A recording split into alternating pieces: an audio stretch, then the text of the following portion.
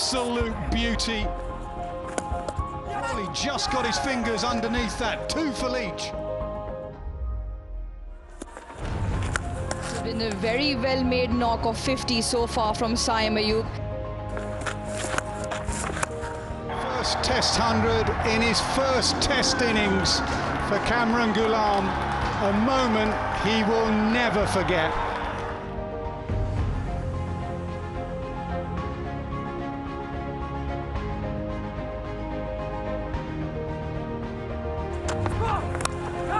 Short mid-off, the plan has worked. Excellent field setting. Yeah! And an innings of great skill comes to an end.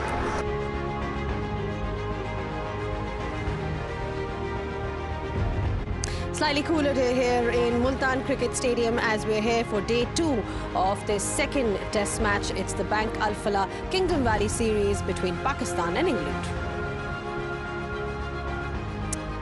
Well, this is how things went on day 1 of this test match. It was a day that belonged to Kamran Ghulam. All stories on him, all eyes on him for that wonderful 100 that he scored on his test debut. England, they got 5 wickets, and you saw Jack Leach chipping in with 2 right at the top, and then a couple each by all the seamers.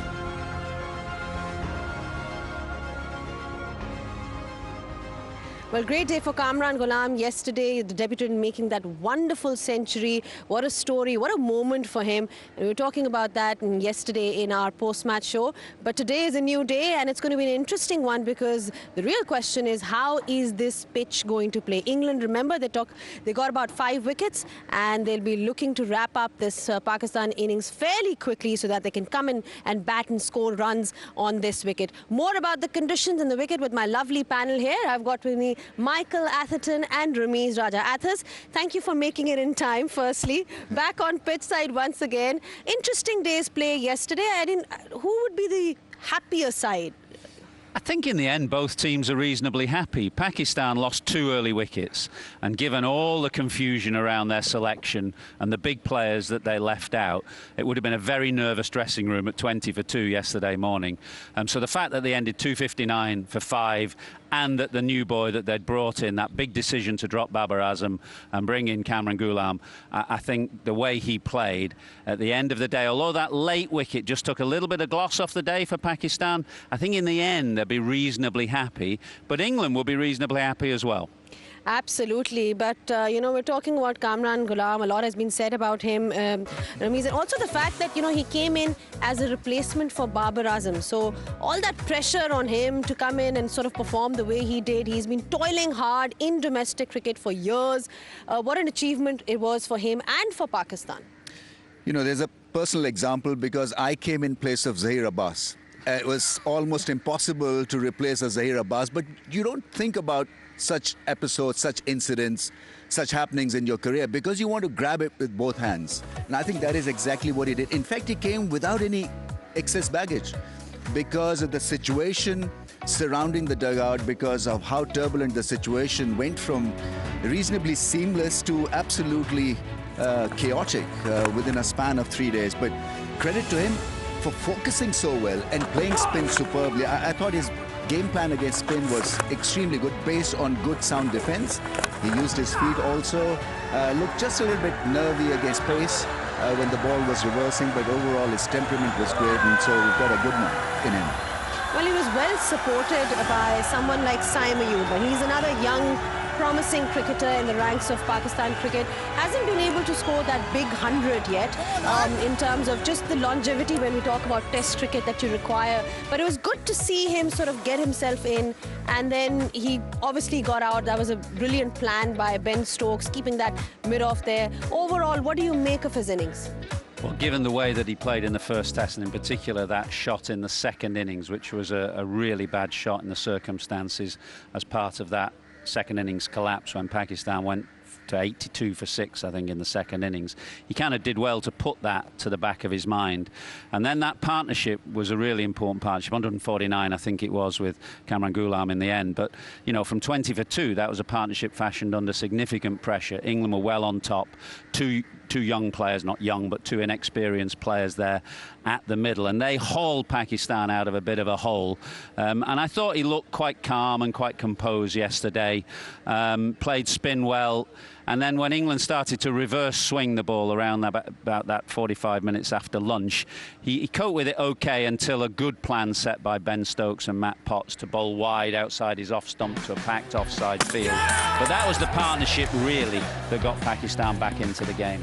Absolutely. Considering the conditions that we saw at us, I mean, there was a period when there was a bit of reverse that we got to see, and, you know, sort of Bryden Cast really giving it his all. So England did bowl well. The kind of wickets that we saw today wasn't...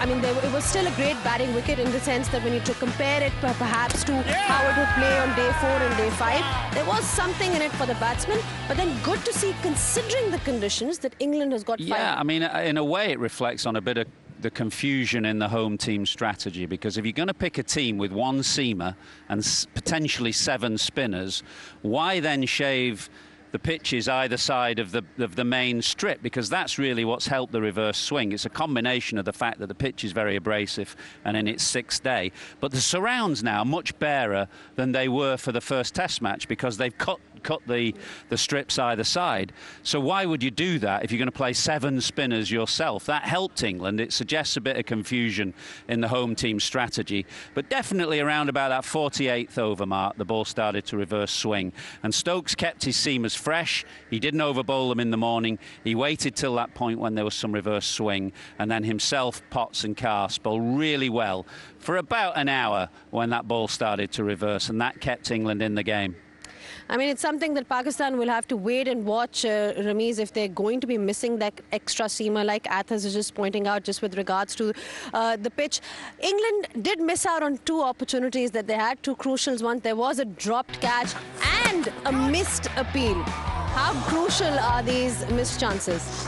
I mean, it was a difficult catch, and if taken, would have meant a great deal to England, but this was pretty ordinary from England, actually. You know, nobody was really interested, maybe because they were tiring. I don't know. I mean, they didn't hear anything, and so Joe Root was the catalyst. He's got a helmet on. Yeah, I mean, it's quite interesting. He's saying you can't hear anything, but he's got a helmet on at slip there, hasn't but he? He was about 3 yards away from the action because he was in a forward first slip position, if you can call it that. But that was a massive miss, clearly. That was a massive miss indeed, but England has this opportunity to sort of redeem themselves today and get those 5 wickets. We're going to take a short breather on pitch side and be back just in a bit.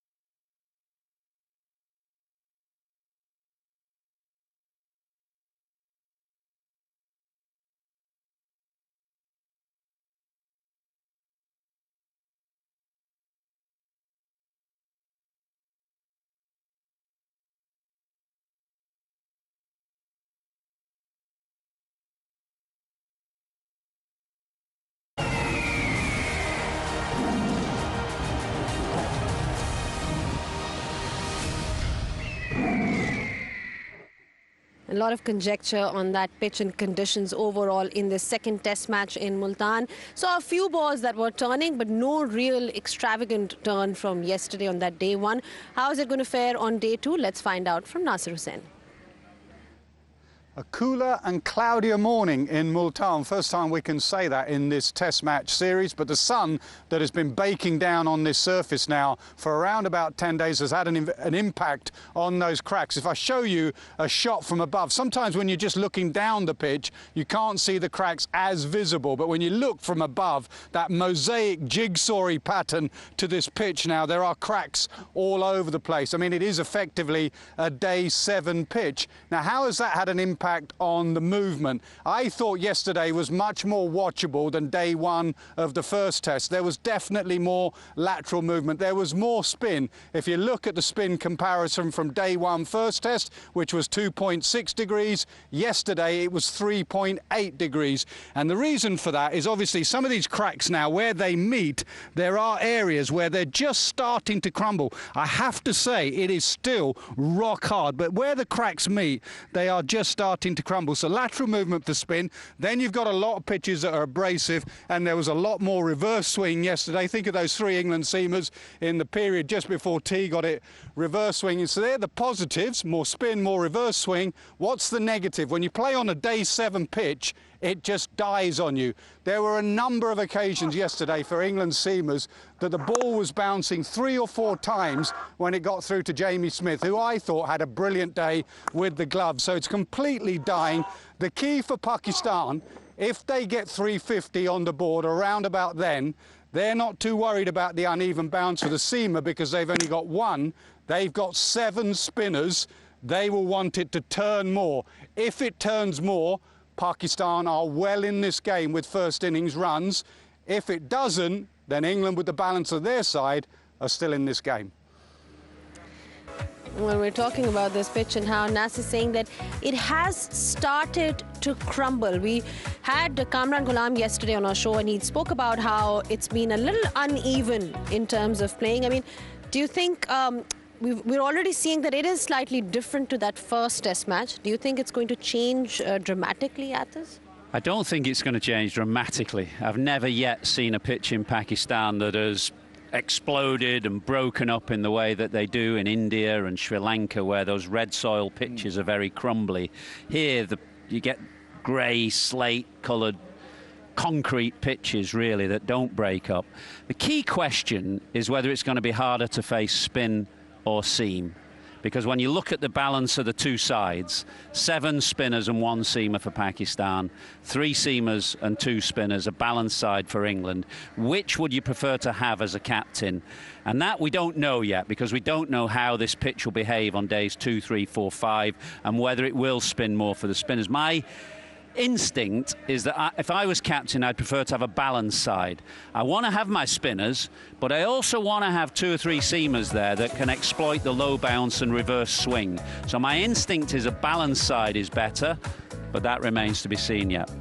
All right, that is something that we will find out in the second innings when Pakistan does come out to bowl. If that is something that will be missing out, like talking about the balance of the lineup, that England perhaps has the better of. We'll take another break and we'll be back with another interview for you, so don't go anywhere.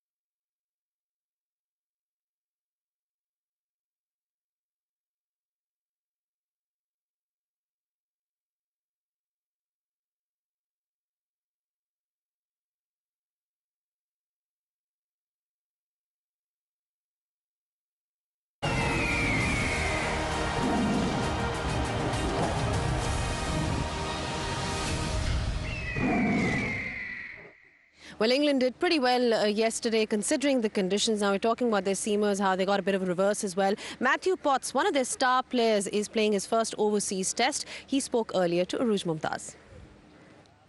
Matthew Potts with me. Matthew, thank you for your time. First test match away from home, leading the Durham attack, 17 overs. Was it as difficult as you thought Pakistan would be?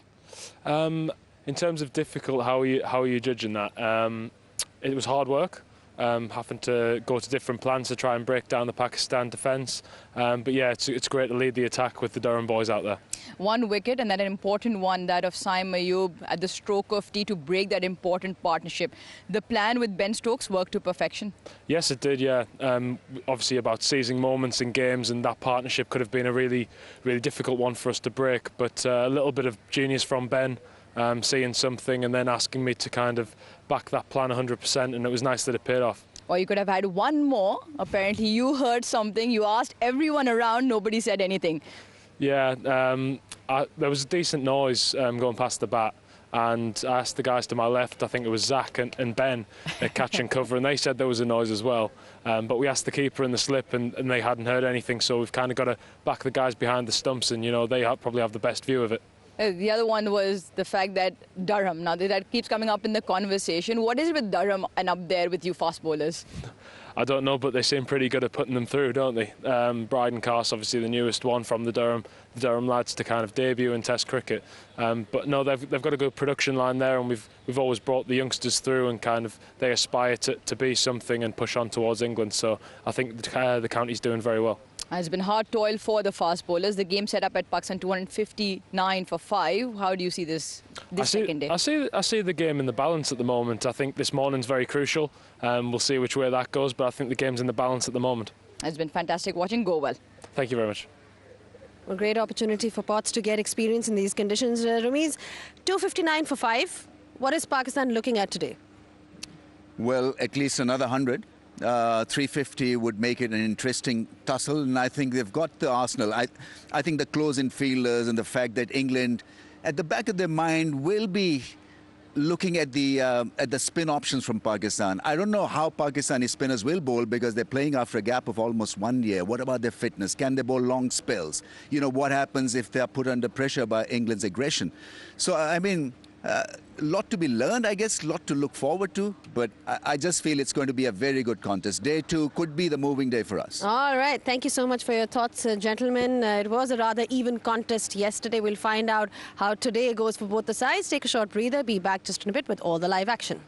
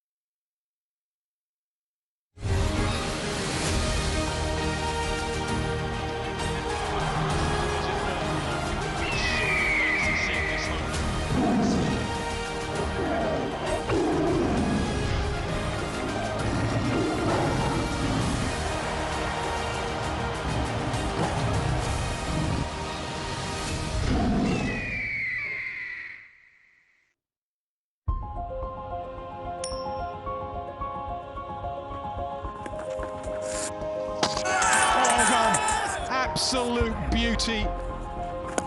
Well, he just got his fingers underneath that. 2 for Leach. It's been a very well-made knock of 50 so far from Saim Ayub. First Test 100 in his first Test innings for Kamran Ghulam. A moment he will never forget.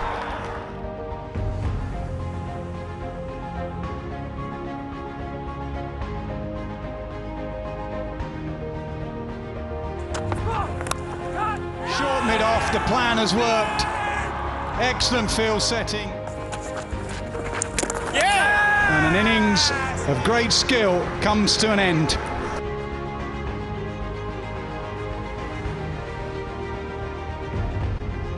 Hello and a very warm welcome back to the Multan Cricket Stadium as we bring you live action for Day 2 in the Bank Alfala presents Kingdom Valley Test Series. Pakistan take on England.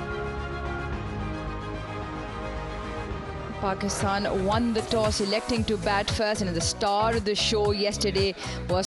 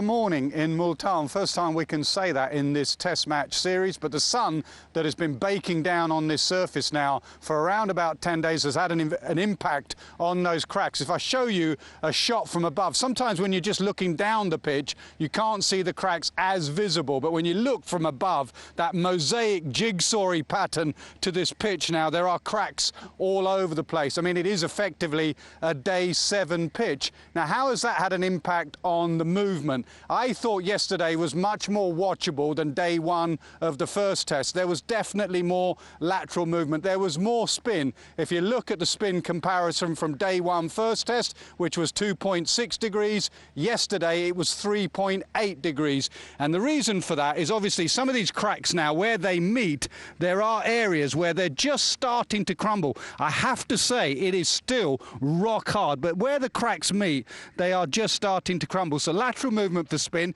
Then you've got a lot of pitches that are abrasive, and there was a lot more reverse swing yesterday. Think of those 3 England seamers in the period just before tea got it reverse swinging. So they're the positives: more spin, more reverse swing. What's the negative? When you play on a Day 7 pitch, it just dies on you. There were a number of occasions yesterday for England seamers that the ball was bouncing 3 or 4 times when it got through to Jamie Smith, who I thought had a brilliant day with the gloves. So it's completely dying.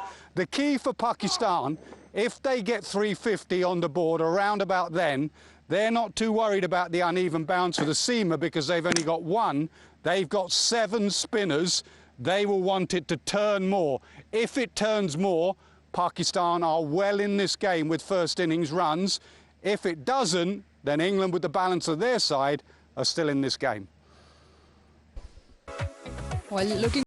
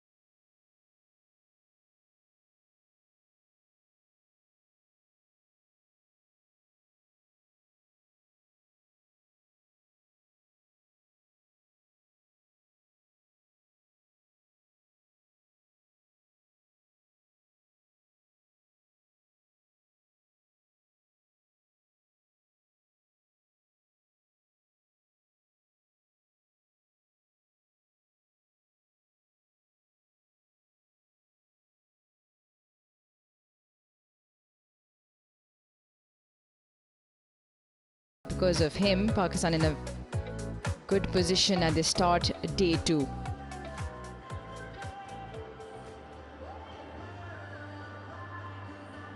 Chris Gaffney and Kumar Dharmasena make their way out onto the pitch, followed by the teams shortly.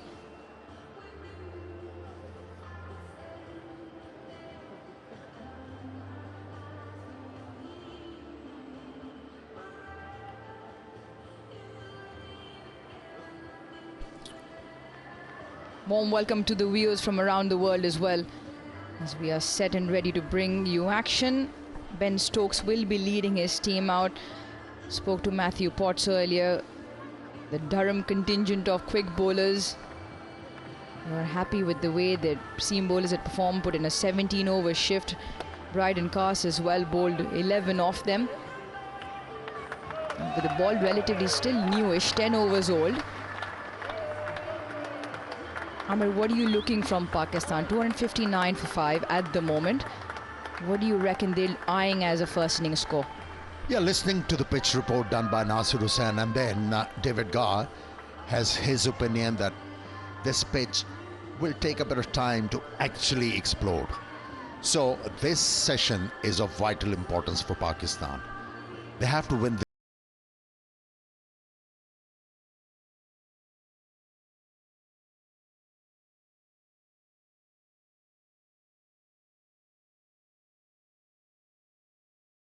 Hasn't started to respond that much to the spinners. So if they bat till tea today, that might augur well. That surface might start to respond to the spinners, and that's where the Pakistanis have a chance to dictate terms. But for that, these two batters, they have to make sure that they play well in this particular session. Well, they were looking for a turning track, and this one from the outset has turned far more than what it played in the first 5 days. 3.8 degrees of turn already here on day 1 in comparison to the 2.6, as Nas mentioned in the pitch report, was the average degree of turn in that first test. So an effective day 7 wicket. The one important thing that will play in the back of all the batters' minds is probably, apart from the lateral movement, will be that low bounce. Hence why the stumps will come into play. I'd imagine most of the bowlers will try and target that. So one that keeps low brings LBW and bowled into play. We saw the ball not carrying to the keeper, and we saw Joe Root along with Gully, was Harry Brook throughout the day, much ahead of the keeper. There he is again in the helmet in the background, Joe Root. Yeah, Uruj, yesterday we saw plenty of deliveries dying, and that too outside the off stump. Not many actually died when they were pitched within the stumps. So the batters, they can take the positive from that. They do not have to chase the wider deliveries, force the bowlers to bowl within the stumps, and that's where they have a chance to maneuver the length and keep on taking the scoreboard. Bryden Carse who bowled to Salman Ali Agha. He bowled an absolute peach of a delivery to the left-hander Saud Shakil. Right then, here we go on day 2.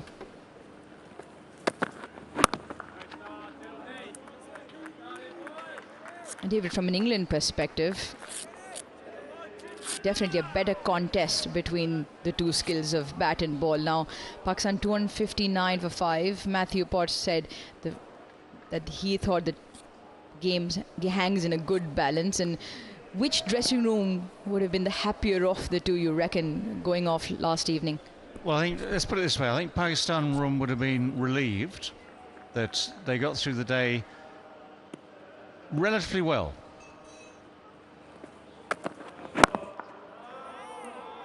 England, I mean, I think both teams realised that the toss was going to be quite important.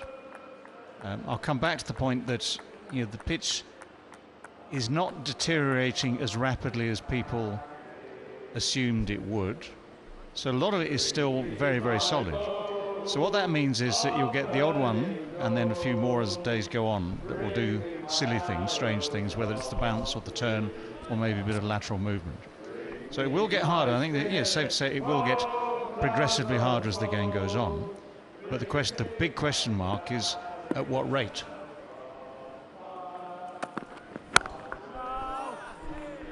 Last three deliveries, they are testament of what David Garr has been alluding to. This morning, the ball is actually sliding onto the bat better. So we saw plenty of deliveries dying, but what David Garr just said, this pitch might get firmer. I think he had a better look of the pitch, David Garr, this morning.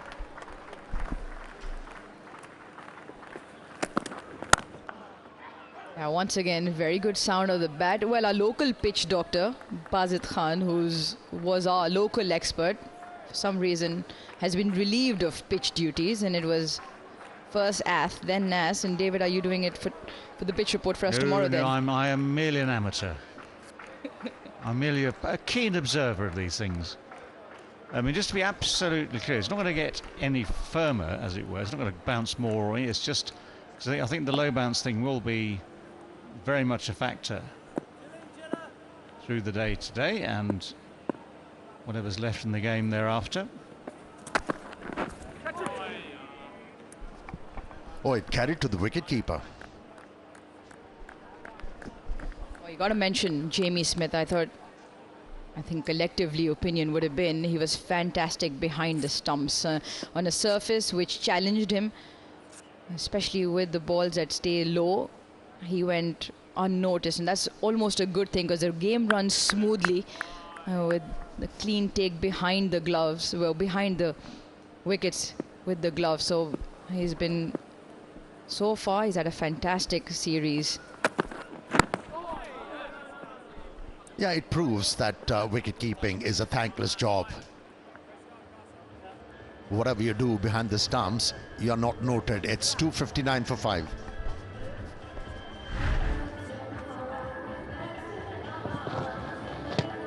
Yeah, some sharp ones that took off. More importantly, those. All of them cleanly taken. A lot of times you see with the low bounce, the keeper normally just sticks his gloves out or try and gets his pads behind. There's been very good glove work from Jamie Smith. Just confirmation on the lower bounce. Definite drop in the average bounce from the first test. It's the same strip, remember? So we're calling it effectively day 7 of playing. Day 10 of being in consideration. Yeah, but it did have a little drink in between. Little water and electrolytes and things went into it. And a bit of rolling. It didn't do anything. Still alive, don't worry, it's still alive. And that's the other thing. There's always so much conversation around the surface because it looks like it's going to obviously break. It looks like it's going to crumble or the cracks around the edges will give way, but it doesn't. You should know, hey Aruj, looks can be deceiving. Well, after it was fed and given its fair share of drink. Those two massive fans did the drying up job. It baked under the sun. There are significant craters around the batting crease, which could be a problem for the faster men with the footholds, even the spinners. You saw Kamran Ghulam digging up and being a little bit uncomfortable around the batting crease. Nasir Hussain reckons those craters are big enough for me to fall in. The Thor hammer came out as well and trying to just level it. Just level the areas where those craters are, so the faster men, when their foot lands, it's almost even. Oh, that's come back in sharply. Was there an inside edge on this one? It is Matthew Potts again. Conversation, Ben Stokes just slowly strolls up. Will they take one? They did burn one yesterday, yes. Ben Stokes decides it's worth having a look. Yeah, height is the concern here.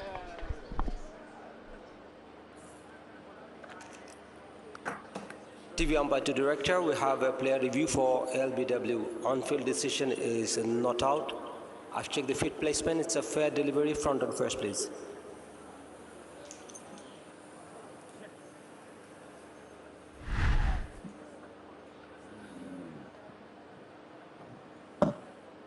A ball passes close to the bat. I'm going to need to check that with Ultra Edge if there is any bat involved, please. Yeah, just roll it once again for me.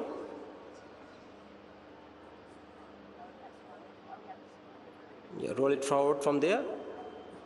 Yeah, there's a clear gap as the ball passes the bat. Satisfied? No bat involved. Ball tracking whenever it is ready, please.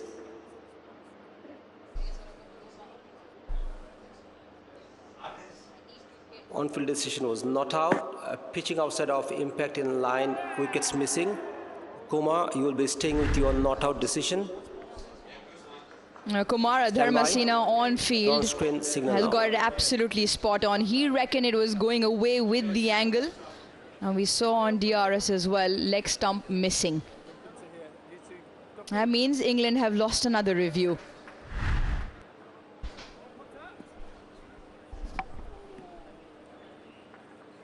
Yeah, he's so accustomed, Kumar Dharmasena, umpiring on such surfaces. And he's been absolutely brilliant in the previous test match and now carries it on.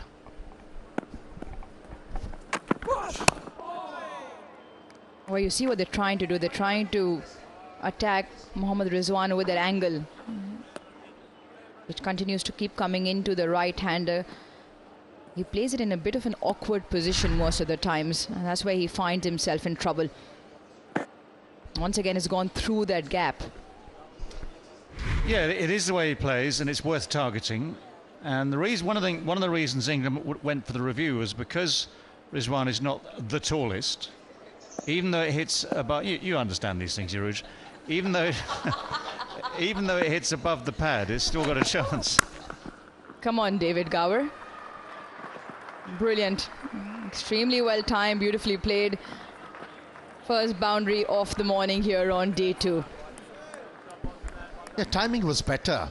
We saw so many drives from left-handed batsmen and seldom went over the boundary line. But today, since the ball is sliding on, better timing, and the ball actually went over the fence for 4 runs. That's a good start for Rizwan. And he's that kind of player where he doesn't sort of keep looming in what's happened. Got a big massive shout against the previous delivery, and when he got one boundary opportunity, he was willing to lunge onto that front foot and pick up 4. It's 263 for 5.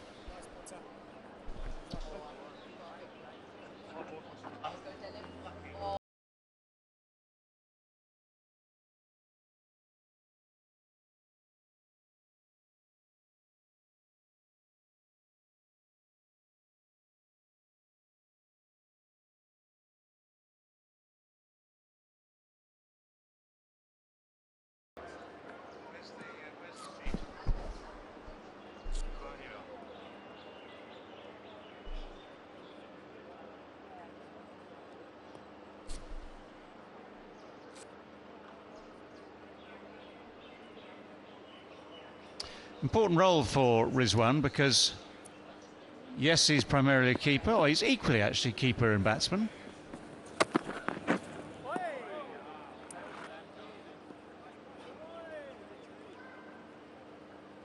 An important role for Rizwan. Let's just face it, this is an important partnership. Salman Aliaga was looked very comfortable, more comfortable than most in that first test match, so would love to add to that. But if this partnership flourishes, that puts Pakistan batting first in this game in a better position by the minute, by the hour, by the day.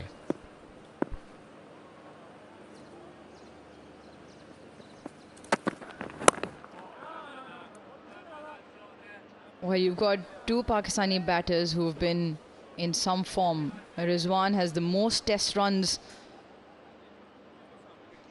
as a wicketkeeper in the last 4 years, since 2020. He's right up there, top of the tree. 1,692 runs. Similar innings as well, so it's a very fair comparison. Similar batting positions as well. Alex Carey, Lytton Das, Tom Blundell.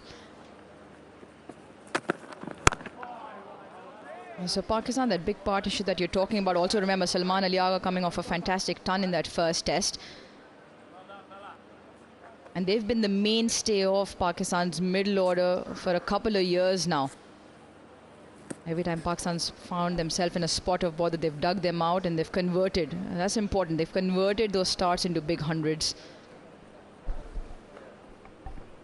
Yeah, Salman Ali Agha is a free-flowing batter. He's been there for 28 deliveries, only 5 runs. Hasn't been a neat innings as far as Salman Ali Agha is concerned. The reputation he has built himself. And talking about neat, here's your thing, Uruj.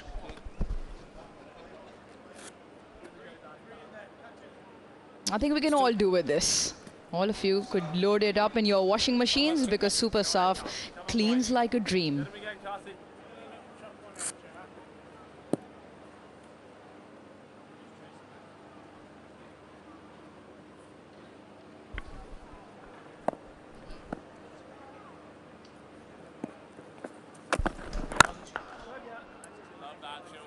Salman Ali Agha overnight was 5 of 19 deliveries.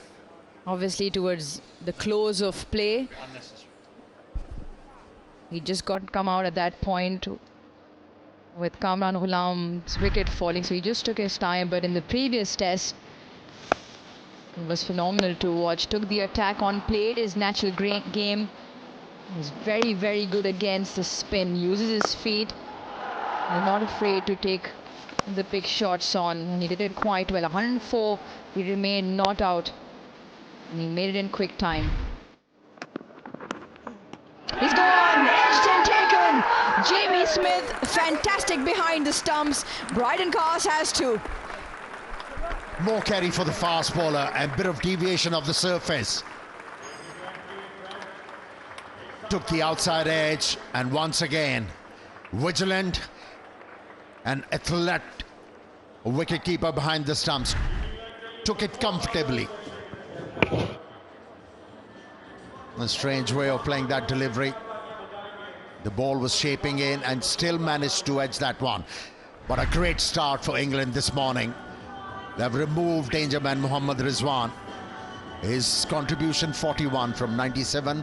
It's 264 for 6.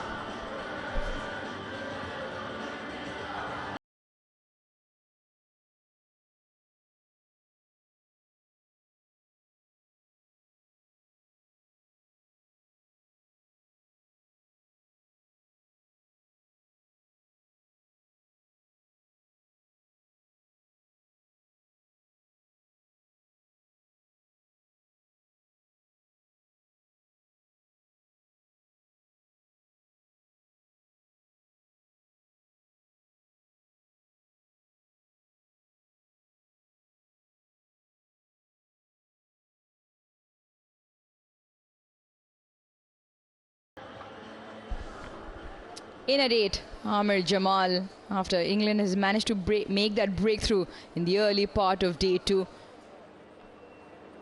He can bat, he can surely bat, he can hang around. It was this duo who put on runs in that first innings when Pakistan put up 556.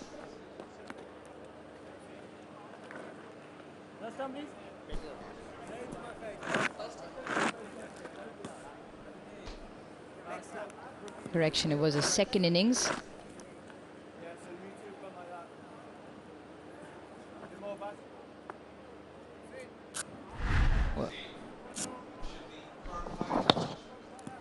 Well, there's a bit of bounce here. And that's a very, very good piece of work by Jamie Smith.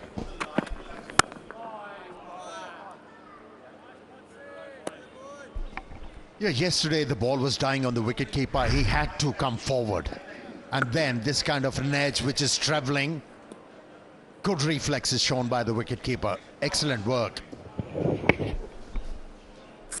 Now, Fantastic. I remember one of Bryden Cast to Saud Shakil. He was brilliant to his left. Caught it behind him. Similar here as well. This time to his right.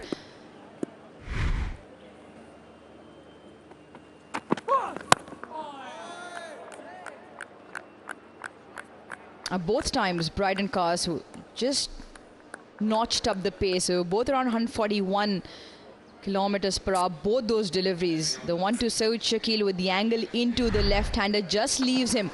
This was yesterday. Have a look at Jamie Smith. Anticipation. And then the athleticism to go as well. Both sides. It's been very, very good glove work from the youngster. Some test match he is having. Yeah, it can be disconcerting for a wicketkeeper to see the slip fielder standing in front of him. And can be confusing, but he's been vigilant. You have to appreciate his effort. Very efficient behind the stumps. Because normally he'd be that much distance behind, so the keeper almost gets first right because the ball would normally pass him first, so he gets a go at it. So not only does he have Joe Root in his eye, and I'm not even sure if Joe Root would stick a hand out, but at the pace at which it's going, reaction time is key on both occasions from Jamie Smith.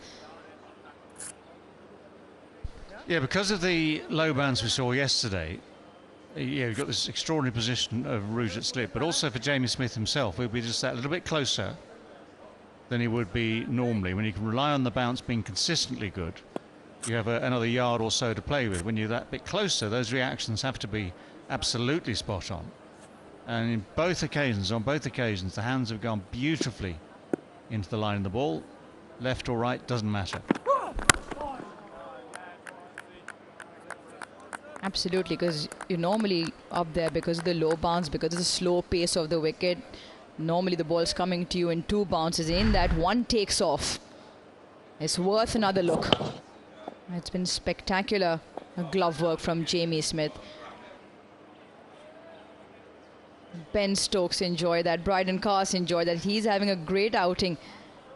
Picked up 4 wickets on debut. He has 2 now in this first innings. Only he's given 15 runs in his 13 overs so far. Nicely timed. Chase is on from Ben Duckett. The ball beats him to the fence. Over closes with a 4. Pakistan 268 for 6.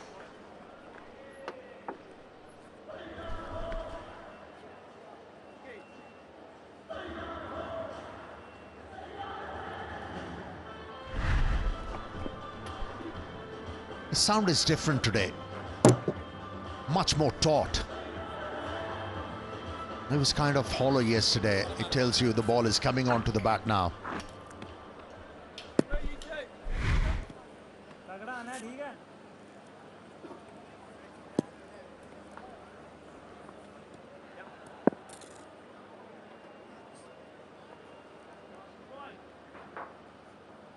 Durham's Dynamos.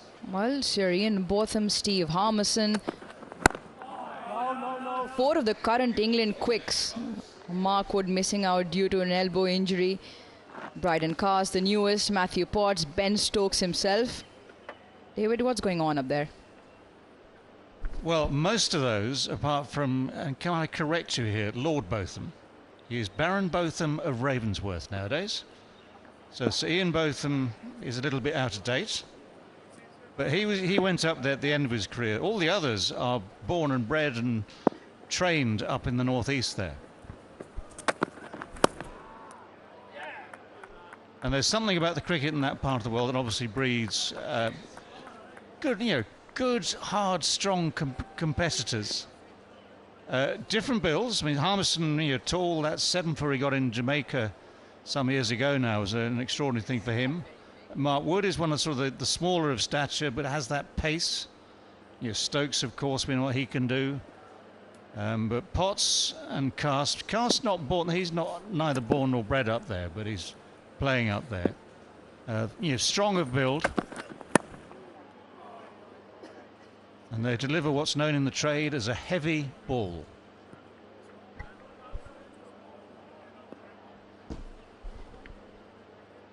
Well, England have 4 at their disposal at the moment. And the quickest of them, Mark Wood. He was brilliant to watch during the England summer. 150 kilometers per hour, beg your pardon. He bowled a very, very quick.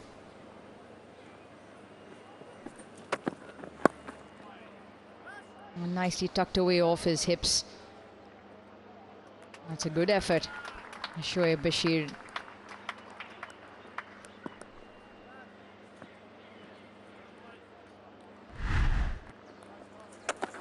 Just with Mohammad Rizwan, he had one close shot with the ball angling in. He continued with that Bryden Cast. And amongst that, the one that just leaves him. More importantly, was the uncomfortable position that Mohammad Rizwan gets in with that angle. Yeah, it's been picked up by Cast twice in this Test match series in a similar fashion. Rizwan. Not the right way of dealing with a fast bowler, exposing your stumps. As a batsman, need to cover the angles, need to get into the line of the delivery. Didn't happen.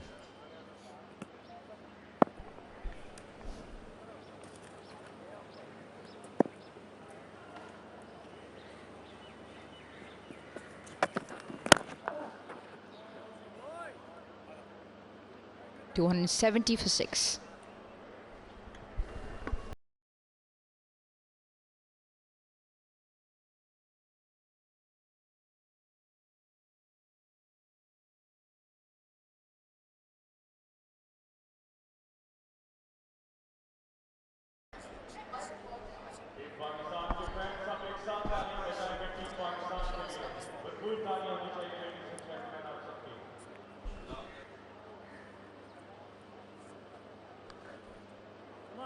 England managing to pick up 1 wicket this morning. There's Mohammad Rizwan, 41, brilliantly bowled by Bryden Cast. Equally well done by Jamie Smith behind the stumps. Pakistan again rebuilding, 270 for 6. Salman Ali Agha has always found himself in this position. I spoke to him at the back end of that first test, where he said he's now become used to that position and he has a lot of confidence in that tail, and I think that's key.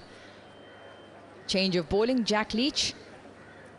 2 wickets very early on in his second and third over, picked up Abdullah Shafiq.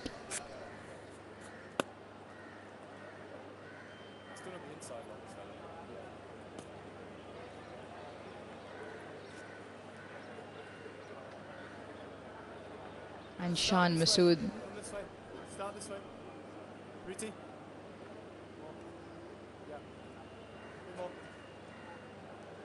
So 2 fielders in that catching position in the eye line for Salman Ali Agha, and the 1 slip.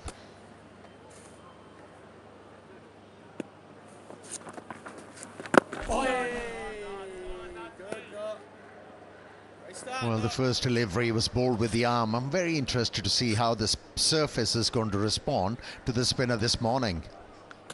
We saw the ball sliding onto the bat better.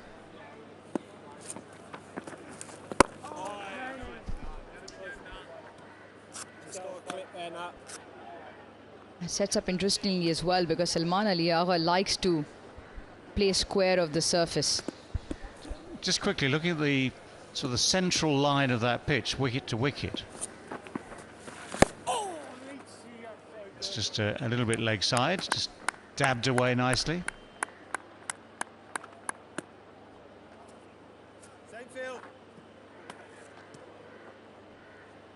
Yeah, just look at the centre line of the wicket. Yes, you've got the cracks.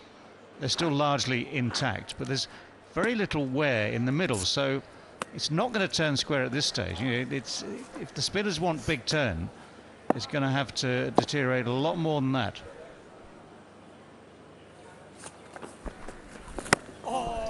Yeah, that's why the Pakistani spinner playing in this test match, they'll be hoping and praying this pair is going to do something big for the Pakistani team in this test match, a substantial partnership. No!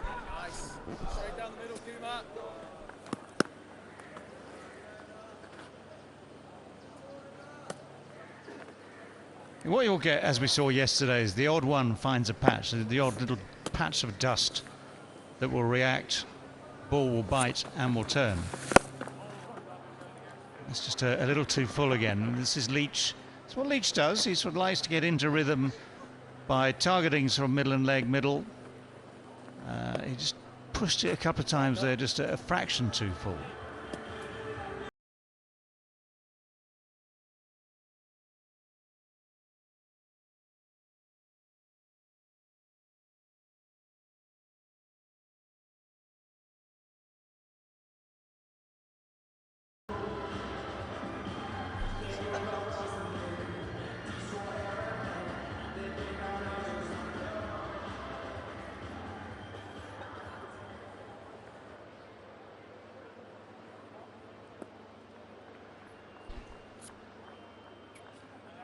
Change of bowling the one end for Jack Leach. Bryden Cast will continue. So far, it's been a very good spell of quick bowling from the England seamers.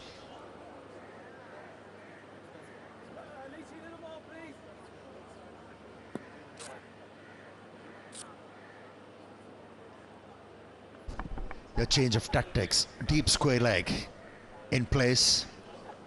Salman Ali Agha has been very comfortable with the deliveries pitched up.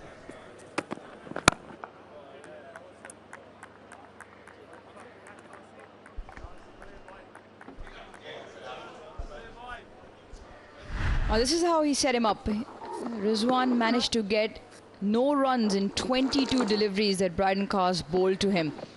Pressure mounting with the angle. In the end, ball gets an absolute peach to get dismissed. There was a line that they were targeting throughout to Mohammad Rizwan. Pretty special with the gloves behind as well. But 22 of those deliveries did not go for a run.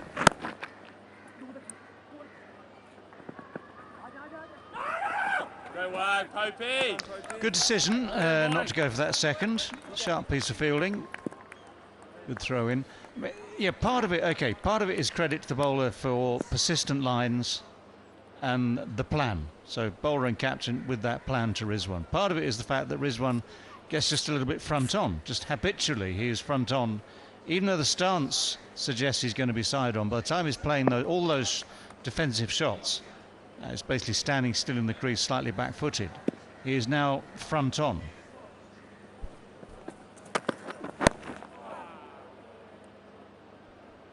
And most bowlers then end up challenging him on both sides of the edges, because he gets into that awkward position where he leaves a gap between bat and pad and then gets either LBW or bowled through the gate, challenging the inside edge. And when he does get front on, it brings that outside edge with an angle which is middle and leg stump. In the end, he gets nicked off to the keeper. Yeah, he wasn't nimble on his feet, Rizwan. You know what he did in the first test match and now in this innings, after doing that shuffle, instead of moving his feet, he's been opening his hip, and that's why he's been chasing the ball and finding it difficult. He needs to address that. It's time to have a look at Super Asia, Pakistan's leading home appliance brand.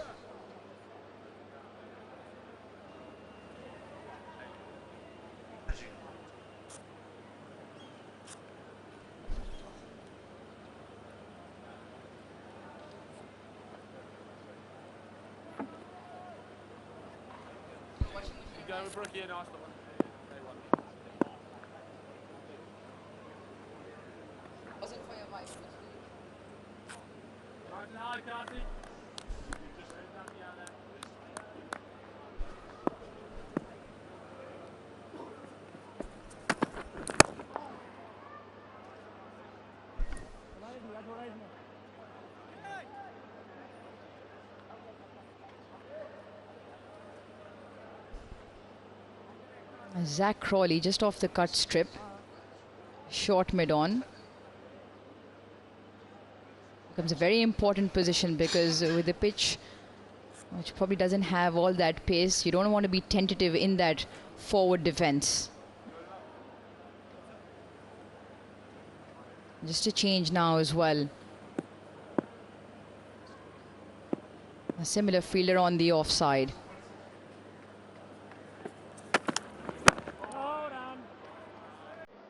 Pakistan 275 for 6.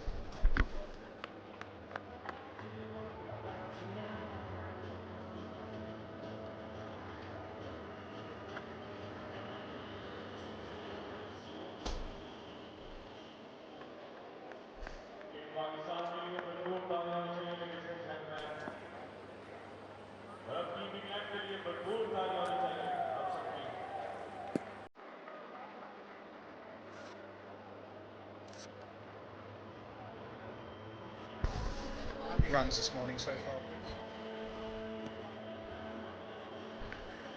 275 for 6, Pakistan. Just 16 runs scored and that 1 wicket from Kars, who's been excellent again, and Jamie Smith, who has been excellent again with the catch.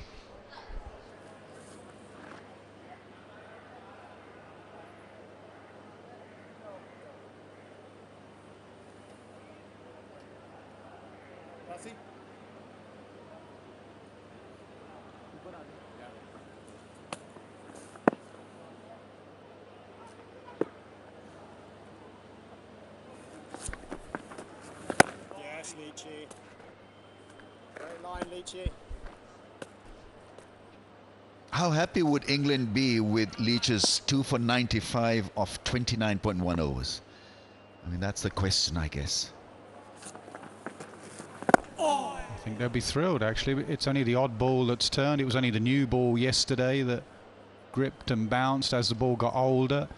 It didn't do as much. It's not an absolute spitting cobra of a pitch at the moment. The odd one that will turn. Complete flip from what you get in England. In England, the new ball belongs to the seamers, and as it gets older, the spinners have a role. Here on this surface, the new ball spinners like, and as it gets older, the seamer like the reverse swing. Obviously a different ball, the Kookaburra, and hugely different conditions. Joe, come really straight. Really a bit tighter. Bit tighter. Tighter. Leading edge.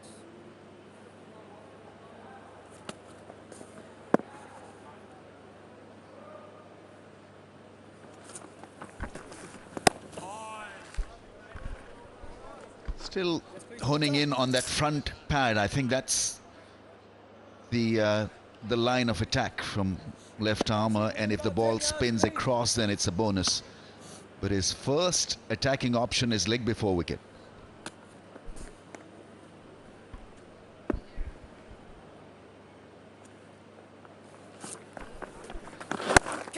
In the air and safe somehow. They had two men catching there, Crawley and Root, and somehow it went between them in the air.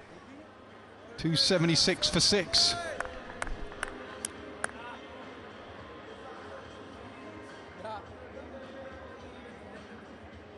Stokes had placed his men very deliberately on the offside. You can see how close Joe Root is, the left of the first of the two catchers.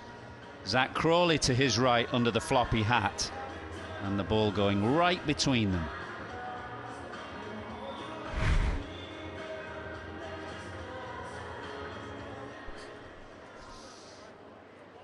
Next two bowlers, Kambat, have got first class hundreds. Sajid, a genuine number 11. So still work for England to do. Salman has been excellent with the tail of late. Amir Jamal, we know, can bat and bat well. Genuine bowling all-rounder.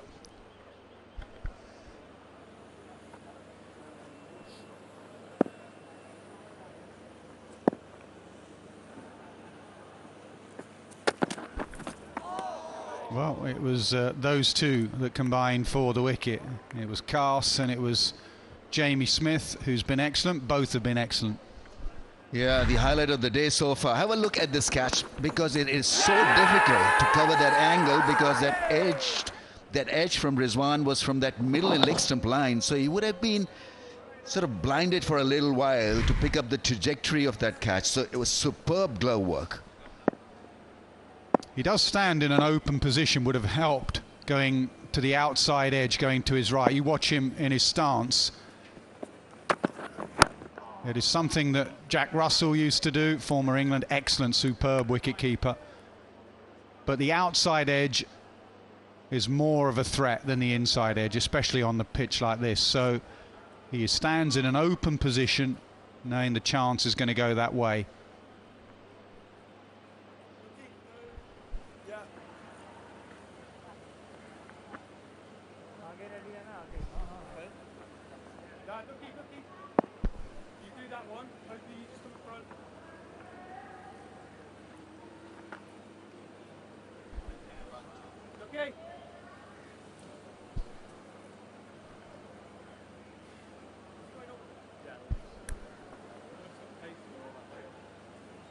If you watch him there, his right leg will be way behind his left. He's okay there. You think he's going to line up straight, and the left leg will go forward and his right leg will stay behind to stay in an open position.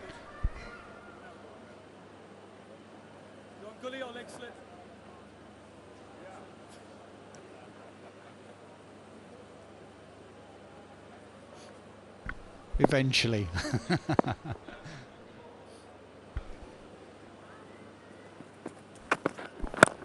In the air again, just chipped past mid-off. This pitch is dying in pace. A boundary for Jamal. Well, we have seen a couple of catches go into those pockets just in front of the batsman, Shan Masood, yesterday. Chipped to the leg side, Saim Ayub chipped to the offside, where Stokes took a catch off Potts. That's where you'll get your catches, not so much in the slip cordon as you would in England, but in front of the wicket and in front of the batsman.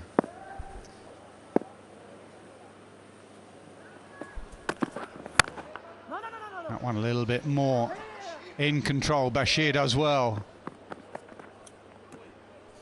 Michael, do you think England, what sort of rate do you think they can go out on this surface? It is dying, it is hard to score. Under McCullum and Stokes, they've scored at nearly 4.5 runs and over. Will it be tougher on here to go at that rate? It'll be tougher as umpire Gaffney signals a no ball on Bryden Cast. I think it will be tougher just because of the fact that on this pitch, which is now a day 7 pitch, it's devoid of pace or bounce, but it won't stop England trying. And I think a key player, certainly at the top of the order, is Ben Duckett, because Pakistan have 7 spinners. Ducket, with the low bounce, is one of those players that will take it on with his sweeps and reverse sweeps. Nicely played. He's in complete control of that, and it's a shot you need on this surface. Open the face and run it down to third man for a boundary. Effective, extremely effective. Don't need to hit the ball hard all the time. Have a look at this, how he absolutely absorbed the extra bit of spice and bounce and difficulty. Played it with soft hands. That was one of those dives from Shoaib Bashir that was just designed to prevent you having to chase the ball to the boundary.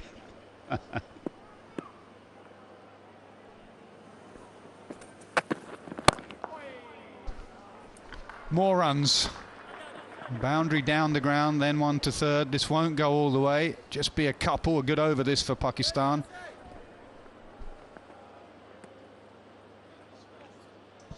I just look a little bit more comfortable against Cast than Mohammad Rizwan had done.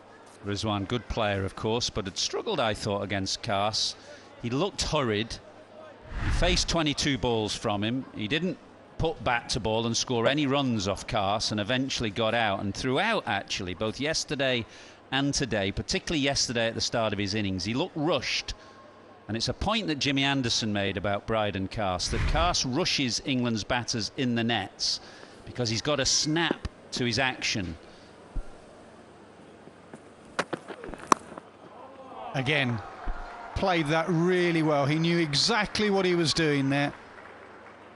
That is an excellent over for Salman, Jamal and Pakistan. 292 for 6.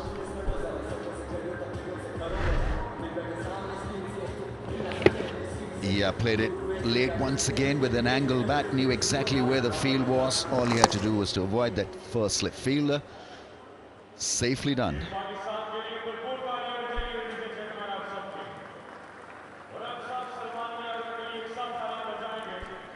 5 over burst for Bryden Carse. That might be him done for this first hour. 16 in that last over, the most of any over in the innings so far.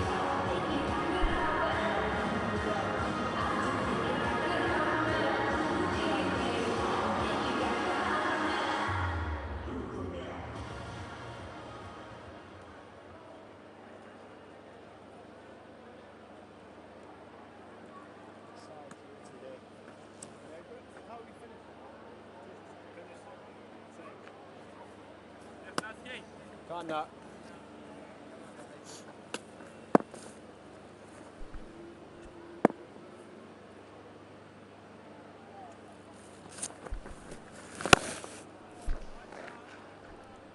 How much would be a challenging score for England? I think Pakistan should be aiming for 350 at least. And then take it from there.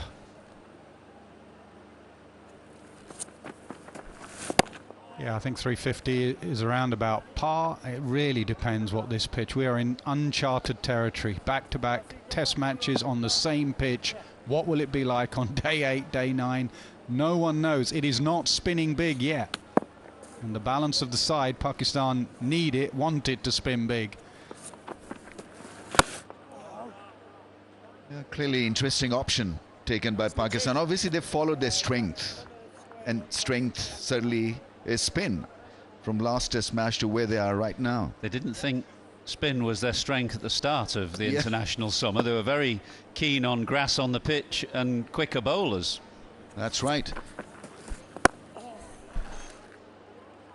And after a very long time, I think, I can't remember a Pakistan team fielding just one fast bowler in a test match. This will be kind of a record.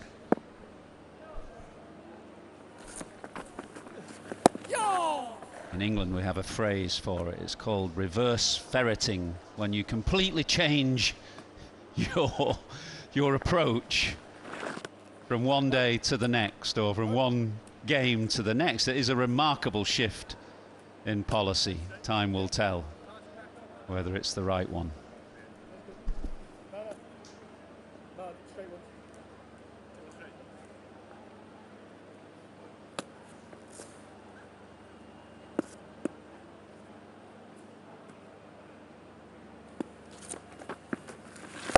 Hard sweep, gets really low, gets in a perfect position technically, Salman, for that shot. 100 overs done.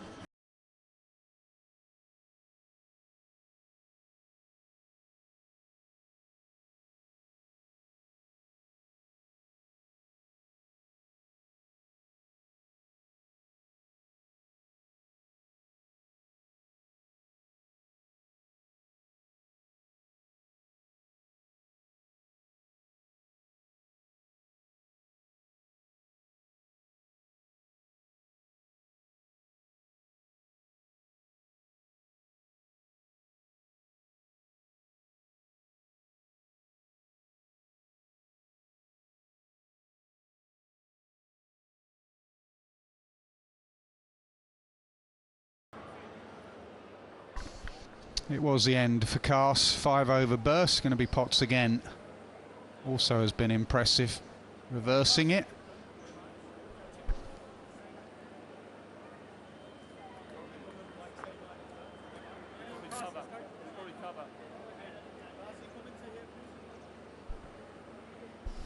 It's a little bit of guesswork where the catches are going to go. He's got that umbrella field again, Ben Stokes, which he likes in this part of the world, but it is a lottery, could be chipped anywhere, but obviously more likely in front, as you can see from the field.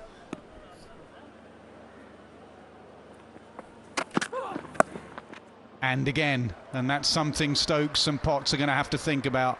3 boundaries down to third man. Yeah, on a pitch like this that is slow and dying and devoid of pace or bounce, you don't think that the areas down towards third man are going to be particularly productive. But in the last 2 overs, 16 went from Carse's previous over, and now Potts starting with this 4 that's been run down to third man. He's played those excellently, just letting the ball come and using whatever pace there is. And of course, all the fielders are in front of him. He's got very few options down the ground, so he's just trying to utilise the areas where there are no fielders. And again, I mean, he's bowling a wider angle and obviously helping the right-hander. 300 comes up for Pakistan. To utilize those straight fielders, he's got to bowl a straighter line.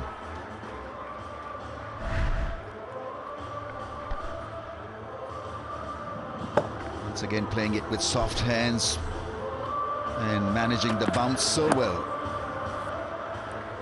Well, the only thing I can think of is that Stokes wants him to play that shot, and one keeps low and he drags it back onto his stumps. But Stokes has now plugged the gap. He's put a gully in.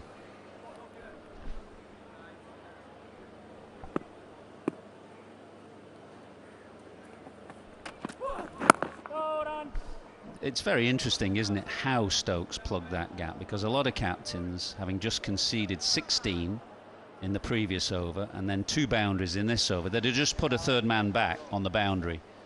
But Stokes has actually plugged it by keeping a catcher in, and it's a good insight into his mindset and his thinking as a captain. That's partly a run saver, but it's also still a catcher as well.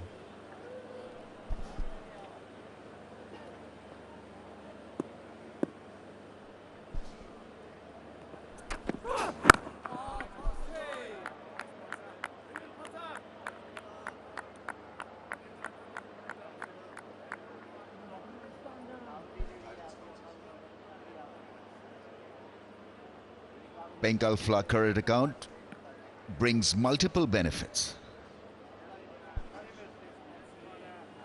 It's a way forward. Bengal Fla, title sponsors. NASA's very keen to know about the interest rates, Rami's. Yeah, I know. He's got loads of Pakistani cash. What would you like, a 6-month term or a year term?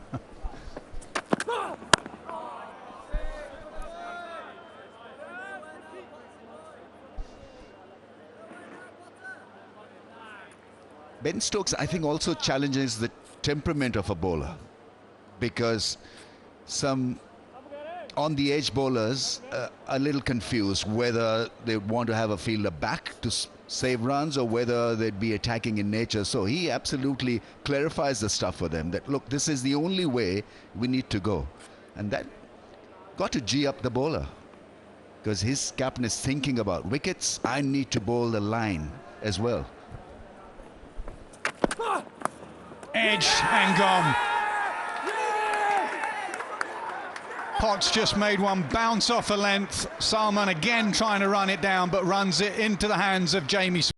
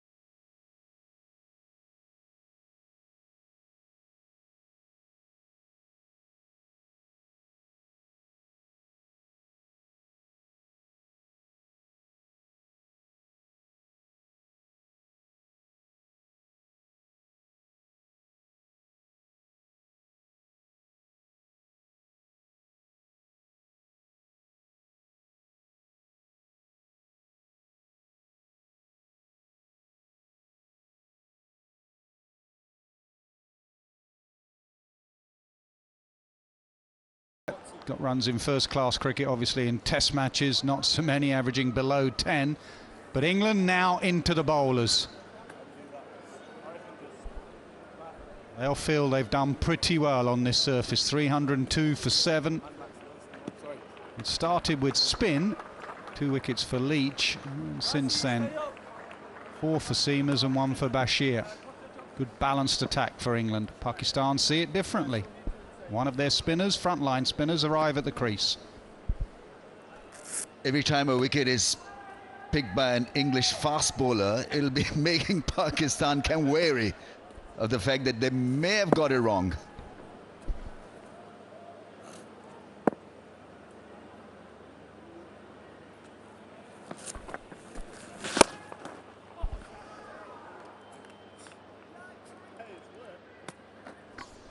Potts with the fielding, and it was Potts with the wicket as well. A fraction fuller.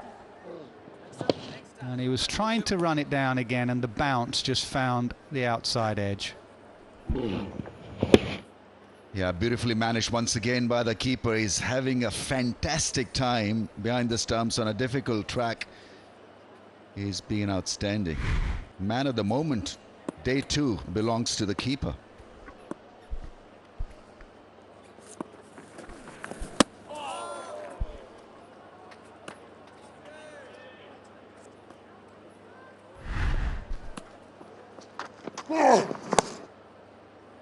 Yeah, he's had a fruitful time of it, running the ball down towards third man. Not this time. A little fuller, a little bit more bounce.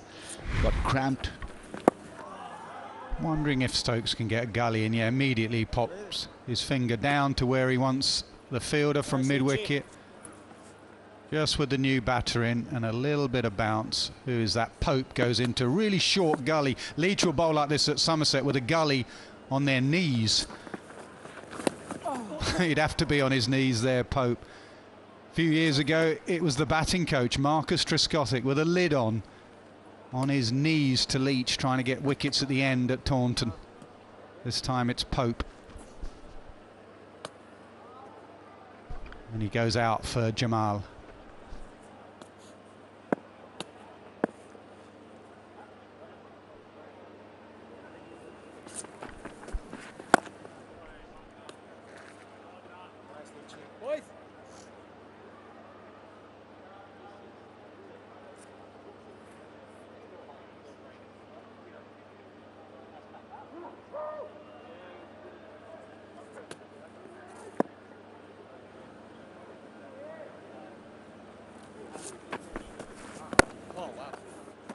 Bit full there in that last delivery. 304 for 7.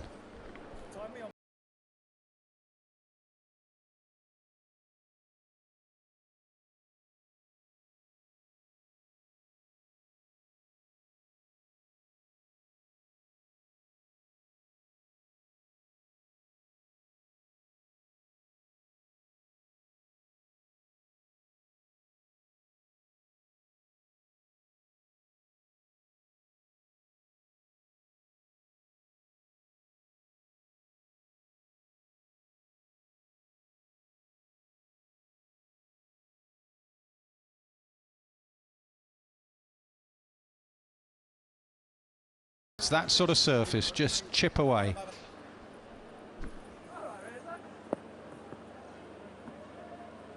Lads, boys, just sit Rego for this fella. Should I keep him on strike? Yeah, just Rego, keep him on. A slip and 2 gullies, a luxury on this surface. 3 men catching behind the wicket.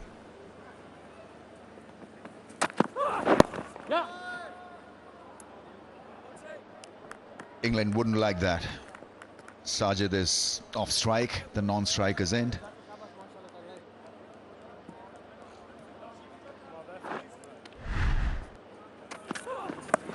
Yeah, a couple of boundaries through that area. Played a couple of very good shots. Then a defense, and then, yeah, asking him to go for that shot once again, probably.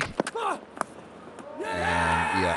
Nice soft hands by the keeper. He's pretty tall, over 6 feet, and making it look very easy.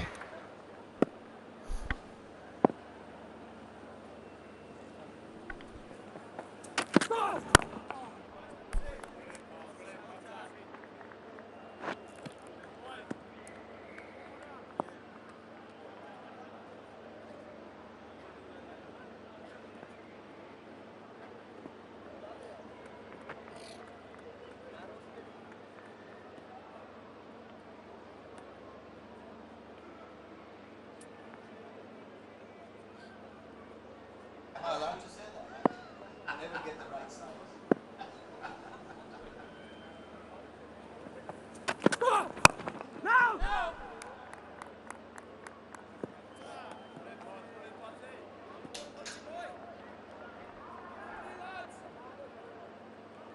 J-Dot, official styling partner. They make lovely shalwar kameez. I've got one for Nasser and one for Michael Atherton. Look absolutely crazily brilliant. There's an old phrase in England that you can't polish, but I won't complete the phrase. In the air, not time, splice to the bat. They want 3. And no is the loud call.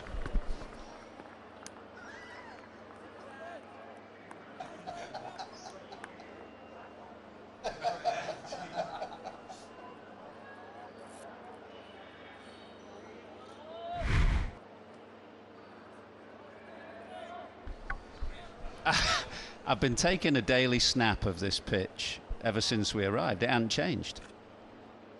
Fascinating, Ath. Thought it was a selfie moment with that lovely shirt on.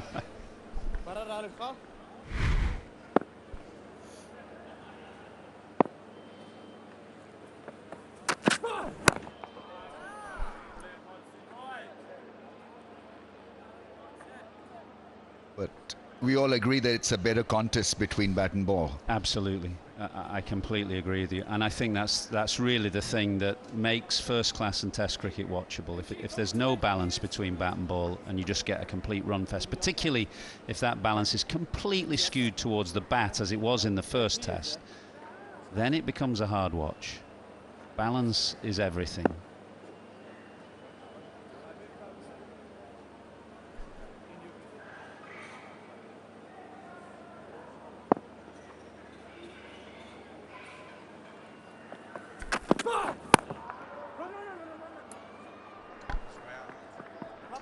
Fielding sub, Rayan Ahmed.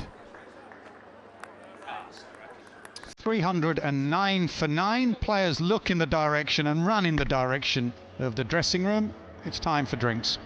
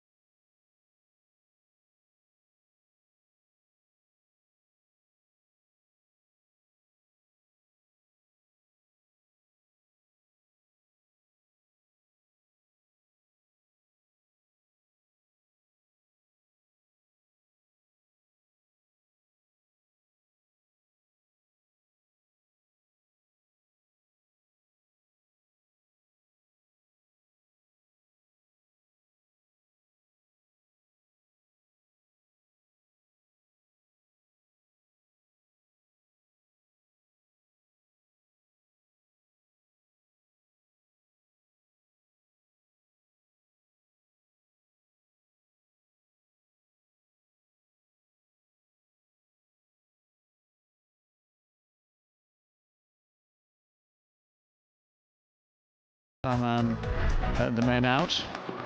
Two good catches too from James Smith behind the stumps, who's been excellent throughout this test match. Rizwan first, just squared up again, just see how front on he is. A little bit of extra bounce and a good catch. And then for Salman Aliaga, who tried that dab down to third man before productively. This one probably just bounces a little bit more, goes off very much the top end of the blade, and this time a slightly more straightforward catch for James Smith, but nicely taken. So the bowling figures at this stage look like this. Potts now is 257, Cast 2 for 35, Leach 2 for 100, Bashir 1 for 66. That was the wicket of Cameron Ghulam yesterday evening. And it's quite nicely poised. 309 for 7 then, 103 overs in this first innings of this match. Conditions for the first time in Multan in both these first two test matches rather more overcast. Overcast up top, hazy down below.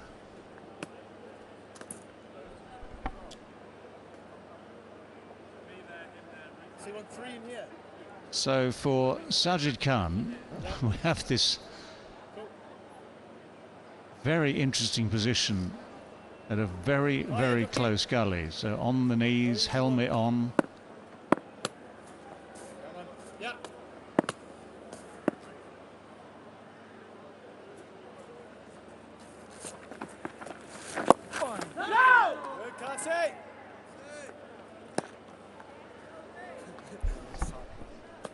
Yeah, England have made progress in this session on day 2. Removed established batters in Rizwan and Salman Aliaga.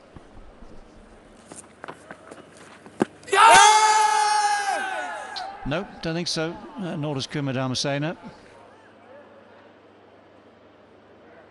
Still seen very little turn on this second day. And that one's more drift than anything else.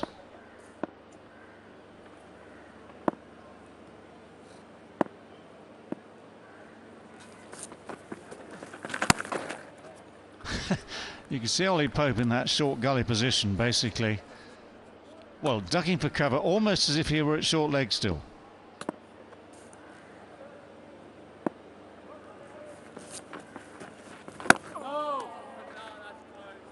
You ever fielded there, Baz? Have you ever adopted that position? The only thing I can say is that it's nice to just be sitting down, relaxing in that little gully position. In the air, that's uppish. Yep, got him. Just stays in the pitch. Jet Leach has another one.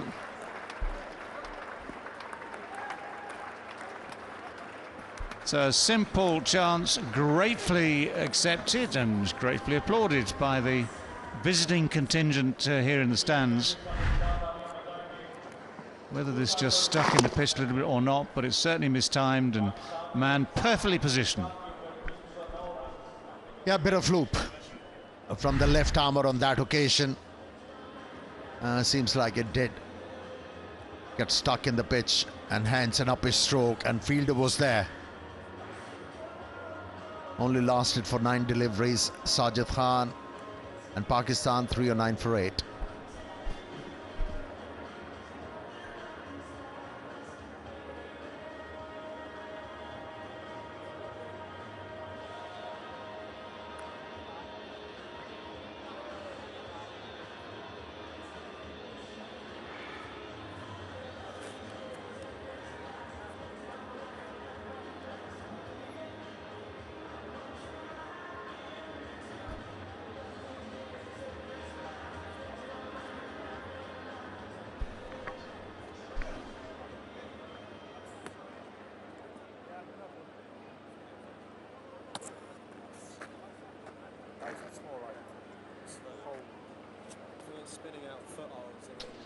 Next man in at Numan Ali. Batting average of 18.33 in his test career of 16 matches, 150. I'm told he has a first-class 100 to his name as well.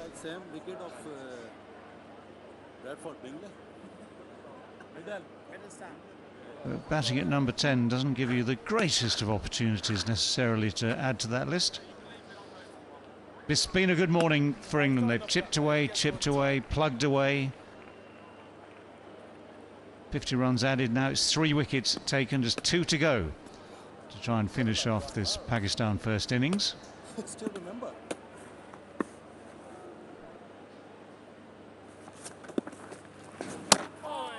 Past the outside edge, very tentative from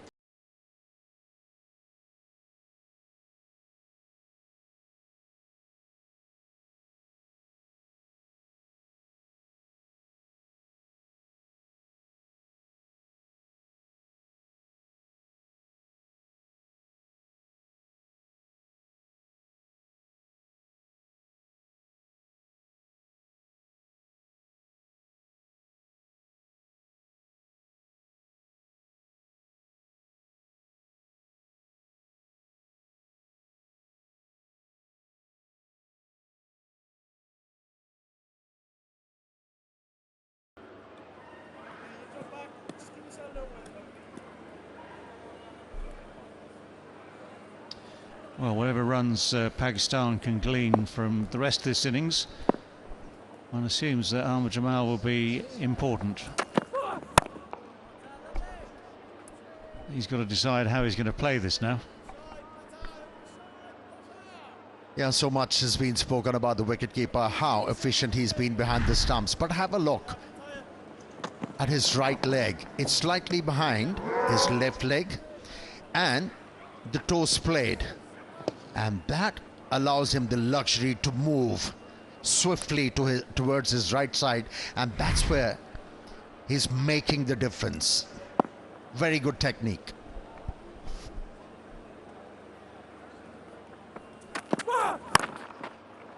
Short and pulled away well in front of square and pulled away very effectively as well. Ducket can't get round to it. Handy 4 runs for Pakistan. Yeah, he's gathering important runs, Ahmed Jamal.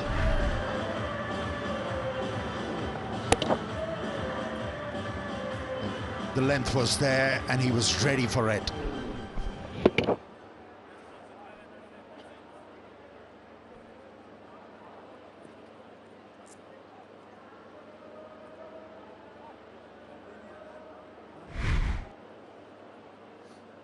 Well, it's one of those ones you can say worth a try from Potts, just to see what happens if you dig it in.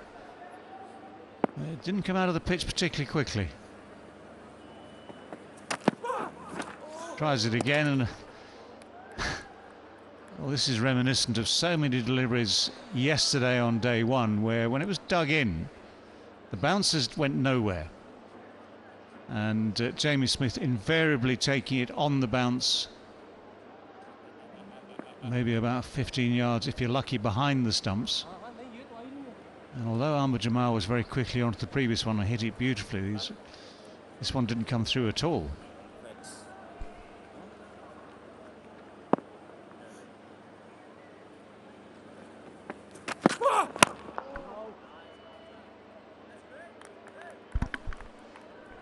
Jamal is a compulsive puller and hooker, so whenever it's dug in, the first instinct is to take it on.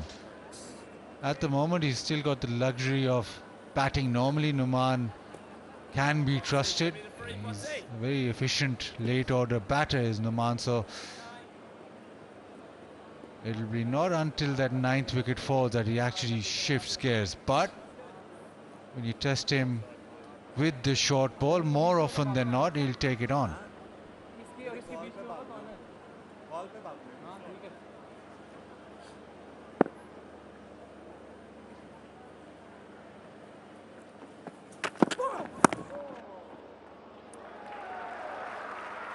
Well, it's been a productive region for Pakistan this morning.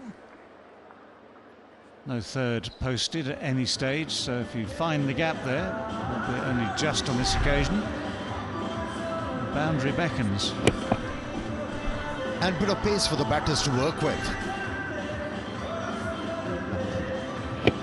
Second day of the test match, the ball is flying off the face of the bat. was over the boundary line in a flash.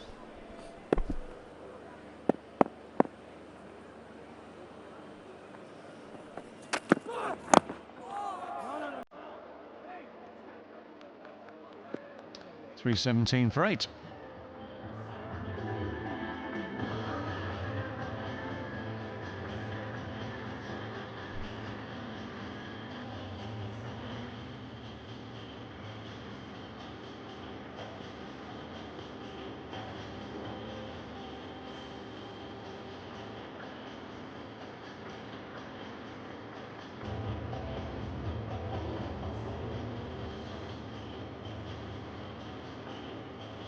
Our drone is high up in the sky above the Multan Stadium here today. You can just see the evidence of the cloud and haze that surrounds us here for the first time.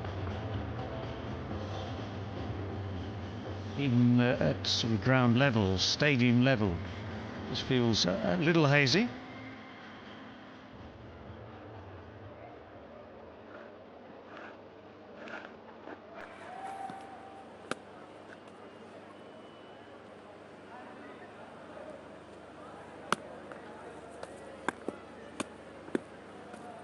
Right, Leach to Naman. Left arm over the wicket to left-hand batsman.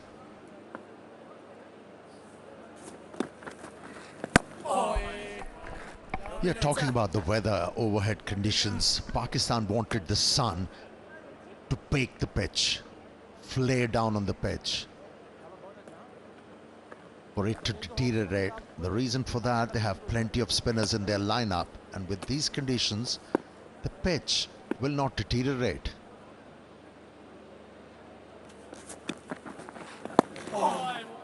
Spinners haven't got much purchase from this surface as yet. Basil, this is your field of expertise. Not really, it's Michael Atherton and Nasser Hussain are out there every day, but question for Amir, but question on everybody, what will break the pitch? They've tried to dry it out, they've tried the hammers. I think they should drop the whole heavy roller on it, right in between maybe the good length spot. Otherwise nothing working. I think they should take this soil and try and make houses out of them. This is so good.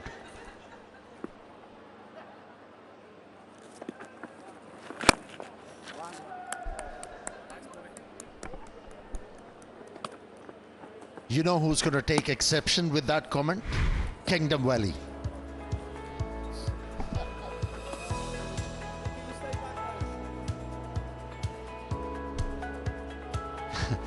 Arguably, the roller there has done nothing.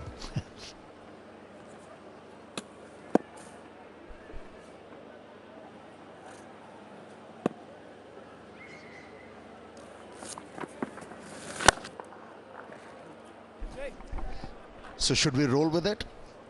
318 for 8.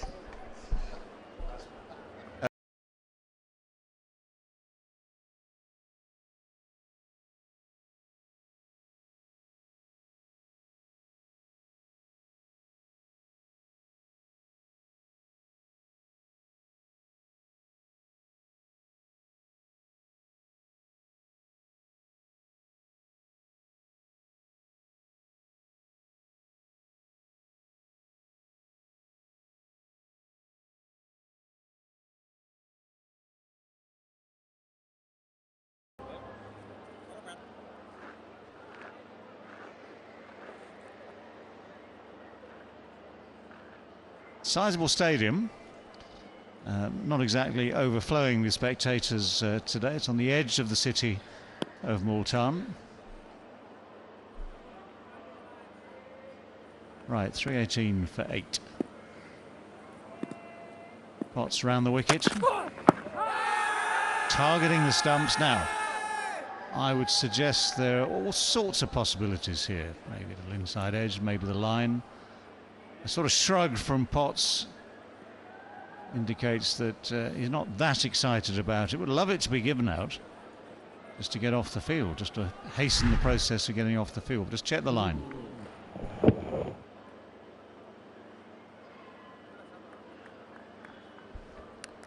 Yeah, with the angle round the wicket, obviously ball just angling back, a little bit of shape too, so maybe just going down leg.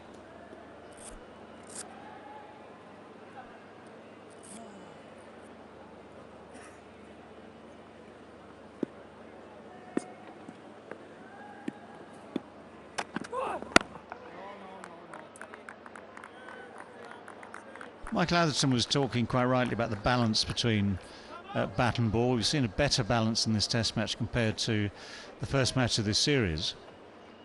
And in terms of balance, one thing that's completely imbalanced is the scheduled Pakistan bowling attack, with a heavy hand of spinners, the one main quicker bowler in Ahmad Jamal. Maybe just one more paceman would have been potentially handy. We have at least seen a bit of reverse swing in this game. We've seen a bit of movement for the quicker bowlers.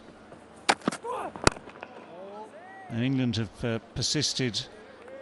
Started with the quicker bowlers first thing this morning. We've got the mix of spin and pace now with Potts, who's been here for a long spell, actually, in comparative terms. Now, where was that going? Just, well, if you take it literally, the umpire's original decision was key there.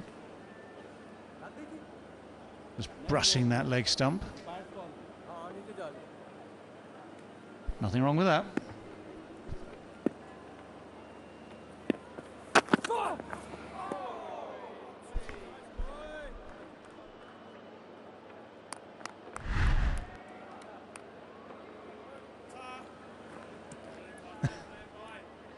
It is it is the bane both of, well, mainly of captains and players out there when they see these things come up on a screen.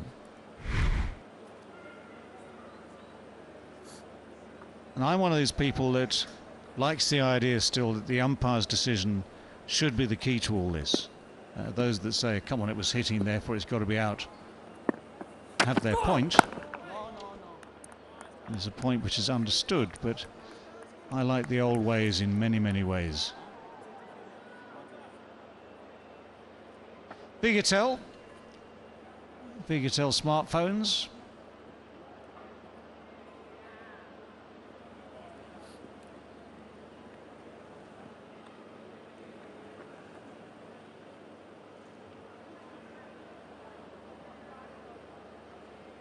Nothing in a script. Blank page.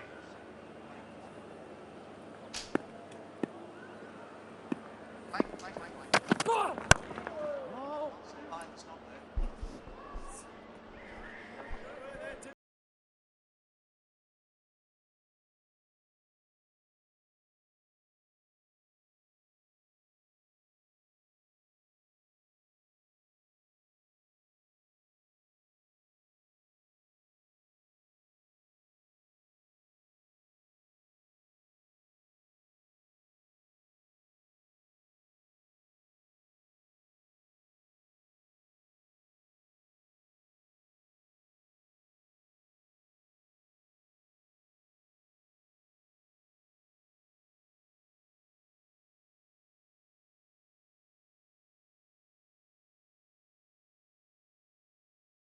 Again, that view gives you a clue as to some of the changes that took place in the interim between these two test matches. A lot more strips were cut, as if to say, oh, we've got plenty of options for a pitch to play on.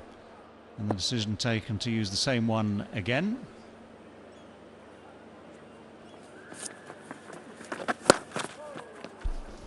Fraction shorter from Leach this time. That's very well timed.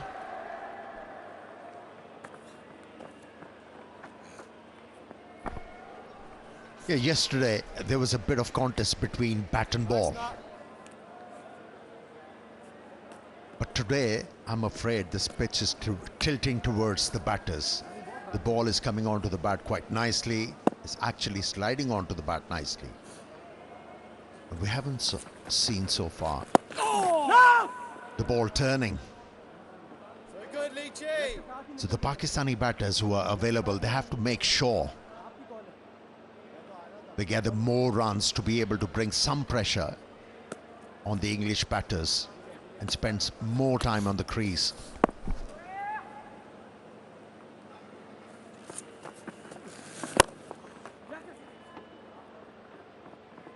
Yeah, but Jack Leach has had an interesting time of it in this test match. Started off first 16 deliveries, got a couple of wickets.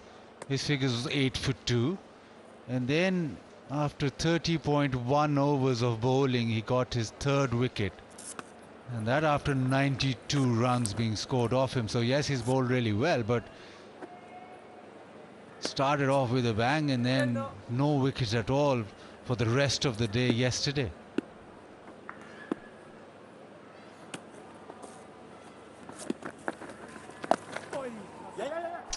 Reverse is not, oh hang on, cleanly struck. Picks up cleanly, thrown in quickly, nearly taking out the slip. It's your captain too, so don't do that. Check out Stokes here. You had to check him out completely.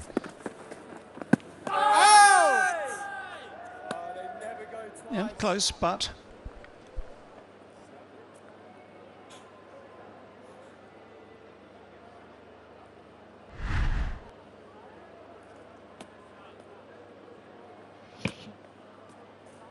it's like a fitness test for Ben Stokes. See if that hamstring's still working okay. Oh, that's come off the inside edge onto the pad, airborne for a short while.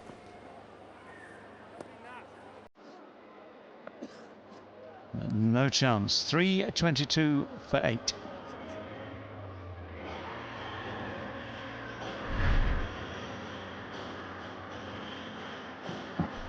Inside edge pad drops short of leg slip. Yeah, to answer your question, Bazid, there was a bit of moisture available early on when the test match started, and that's where it was exploited by Jack Leach, and he picked up 2 wickets and then a long wait because the moisture evaporated, and then he was looking to do the holding job, and that's why he had to wait for a long time to pick up his 3rd wicket. Well, my theory yesterday was that when he first came on Balls Tour, he knew that seam, the Kookaburra seam, still quite strong, and it disappears quite rapidly, so you have less to work with as a spin bowler as the ball gets tired. Right, first sighting today of Shoaib Bashir. He's been rather superseded by Jack Leach in this series as the sort of in the rankings for England spin bowlers.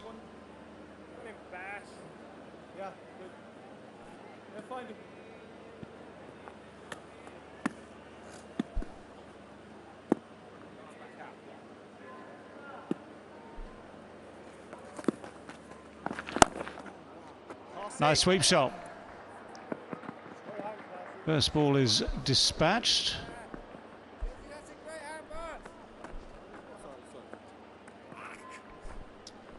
Yeah, every time Shoaib Bashir has been introduced into the attack, the Pakistani batters felt, hey, is the scoring opportunity.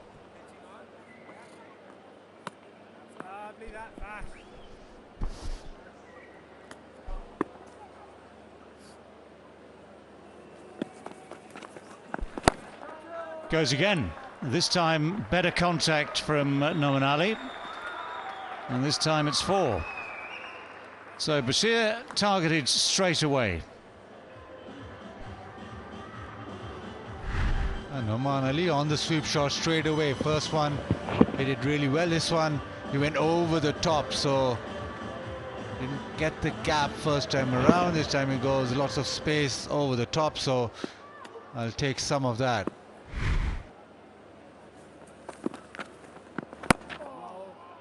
The other thing, Amir, I'd like to ask you here is that Bashir, 2 left-handers. From memory, I think he's just bowled from around the wicket. He's not explored going over the wicket at all. Yeah, he should look to bowl over the wickets. The reason why the bowlers tend to go around the stump if the ball is turning a lot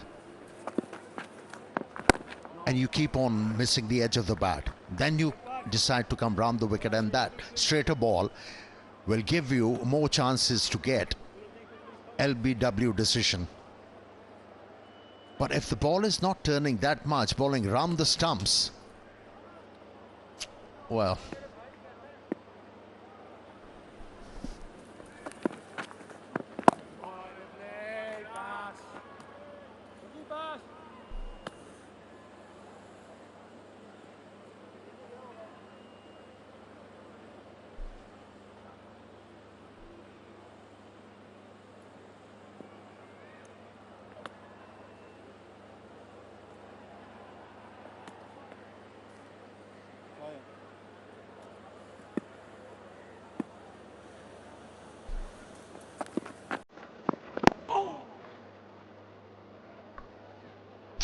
.328 for 8.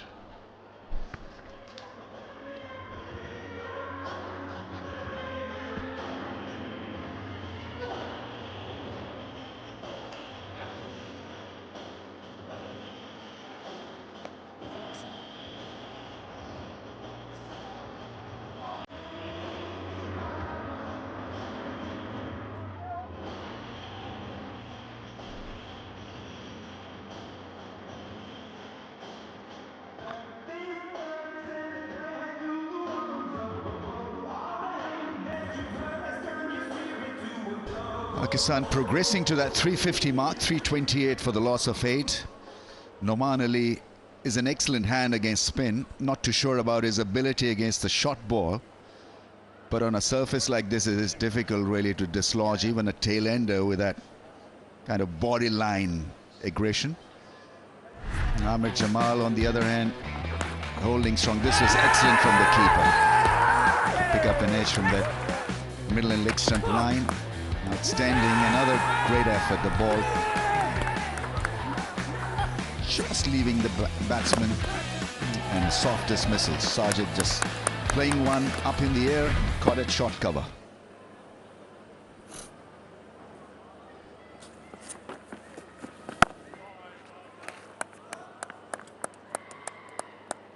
England should be pretty pleased with how things have progressed this morning. Certainly England's morning, yes, picking up 3 wickets, 2 good ones to the seamers, and then Jack Leach, the one just after drinks, caught at short extra cover. I think the seamers in particular have been excellent for England. And of course the context to that is the team that Pakistan have picked with their 7 spinners, and that really is the theme throughout this game. Which team has got the right balance to their attack to take 20 wickets on this recycled pitch?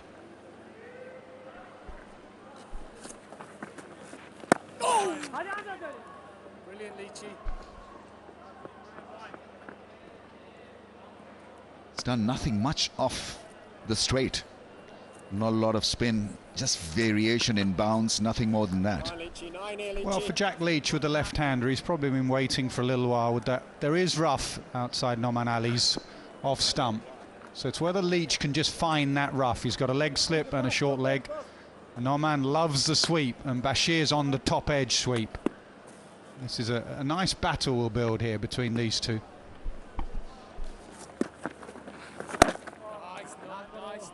There is rough out there, and Joe Root, because of the bounce, now gets a helmet on at leg gully. They're hoping one will spit out of that rough.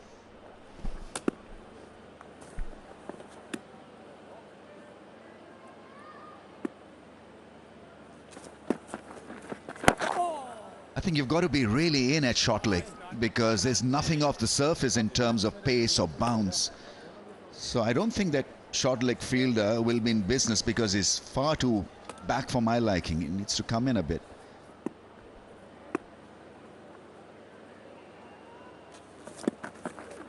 Go! 8 down for 3 to 9.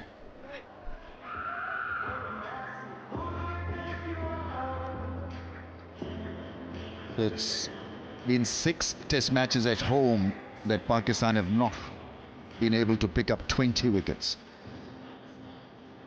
Desperate times and desperate selection in a way. They're expecting spin to do the job. Give them 20 wickets in this test match.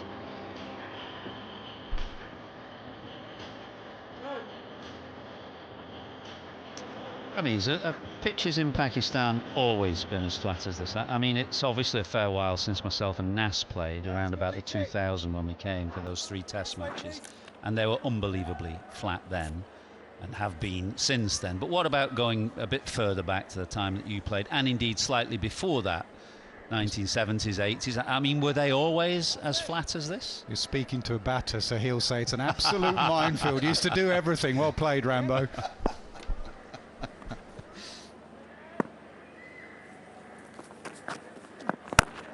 The pitches have generally been like this one here, not as flat as this, but we probably, when I was playing, we had more quality with the ball, you know, so it will reverse at 90 miles an hour.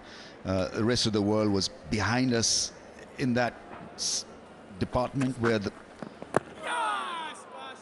we were very good with altering lengths and all that kind of stuff. We had great spin department to go with pace bowling. So, you know, even on flat surfaces, we didn't really mind. In fact, you know, our fast bowlers wanted a surface like this so that the ball would keep low and hit middle and leg and get leg before calls. Oh, lovely drive through the offside, couple of runs, only single. Of course, sometimes we think in England, when we talk about cricket in the subcontinent, we think of that as almost similar conditions throughout, but to my mind, Pakistan very different from India and Sri Lanka, where you get that red soil that really crumbles. I've never seen that here in Pakistan, where the colour of the soil seems to be slate grey and the construct of the pitch is much harder.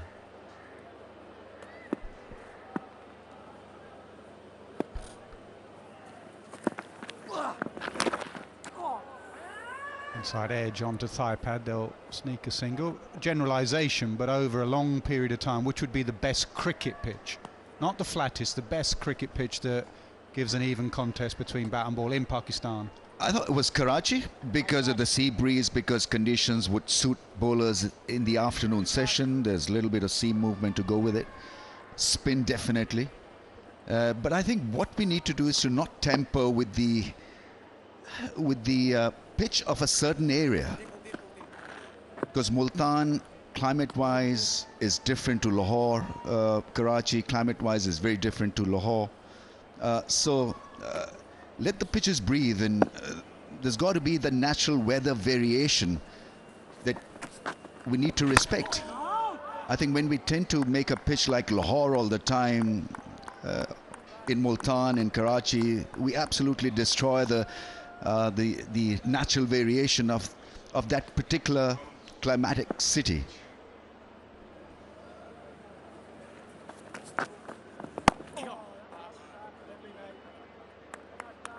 ...111 overs bowled, 331 for 8. Well, it is the beauty of international cricket and test cricket at the international level, that from ground to ground and country to country, you're faced with a different challenge. It can be different in England at Headingley compared to the Oval. Obviously, as you go to Australia, you'd expect a little extra bounce, and as it used to be in the Caribbean, and then the spin-determined pitches of Sri Lanka and India. And what that means, that in the round, if you play a long career for 10 years and you manage to be successful over that period of time, it means you should have been able to adapt to all those different conditions, and you've been challenged in different conditions. And if you've played 100 test matches or whatever, it means that you've proved yourself as a rounded player in all conditions.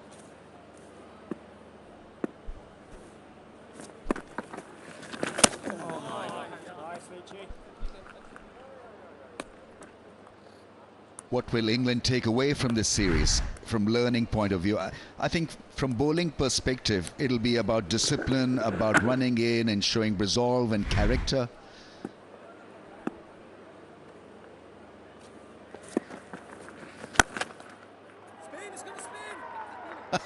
A little weird, but effective. Well, that was always going to be the question for England around the bowling, because the batting lineup is exactly the same here as 2 years ago. We know all about Ducket and Crawley and Pope and Root in these conditions. But the bowling lineup, the seam bowling lineup 2 years ago, was Wood, Anderson and Robinson.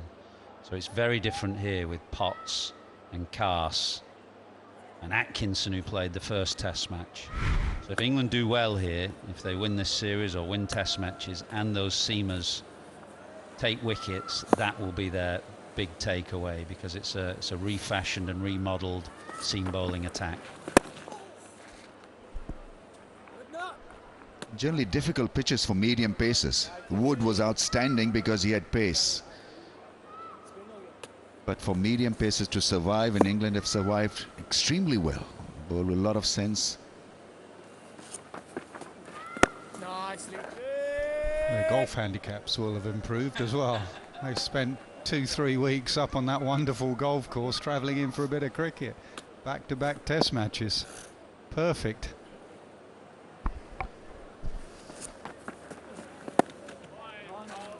Rubbed off on the Hawkeye operatives as well. Young Archie getting his hole-in-one before this game.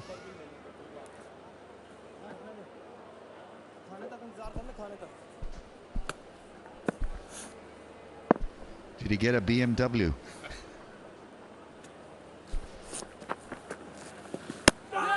Spin. Yeah, not entirely there, but what a useful ball to put a doubt in the batsman's mind. 334 for 8. And they'll be pleased to see this when you have a balance of a side with 3 frontline spinners and 4 other spin options. They want it to turn off the pitch, not out of just the footholes. And that is turn and bounce. And you could say about time. It is now day 7 on this surface. It should be turning.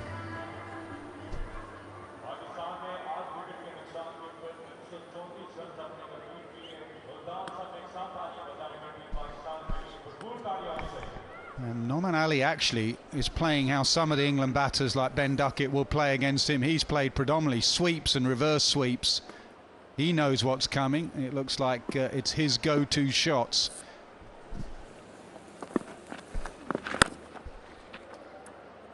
Another smashing sweep shot. Only earns him a single. Do you think it'll eventually turn out to be a left-armer's pitch, this? Or it'd be guessing? Definitely the end that Leach is bowling into, i.e. where Bashir is bowling from now, there's a little bit more crumbling at the edges of the cracks, I would say.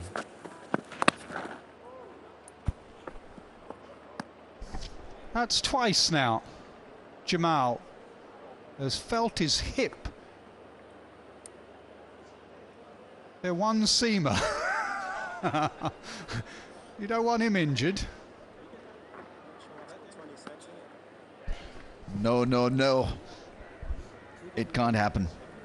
Absolutely, Pakistan can ill afford an injury, and that too to Amir Jamal. Can't believe it. This will be like starting with spin and ending with spin.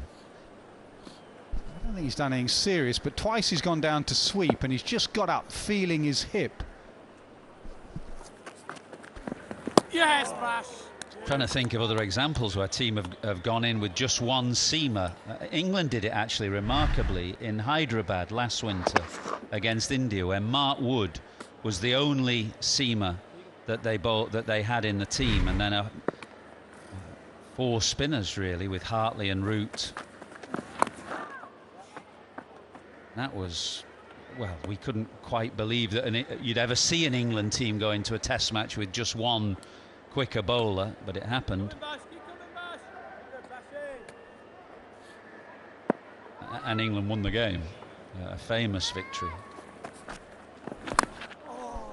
Got it horribly wrong as well one year in Ahmedabad, didn't they? Was that the under lights pink ball game? And because it was a pink ball day-nighter, they went in with 4 seamers and it turned square. That was the game. Maybe Joe Root got the wickets. Have I got that right? 5 for 6.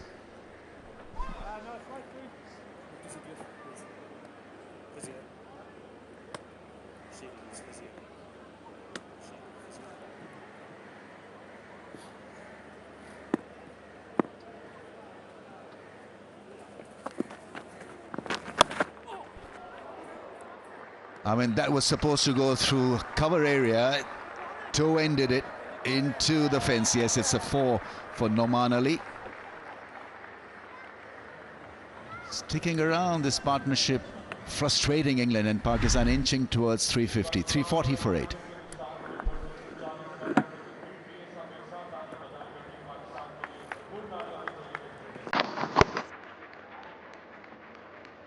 Slow spin, but spin.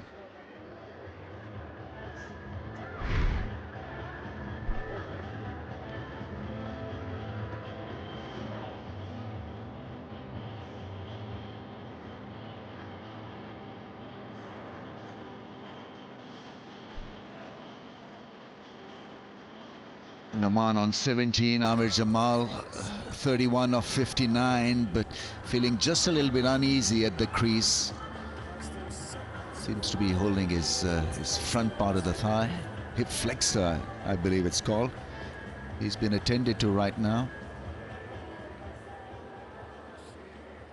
The lone pacer in this Pakistan lineup.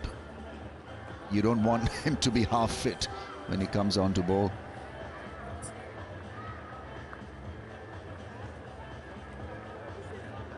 But he's a wholehearted cricketer, Amir Jamal. He'll give you his 100% with both bat and ball. Very good in the field as well.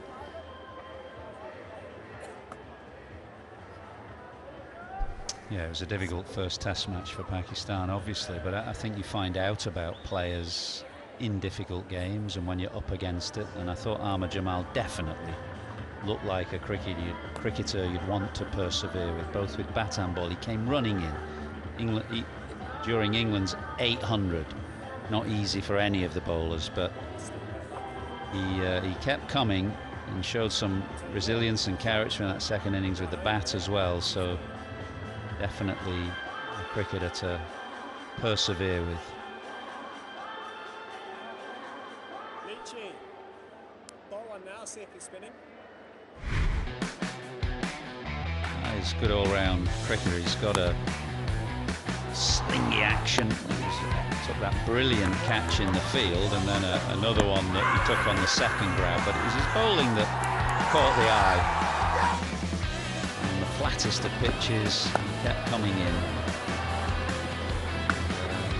Looked useful with the bat as well.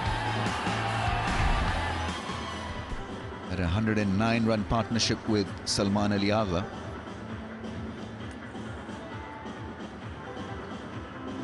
Different circumstances here, but he's holding his own. Trying to get a partnership rolling with Noman Ali.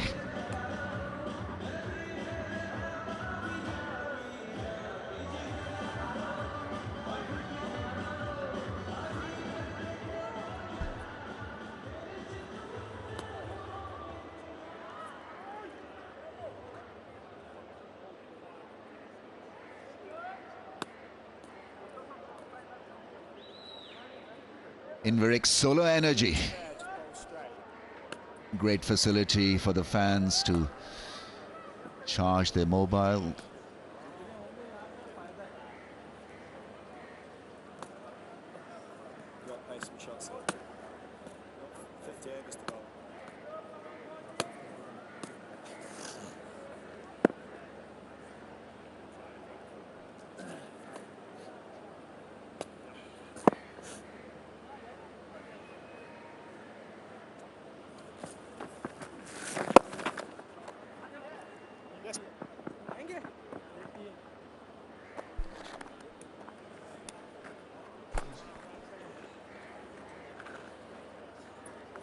Middle.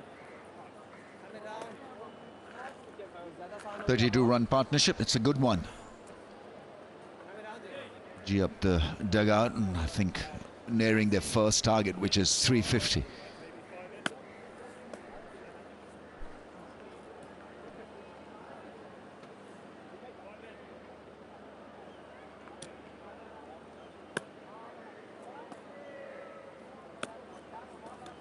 Trying to block his sweep, maybe asking him to drive through the offside. There's a vacant area through cover. Yeah, he's got 2 men out leg side, 3 men if you include long on, so I think it's still the right option to reverse sweep because there's no one out and it's his shot.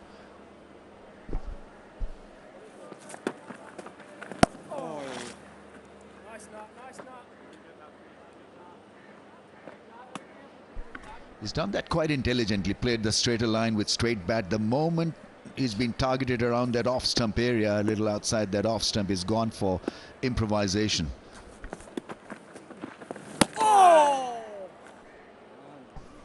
Bit of spin, and again an excellent take from Jamie Smith down the leg side. He'd have been a bit blindsided by that one as a left-hander and the bowler coming round the wicket.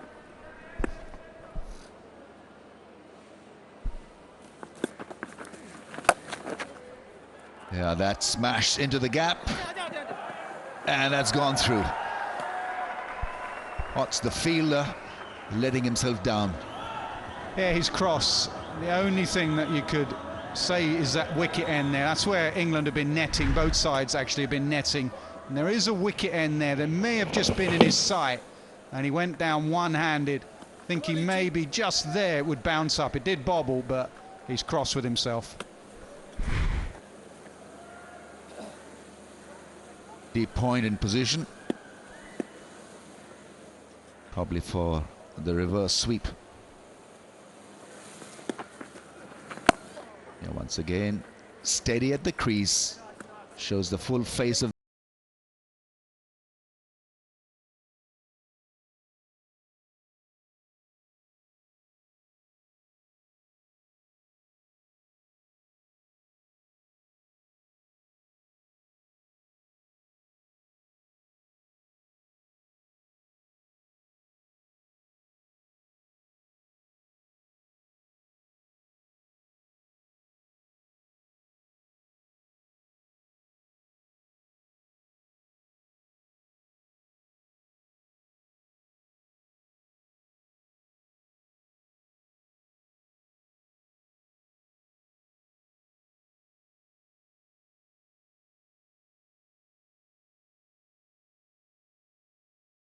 forward defence, and also wickets are so hard to come by. You don't want to be getting 22. Rizwan nicked that one yesterday. Could have been hugely costly.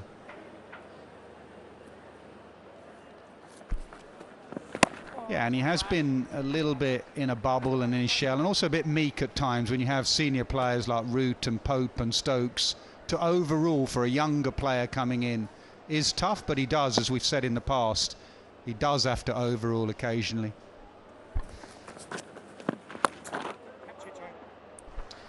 I'll go and hit the fence. That's good batting from Amir Jamal. Really is clever from him. Well, there's good news and bad news, though, Ramiz. The good news is the shot and that went for 4, but the bad news was his reaction immediately. He is really struggling when he gets down to sweep the ball. Just watch this. Now, as the solitary seamer, that is not a good sign for Pakistan, I wouldn't say. Yeah, the only thing is that he's running fine. It's when he gets in that position where he has to bend down. Now, I don't know the biomechanics of bowling and how much that hip will just be sore when he releases, but running in straight lines, he's fine. If he hits a 2 or a single here, you'll watch, he'll be absolutely fine. It's when he gets down to sweep, it hurts.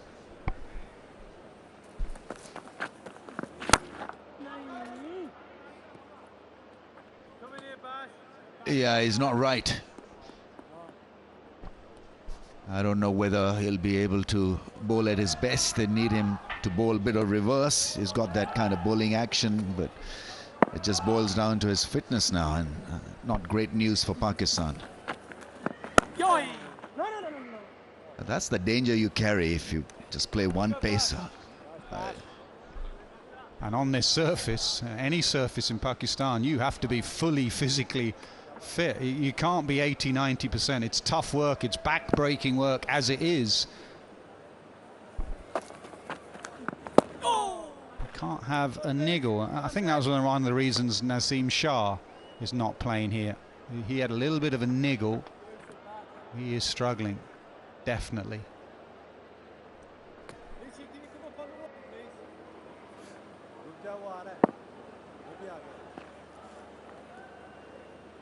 Conditions are tough in Multan. It's hot, and we've seen so many players cramping up.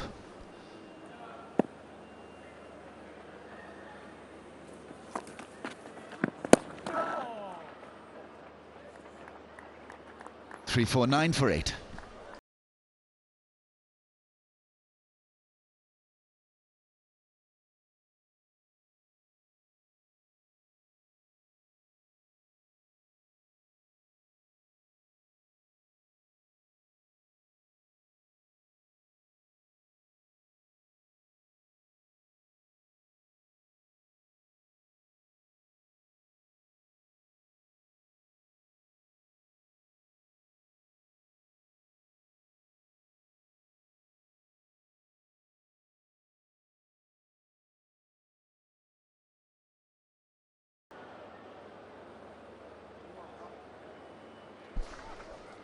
It's Cars coming on to bowl, 2 for 35 of his 16 overs. Bowled with pace and showed a lot of heart. Yeah, and England needed to do this, even though it's just, what, 5 minutes to go till lunch, because this partnership now very handy, 40 from 67, and these two have played spin really well. So just test them with a bit of pace. It doesn't have to be short stuff, just maybe a bit of reverse. Cast won't be amused with that. Noman Ali not ready, he's had to run in and start again. But this is very handy runs down the order.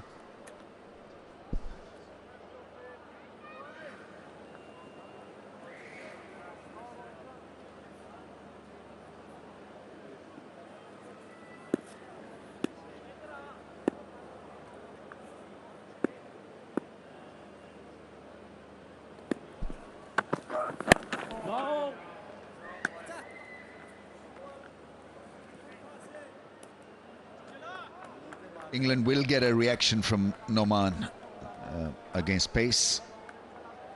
Tapal Tea Lounge. It's tea time for the fans at the Tapal Tea Lounge. Hot cuppa in hot weather. I don't know whether it works or not, but up here in air-conditioned room, we love it.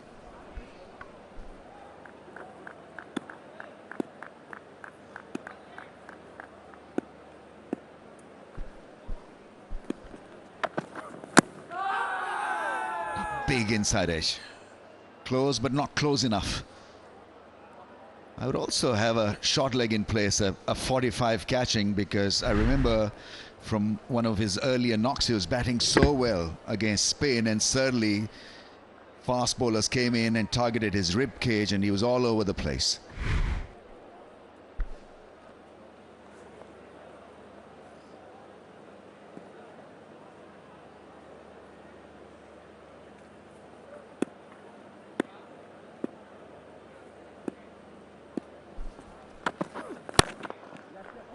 How good is that? Threw mid off for runs. Stylishly done. Noman Ali has played a glorious drive. And Pakistan go past 350. Yeah, really good shot this. So far he showed his skill against the spinners, his ability to sweep and reverse sweep. This is lovely. Perfect off drive.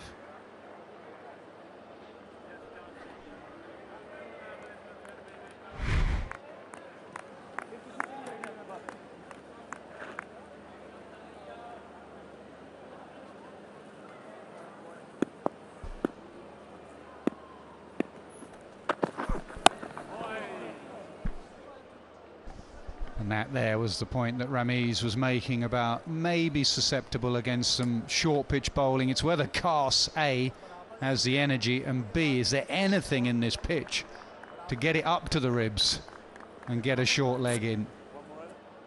Just a minute or two to go till lunch.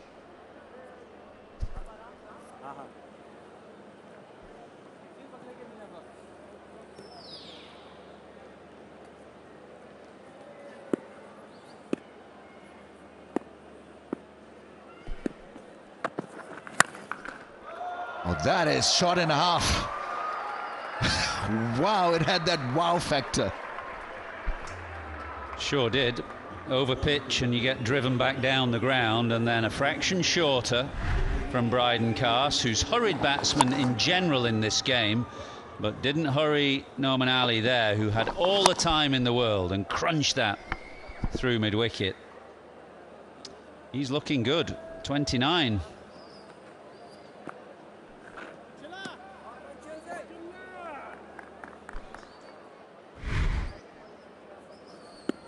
That's a tremendous blow. And he plays it dry well. The follow-up delivery was well negotiated. Well, this pair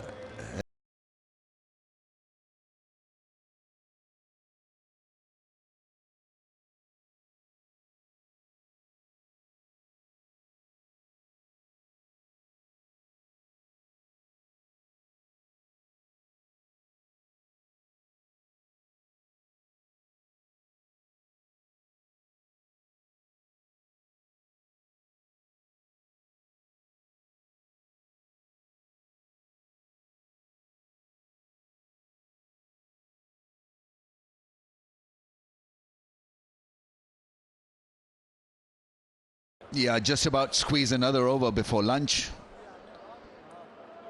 But Pakistan making a statement here through Amir Jamal and Noman Ali. The fight is on as far as Pakistan are concerned.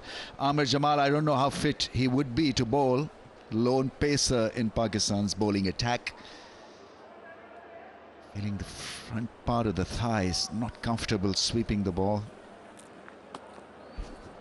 Well, he's just got to get through to lunch now. 6 balls, then lunch, and he can get a bit of treatment, get the physio working on his hip.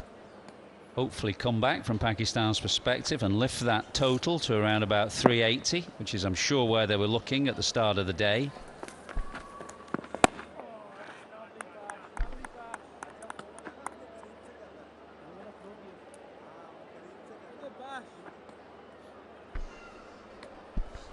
People coming in. I don't know whether it's a free entry today or not. I mean, there's an old stadium in town where Test cricket used to be played here. Has there ever been any thought to maybe trying to regenerate that? And then you have possibly a boutique type ground for Test cricket when the crowds are smaller, and then obviously a stadium like this for T20 games when you're going to get a full house in for PSL perhaps. I mean, that's right. Qasim Bagh, the old stadium, smack in the middle of the city actually, so from accessibility point of view that's an easier option. But I don't know whether it still is a cricket stadium or it's a multi-purpose sports stadium these days. It would need lots of work. I've seen Yes. it. It obviously looks pretty dilapidated now compared to how it was. But it's just, you know, somewhere in New Zealand they do have this kind of boutique grounds for tests, right. and then big stadiums for T20. Good point, Athos. And of course, accessibility point that you make for your working people here, working men and women, it would be much easier access, more ready access to a ground like that that's in town. Just a little pause when he was just about to deliver Bashir. A little different on that occasion.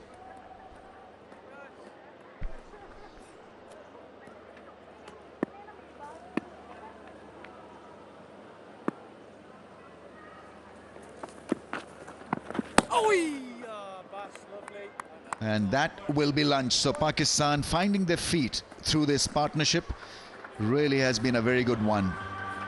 Amir Jamal once again showing how good a talent he is. Wholehearted cricketer.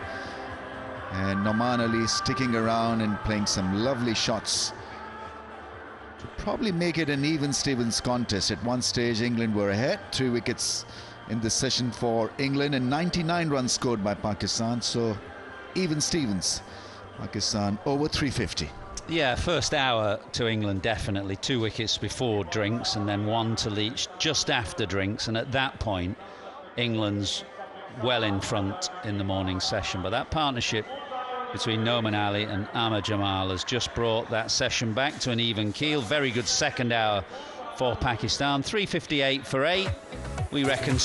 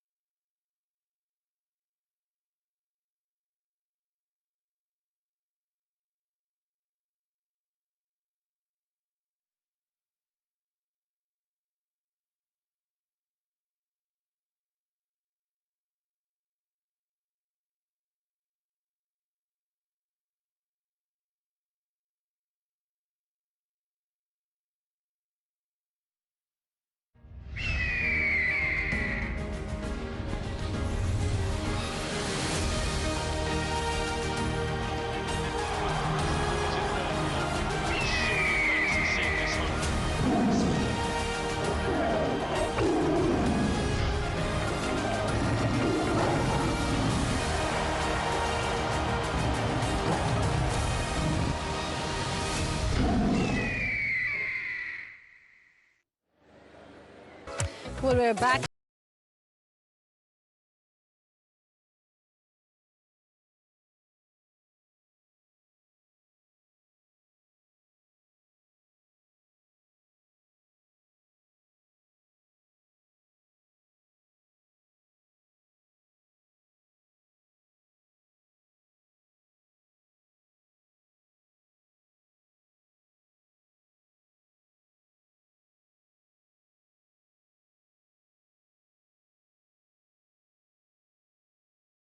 That was turning, which will obviously, it's an interesting topic as to see how this pitch will fare today. I've got with me David Garber and Sajid Khan. David, the morning session, the first hour definitely belonged to England because they managed to get a couple of wickets, the important wicket of Salman Ali Agha. But then there is some fight from the tail from Pakistan. Yeah, that just about sums it up. I mean, England would have been pleased with those early wickets, which is exactly what they'd have planned for. I suppose the message is quite straightforward, isn't it? This pitch remains very, very stubborn. I'm going to take Bazit's thunder here. He came up with the line of this morning, which is to do with the fact that one of our title sponsors, Kingdom Valley, could use the clay in this pitch as a building product. It is so solid. And that's the thing, for this partnership to be going so well. You're 49 unbroken. Just shows there are still very few demons in this pitch. It refuses to break up. All right, then a brilliant catch by Jamie Smith. Baz, overall, the way England has really put in an effort to be getting these wickets, but the fielders have supported them today. Yeah, Smith has had a fabulous day. He kept really well yesterday. Also, it's not an easy pitch to keep on. You have to stand close to the batter, and also the fact that once you stand close to the batter, the edges do fly, and he's been able to grab those edges really well. England just might be hurting with this partnership, 9th wicket partnership. You said 49 runs. That is where they might be hurting now. Yes, Pakistan have crossed 350. Again, that's brilliant catching from Smith. Salman Ali Agha, he scored a lot of runs down to third. You could question maybe with the protection or a couple of slips that Ben Stokes had put in that might have avoided the shot, but it was a profitable area where he got most of his runs today. But I think with Pakistan over 350, England just be now worrying a little, because the one thing is on this surface that the ball will start to keep low. That's probably the one thing that you can bet on, that ball will start to keep low. And Pakistan more would want the ball to keep low, more than want to turn square. They want it to keep low. All right, you're talking about the ball keeping low. And one thing that we've seen from Pakistan tail is the fight. I mean, Noman Ali has a first-class century, so he can certainly hang around there for a bit, David, which is vital runs, because like Baz said, there are certain balls that are keeping low. But just in terms of the turn that we've seen so far in this test match, we saw that one ball take a turn from Jack Leach, but otherwise it's not been completely unplayable. No, that's been exactly the point. Every now and again they find a spot, and they are tiny spots by the look of it, where there's a bit of dust, where the turf has just gone a bit. But those patches, those spots are few and far between as far as I can tell. So you can see, for long passages, the ball does very, very little. And Noman Ali, as one of Pakistan's many spinners in this side, will realise that his work is not going to be straightforward either when they get the chance to bowl. And it's encouraging for England, I'm sure, that their batsmen will look at the way it's been playing today, thinking, OK, when we get our chance, first innings especially, I mean, who knows about fourth innings? It's a long way away at this stage, but first innings especially, they can, again, plan, if they play well, there's always that big if, to match Pakistan and maybe go beyond again, whatever Pakistan gets. Well, we're talking about the conditions in the pitch and how it's going to be behaving in this test match, Baz. I mean, Pakistan is playing one seamer less. They've gone in with Amir Jamal. And we've seen that the England seamers have found some success in this test match. They've bowled really well. There have been an odd ball keeping low. But just in terms of what we see now, do you think this is going to further deteriorate? Because Pakistan has so many spin options at the moment. They've got lots of part-timers as well. And they've gone in with that all-out spin strategy. Yeah, Pakistan will hope that it deteriorates. And you look at what it's now the 5 plus 2 is the 7th day on the pitch. But what Pakistan would also hope for, as I mentioned before, is the ball keeping low. Now, if that ball keeps low, then it sort of negates the England way of batting against spin, which is reverse sweep and sweep. So square of the wicket, that sort of negates that. Pakistan wants that to happen. Yeah, and in terms of partnership that we've seen, Amir Jamal is still out there, Noman Ali, but there was a moment when you saw Amir Jamal struggling in the heat, David. I mean, a cause of concern at all for Pakistan? Remember that he's the only seamer that they have today with them. Yeah, only he will know exactly what the problem is. It seems to be when he plays the sweep shot. So when he goes down low, something is troubling him. And the guys notice that. When he gets up and runs, he seems to be okay. So in terms of the actual action of bowling, as long as he can run in and deliver, then he can still play a part. But I mean, okay, hindsight's a wonderful thing. I mean, even before the game, I was thinking, look, at least if you want to go predominantly for spin, at least keep two frontline seamers in the game if you possibly can. They tell me Nazim Shah might have a bit of an injury problem. I don't know. But if you have two, then you have the options, for instance, that England have used in this first day in the session. So, for instance, when the ball started to reverse, they had the three options. Yeah, I think for Pakistan it would have been handy to have two pace options as well as this host of frontline spinners and part-time spinners, which add up to about 37. When Naseem Shah might not be playing today, but they still had the option of somebody like Mir Hamza, who is part of their squad. I mean, a case of, is it premature to talk about this, that they could perhaps have played him as well? Well, they've gone from the first test in Bangladesh with 4 fast bowlers, and now they've gone for spin only. I think they expected the ball to turn from day one. It hasn't done so, but they've planned such that they're just going to attack with spin. The fast bowler, just the one fast bowler, and if it does reverse, then you have a problem. Well, for now, they'll be looking to build on this particular total. 358 for 8 is how it stands. The umpires are coming out now. The players have had their lunch. And I'm sure Pakistan will be looking to build on this total, whereas England will be looking for those last few wickets. Now, we are ready with the coverage. So it's over to the comms to take you through.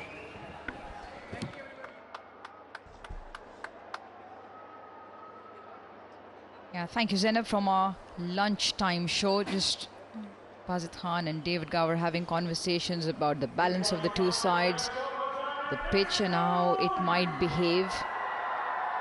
If anything, it's played better than yesterday.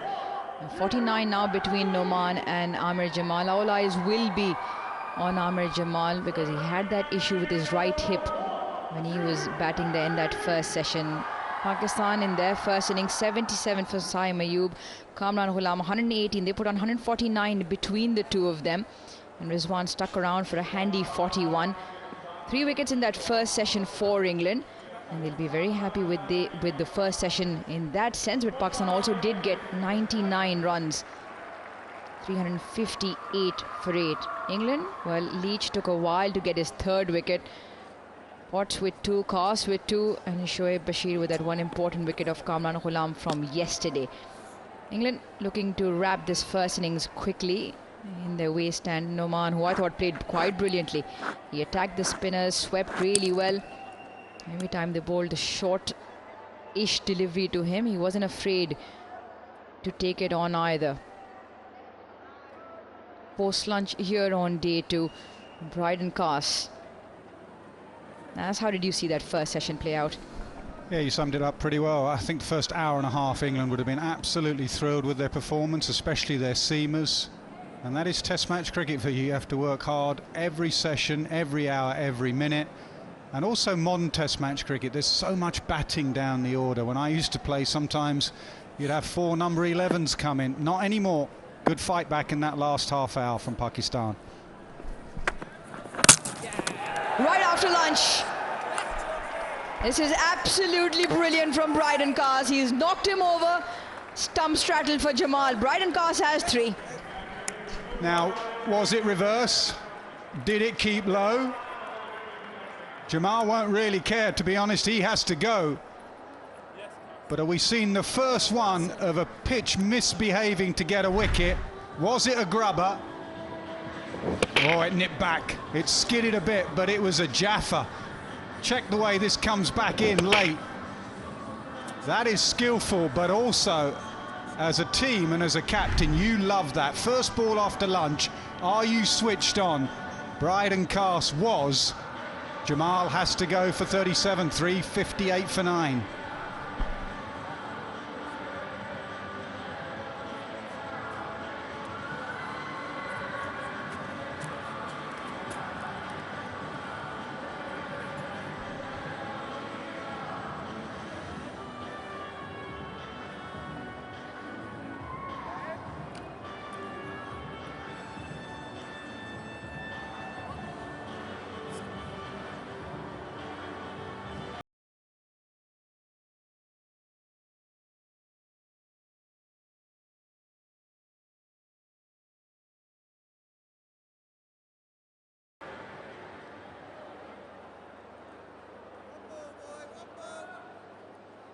Number 11, Zahid Mahmood, makes his way out. He would have liked to be sitting on that balcony for maybe a little bit longer.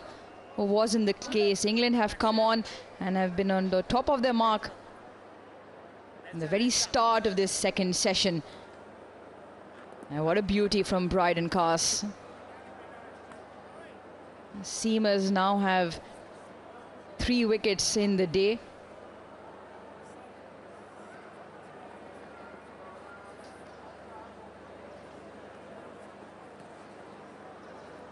One slip, one gully, and the leg slip.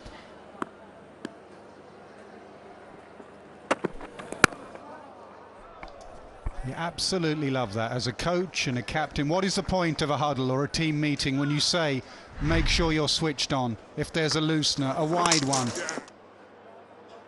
Bryden Cast was absolutely switched on. You should be ready for the last ball of the day, and you should be ready for the first ball, either of the day or a session.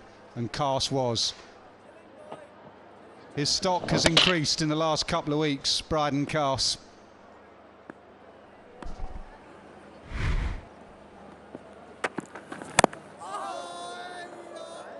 Rest assured, he will be targeting those stumps again.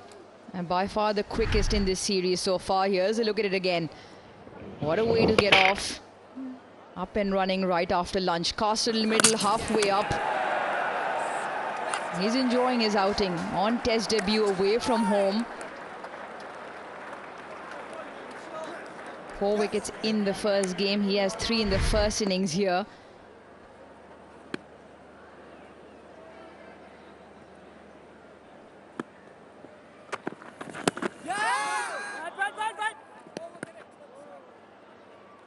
Nice of you to join us, Baz. And over late, post-lunch? It's 0.4, I reckon. Does that constitute an over?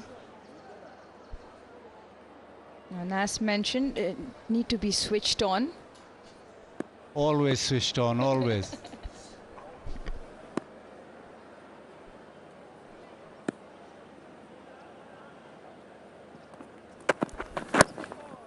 There it is again, the full block hole delivery.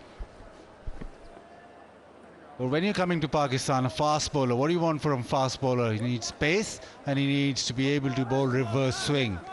And that's what Cast brought to the party, and that's why he's been successful. He's been accurate, yes, but he's got the elements of pace and being able to work with reverse swing. I think on top of that, also a testament to their fitness. In difficult conditions out there, yes, the surface, of course, but then even the heat. None of them would be used to playing in this heat, and suddenly now, Pakistan, with their one seamer, who's had a little bit of trouble, Amir Jamal, we see how he holds up. Bouncer ploy, he was tired before lunch, and Noman Ali put away a bouncer for 4, a short ball. Now this could be just to keep the number 11 Zahid on strike the next over, but also just to test him, can he play the short ball? Short leg, 4 men out leg side, and a fly slip Bashir.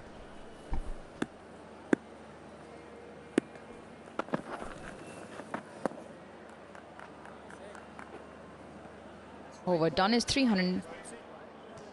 Over's not done.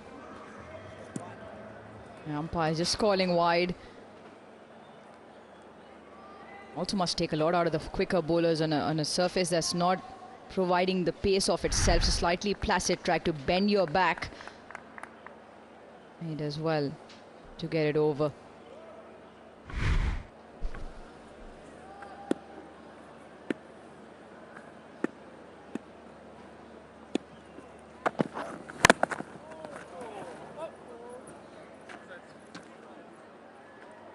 Over done now is 360 for 9.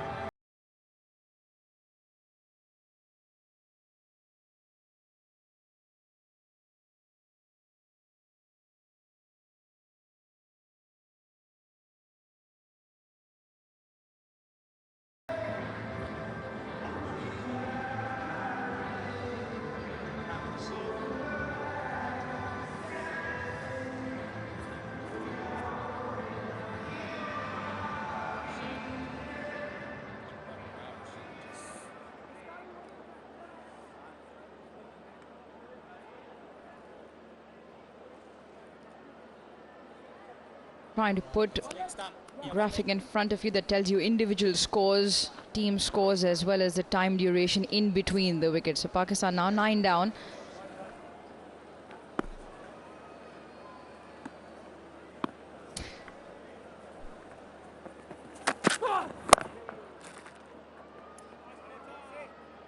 Well, they did keep Noman down the other end, so that does bring Zahid onto strike to face up Potts. Yeah, and he looks more like a genuine number 11. Front 10 obviously can bat, so the key with the number 11 on here is to bowl straight. Bring LBW and stumps into play. You're probably not going to get the carry to slip, that's why Root's so close. Nip it back in onto off stump. England will be desperate, the openers will be desperate to get off, get the pads on, think about batting.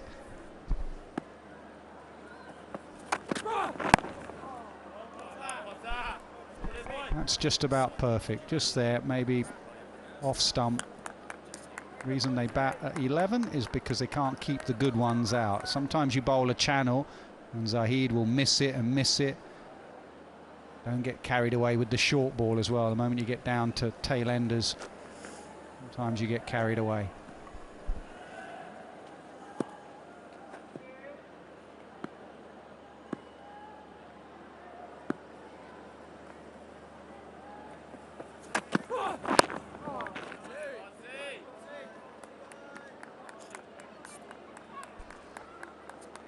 Talking about a pass score, because Ath, who was on commentary prior to lunch, said somewhere in between the 350 and 400, just about par. Pakistan 360, probably when Salman Ali Agha and Rizwan were in, were probably eyeing that 400 mark.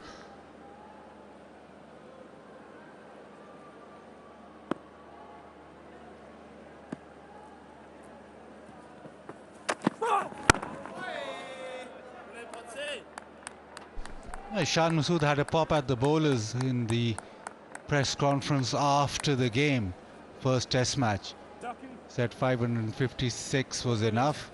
I reckon that pitch was too placid, so couldn't really blame the bowlers. Right now, if Pakistan get to anything more than this, 360 I think is quite a pass score, quite a good score on this surface. Now if they not been able to curtail the runs, or now if they concede a massive lead, then it might be time to actually have a pop at the bowlers.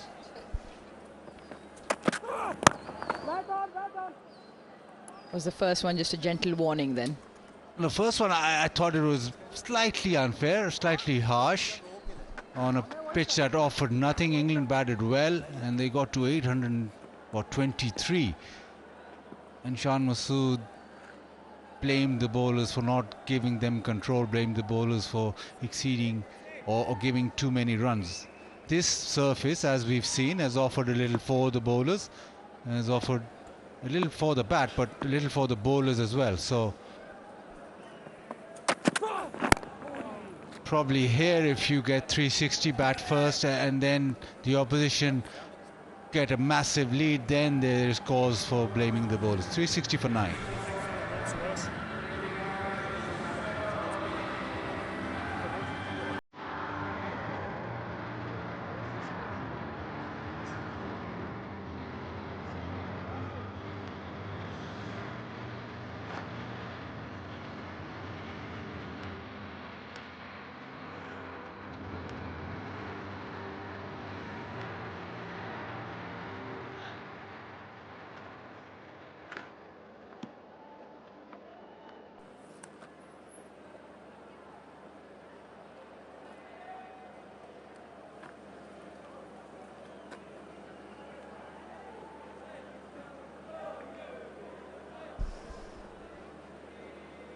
5 men now go out onto the leg side. A deep backward point also falls back. Takes it on. He'll bring Zahid onto strike.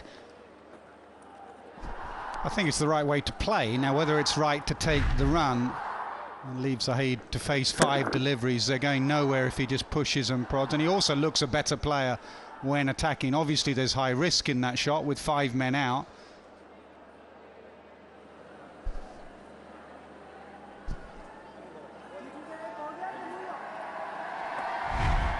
Obviously backs himself to play that. He's timed a few in front of square with that short pitch delivery. Now on to Zahid.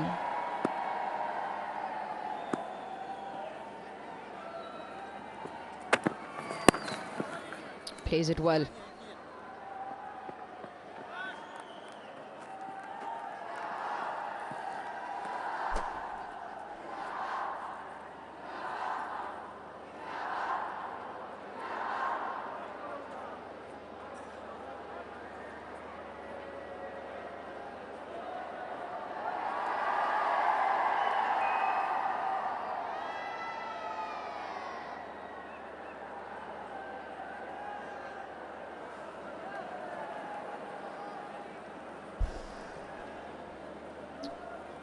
All men close to the bat have disappeared.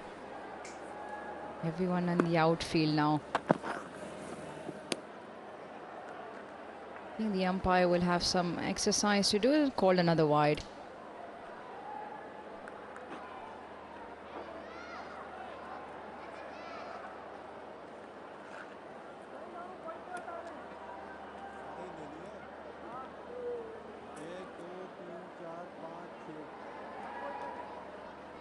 It's a Vigotel selfie moment. Big smiles.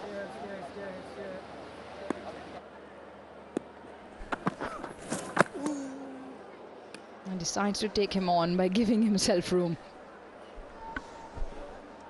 This is where you give your bowler a little bit of license. You know the batter's backing away. You know the field is set for short pitch bowling. So occasionally you got to say to him, do you know what, you can make me look silly as a captain if you want. Go straight, go full, go slower ball. And I will pay the consequences of that. I'll change the field or I'll back you. Just bring the stumps into play occasionally as well.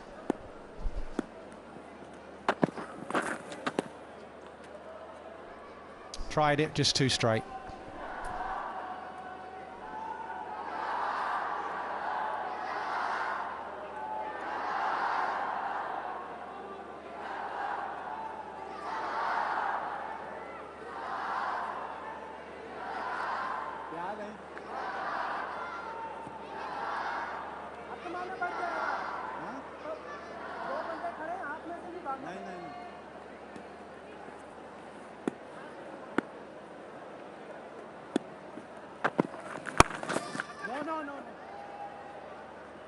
Baz, coming back to the point you made where Shan's obviously highlighted the bowlers and their ability to pick up 20 wickets. The last Pakistan picked up 20 wickets of the opposition at home was in Multan 2022 when England were here last. It's been 6 test matches since, 7th one current. He might not have been captain in half of those games. A case in point, and obviously we've had a few bowling lineups in those games.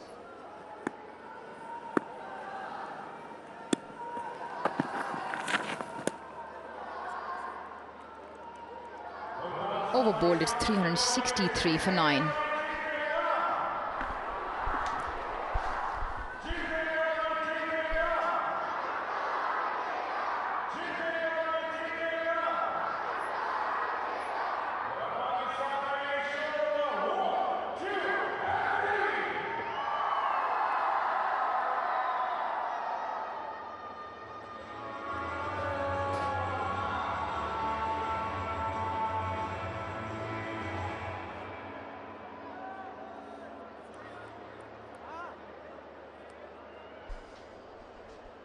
.120 overs in England searching for Pakistan's final wicket.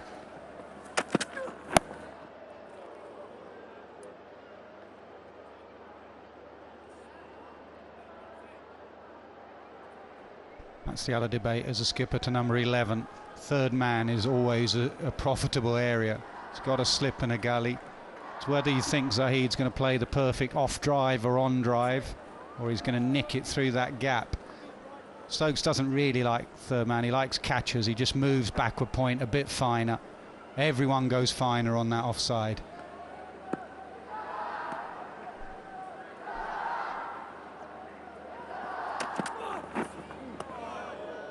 That's the one that just misses the outside edge. That's what you said, the channel outside. He might keep playing and missing. The probability of bringing those stumps into play. It's so frustrating because you will bowl the perfect delivery there and you'll miss it, number 11, and then you'll bowl an off stump and you'll play it beautifully. And then you'll get frustrated and bowl a bouncer because you're hot and you want to get off the field. And then everyone will say, well, why don't you go back to just bowling channel?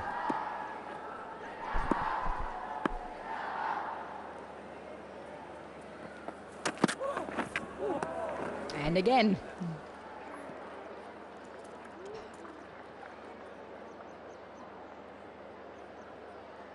I speak to the number 11s these days, they'll probably disagree.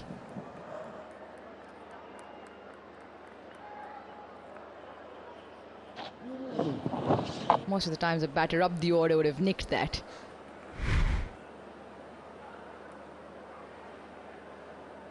Very similar to how Mohammad Rizwan got out.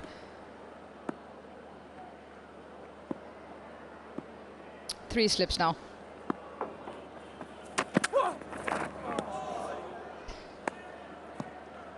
I just feel with the channel outside the off stump, the one full and straight is coming. And he'll play it beautifully. Straight back pass for 4 then, Nas. I'm not sure about that. So now as a captain you'll go up and say, could you just go a bit straighter, just top of off? If he misses one, bring the stumps and LBW into play.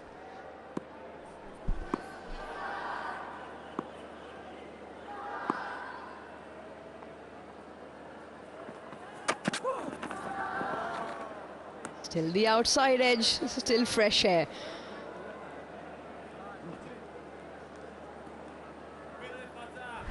There's 5 deliveries now, have all gone past.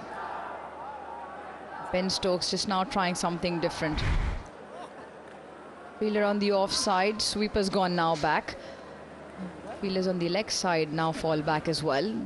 The 3 men close to Jamie Smith remain. They want to give him the single to keep him on strike down the other end for the next over.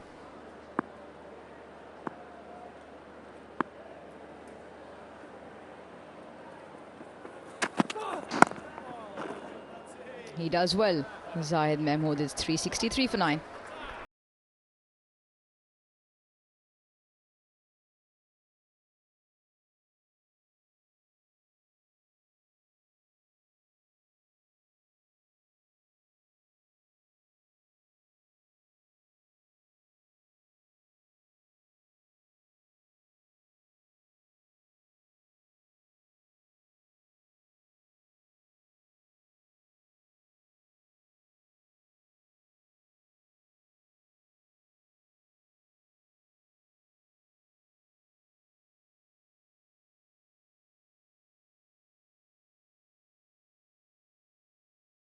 Five runs post lunch, the first wicket, the first delivery after lunch. Brilliant one to pick up a wicket.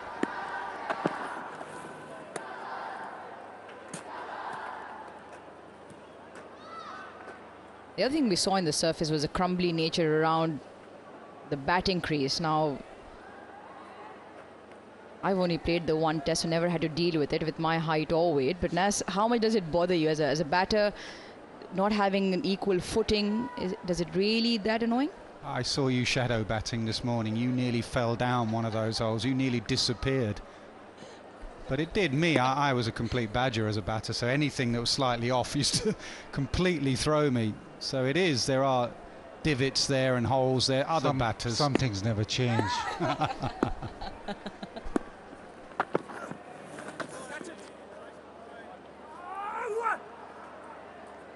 I mean, it is solvable. You can just bat slightly out of your crease from the seam, obviously not from the spinner.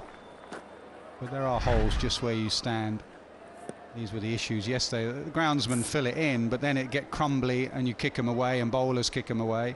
And then obviously you're left with holes. That's the problem with playing a test match on back-to-back. Bowlers don't particularly like it. Mark Wood would have really struggled here in this test match. He hated crumbly footholes. He used to fall over because of that. There was no solid footing.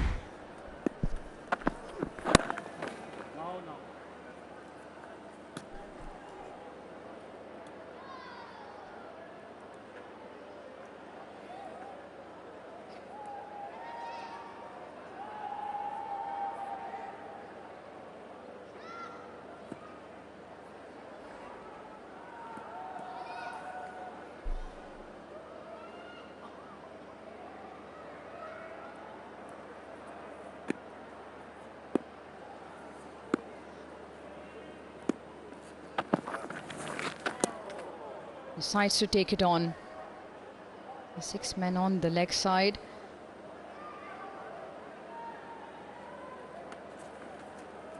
Well, if you really want to enjoy a royal lifestyle, Kingdom Valley, give them a call. They've got some concrete solutions.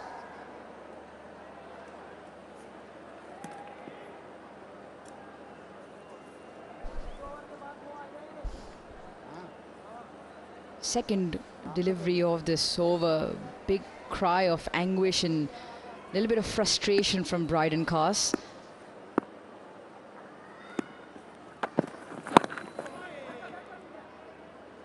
Yes, they're working to a ploy, the short ball ploy to Noman, who is obviously having a swing at it more often than not. 20 overs now in, just feel time for a change now. Maybe throw the ball to one of the spinners. Yeah, I agree.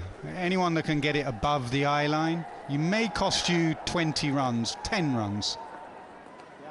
Just someone who tempts them. Both these just above the eye line. Noman Ali will definitely play some shots. Maybe a way of getting Bashir some confidence, get him his second wicket, walk off a bit better mood.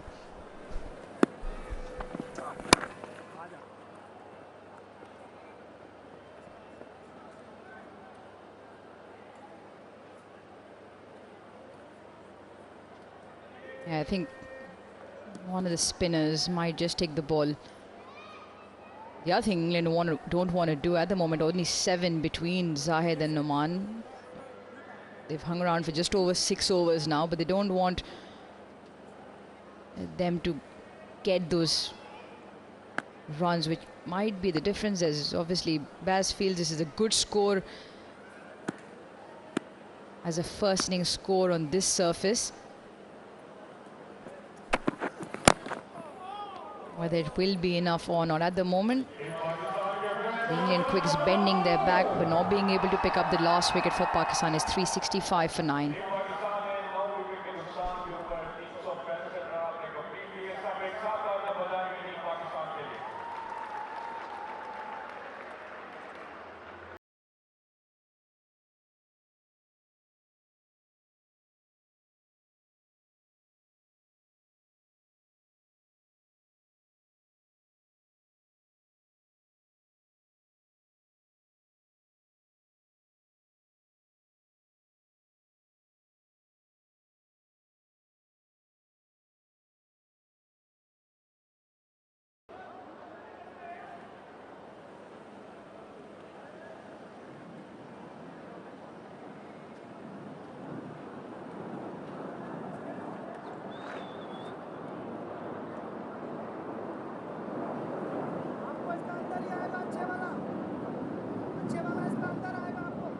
Short ball ploy will also continue for Matthew Potts. Noman just looking over his right shoulder into that leg side to see 4 men stationed deep backward square, in front of square, and 2 men mid wicket. Ben Stokes himself.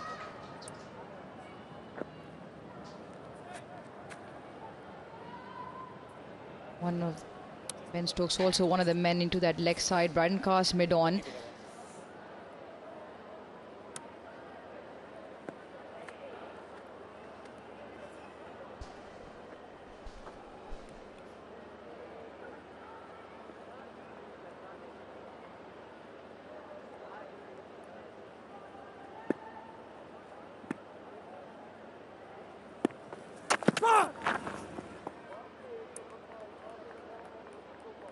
First couple of deliveries now just too far down leg side.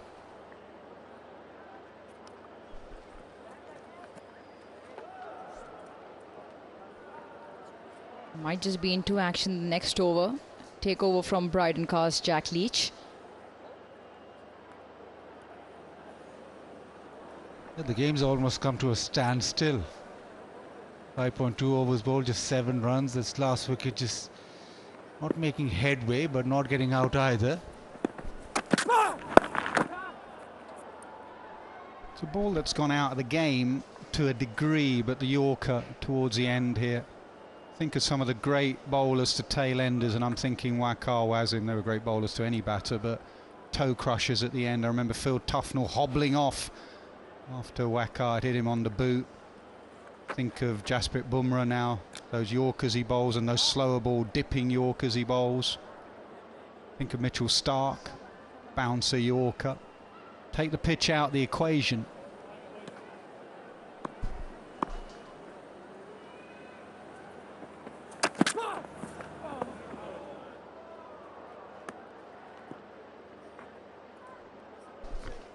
I think Zaid's batting on a loop. Ball just seams in, seams away. He trudges forward and it beats the bat.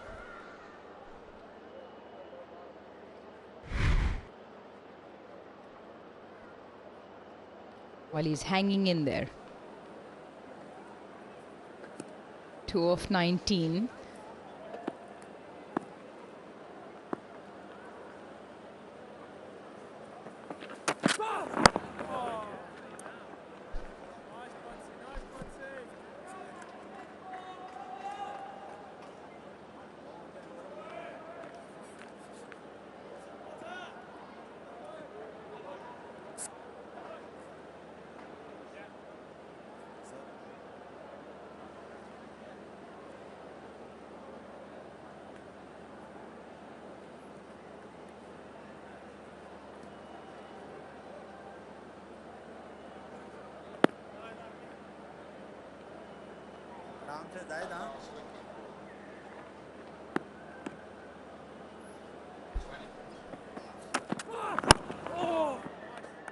There's that delivery, full and straight.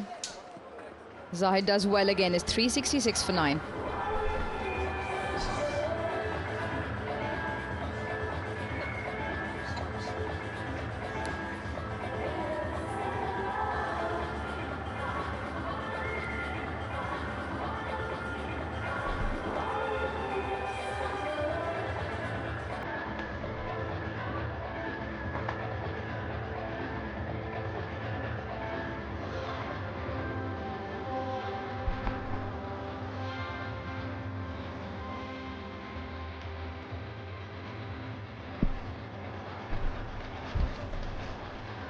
Well, stubborn resistance from this last wicket partnership. 366 for 9. And the game not exactly accelerating at the moment, but I suppose all time out there has a certain value. Very frustrating for England when the 9th and 10 wicket partnerships show so much resistance. Encouraging in the sense that England's batters will be thinking there's still plenty of runs to be had here, which is indeed the case. But as far as England are concerned, it is high time this last wicket went down. As far as Pakistan are concerned, they're happy to prolong the agony for the men in the field.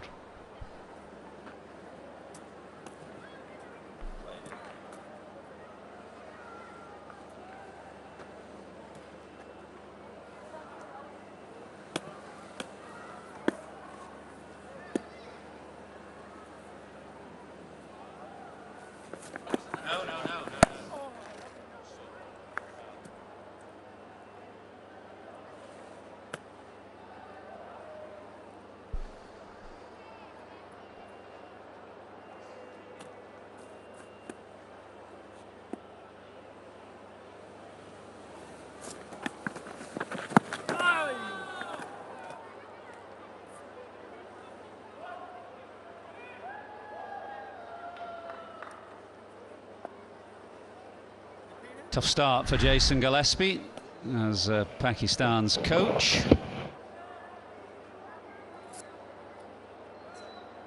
Happy with the way that his lower order have battled here, and it's a reflection on the tameness of the pitch still. No, it's the most stubborn pitch in history. Whatever you do to it, it refuses to change character. Well, except that timeless tests of the past, David, have been abandoned after 9-10 days. Are you suggesting I was around for them? No, indeed, that was at Durban, wasn't it? Durban, where it went. And Jamaica in 1930. Yeah. Games abandoned eventually to allow the England team to get the boat home. This Multan pitch is showing similarly stubborn characteristics. Can I say there's no boats out of Multan? Now then, Noman Ali is ready to go again. Swings this away, and this may well be the end of the innings for Pakistan. It is. Played a decent hand there. Noman Ali played some nice shots, but played one too many and picked out Bryden Cars in the deep. So England's time in the field is done. 123 overs this time, not quite as many as in the first Test match, but they'll be pretty pleased with their efforts to bowl Pakistan out for 366. The left armer has been rewarded there with another wicket in a Test match. He really had to work hard after picking up 2 quick wickets to be able to pick up 2 more this morning and this afternoon. And there has been a lot of chat about what is the par score on a pitch like this. I think Pakistan fell short because this pitch is getting better and better. The ball is coming onto the bat. It encourages the batters to play with freedom. Now they have to bowl really well, the Pakistani spinners and lone pace.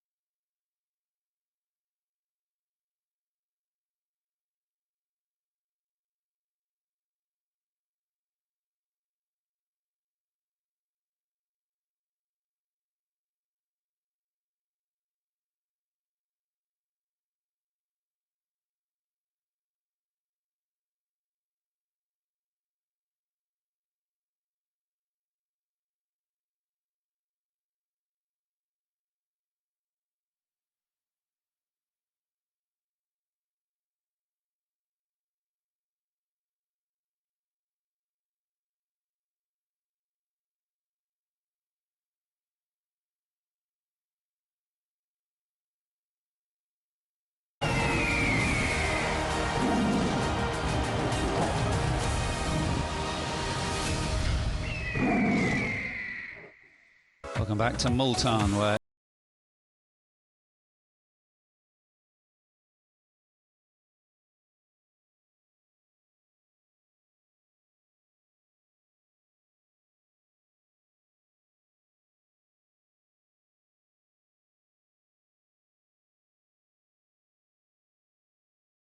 of how those wickets fell. Abdullah Shafiq, first of all, beaten by Jack Leach, spun one just enough to pass the outside edge and with enough pace to knock back that off stump. Leach struck again quickly, loose shot this from Shan Masood, but a very good catch from Zach Crawley, who got his fingers under the ball, diving forward. He's on the back of quite a bad break in the English summer, so that was a good catch from him. Then came the partnership of 149 between Saim Ayub and Kamran Ghulam, and when the ball started to reverse swing, England seamers bowled very well for about an hour just before tea, and that was the end of Saim Ayub. Saud Shakil, very good catch this from Jamie Smith, who's having to stand very close because of the lack of pace and bounce in the surface. Bryden Carse impressing again, as he had done throughout the first test. Shoaib Bashir picked up a late wicket at the end of the first day to end a very good maiden innings from Kamran Ghulam, who charged down, missed, but not before. He'd celebrated his first test 100 in fine style. It was a lift for Bashir, who's been a bit short of his best in this series so far. And then this morning, Rizwan first to go, another good one from Carse. Rizwan never really looked settled against Bryden Carse, but another good catch from Jamie Smith, who standing close, and Potts struck to get rid of Salman Ali Agha, who was trying to utilise that productive area down through third man, but succeeded only in edging through the ball through to Jamie Smith. Chip to Joe Root. Sajid Khan, rather tame and soft dismissal. Give Jack Leach another wicket. At this point the wicket's being shared around. Carse came back, first ball after lunch, and did for Ahmed Jamal with a fine delivery that nipped back off the pitch, maybe hit the edge of one of those cracks we've been watching and discussing at length. That was the end of a pretty good innings from Jamal, who rescued the situation in the second hour before lunch. Noman Ali, last man to go, played pretty well for his 32 and then picked out Carse in the deep. A fourth wicket for Jack Leach, him and Shoaib Bashir sharing 5. And Bryden Carse and Matthew Potts sharing 5 between them as well. So the wickets shared around. We've been keeping our eye on Amir Jamal in the 10-wicket break between innings, because he's going to be important to Pakistan because of what you can see there, which is the 5 wickets shared between Potts and Carse. So seam can be as effective as spin here. Jamal had this hip injury during his batting innings. He was, whenever he went down to sweep the ball or stretch forward, he looked in considerable pain, but he's been out there with Jason Gillespie, just being put through his paces, and from what we saw, David and Amir, he looks okay. Yeah, that's sort of 2/3 pace, I guess, loosening up before a potentially long spell in the field. If he can put in the full effort, that's good news for Pakistan. He is the lone official seamer, a lone official pace bowler. And what I'm fascinated, there are 2 things I want to see now, and I would like sort of the answers, as it were. First of all, England's approach, because there's still plenty of runs left in this pitch, believe it or not. So their approach will dictate how successful they are at making those runs, as long as they don't get too ambitious, the conversation we were having just now in between innings. And also just to see how Shan Masood manages his bowling attack, because it's, as we know, spinner heavy. There'll be 3 prime candidates to bowl spin and plenty of backup as well. So it'll be a fascinating session. Well, I reckon I can answer the first of those questions. I don't think England will come out blocking. But Amir, who's he going to open the bowling with other than Amir Jamal? Because he's got one seamer, he's got a whole host of spinners to choose from. Which one would you go for with a new ball? See, judging by how the English openers approach the game, Zach Crawley likes to hit the ball through covers. And Ducket, he relies on the reverse sweeps and the conventional sweeps. I'll go with the off spinner. That is the chance, as a captain, one has to take. You need early wickets to break the rhythm. And talking about the approach of the English batsmen, I think there are not many demons in the pitch. And they can go their merry way.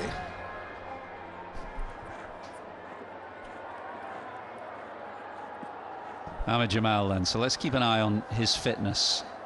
As we mentioned, he was struggling or suffering from what appeared to be a hip injury during his innings. He's had a bowl in between, in the 10 minutes in between, and seemed okay, and he's been given the new ball by Shan Masood. Well in the first test match in very, very trying conditions.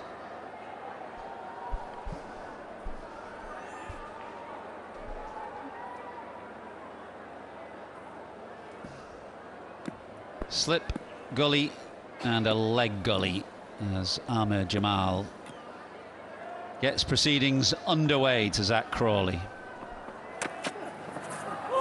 Ooh, my word. That came back a fraction. It wasn't that far away from off stump, and it didn't bounce at all. Can I say, if that had actually just done enough to clip the top of off stump, we'd have to put it down as mighty unlucky. It's ostensibly a good lead. With that line, you cannot predict what's going to happen after it pitches. It just comes back a little bit, actually. Looks less so from behind, that angle from behind, but in the end it was close enough for hands on head from the bowler, close enough for a purse to the lips from the batsman.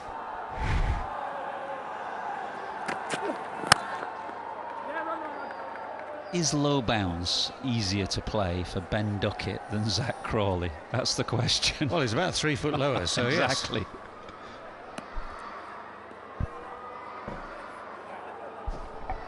Well, it's going to be an ultimate test for Shan Masood. For the first time, he's captaining Pakistan with plenty of spinners in the lineup, only one fast bowler. Good footwork. Sorry, we're down to 0 fast bowlers now. We've got a dodgy hip and a broken leg. Took a blow on the shin. Another thing I would like to see from Shan Masood, utilizing the fielders. Wasn't that impressive in the first test match and also against Bangladesh?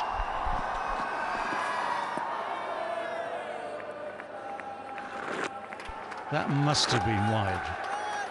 For Ben Duckett to leave anything alone, it's got to be out of reach. What was the extraordinary stat about him last summer? The number of balls he actually left was in something like single figures all through the 6 test matches. 2, I think. 2 balls from memory. But you're right.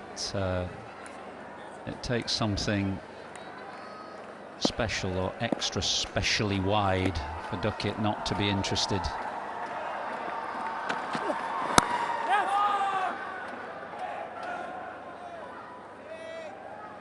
So Sajid Khan then, the off spinner, you reckon, Amir, and he's quite quick through the air, isn't he? And he's got the ability to flight the ball as well. And if, as a spinner, you want some response from the surface, you need to bowl slower and you have to toss the ball in the air. And when you talk about Numan Ali, the left armer, is quicker through the air. He can do the holding job.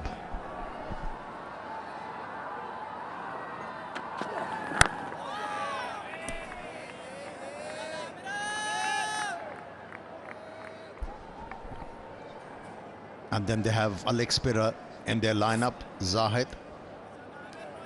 But he's not comfortable bowling with the newer ball. Here's another option. Saim Ayub can rotate his arm.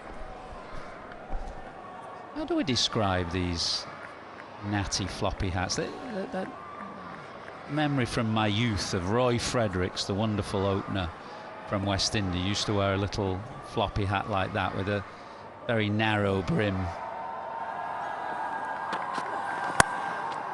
Cut away by Ducket, who gets off the mark in real style with a lot of conviction. England 5 from the first over. Now just hold the phone a moment. With these, with the third umpire being in command of no balls, it takes a little while to communicate the overstepping. This is a good shot.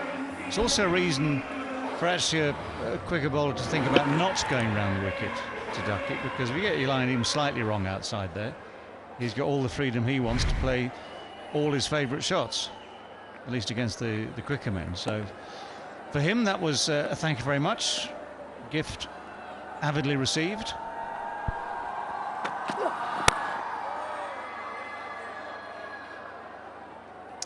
Over finally done, 6 from it. Ducket just looking suspiciously at the pitch.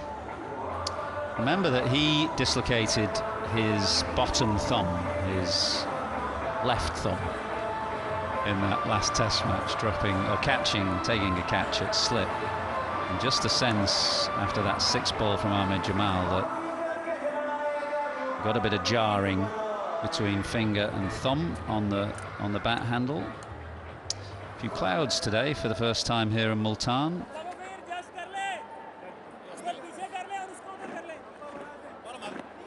It's not exactly Headingley in April, but there is some cloud cover today. It's slightly cooler.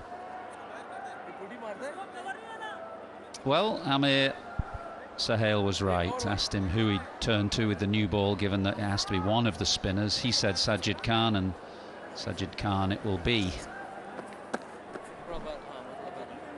I remember the days India used to pack their side with spinners. They had some great spinners, of course, back in the 70s, early 80s. And someone like Sunil Gavaskar would bowl 2 or 3 overs, medium pace, just put a bit of wear onto the ball, and just hand the ball to the spinners. There might be someone like, I'm just guessing, so an Abid Ali or someone at the other end.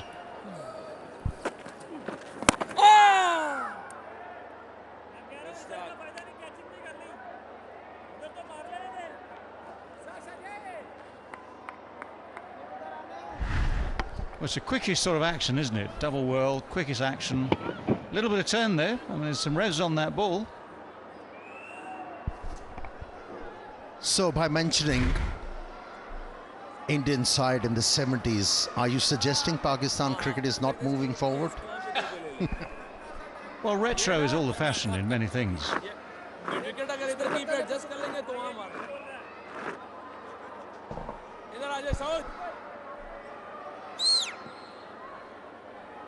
Duckett's going to be a really important player against the spinners for England. Pakistan would dearly love to get Ducket early. Low bounce pitch, good player of spin, ability to sweep and reverse sweep and really put the pressure on the spinners. I suspect he's going to be a very important player here.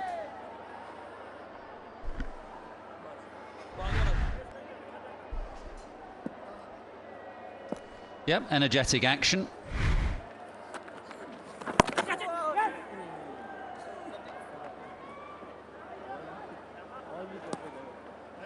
Yeah, the thing about, as a batsman, any new bowler of whatever ilk, you just need to take a little time to get used to the sight of him, as it were. Just the way he releases, the actions of the hands. Could start this to Crawley. The first ball he bowled to him definitely spun, although it was very full. This one just went on with the arm and beat the outside edge. Yeah, looking to bowl outside the off stump.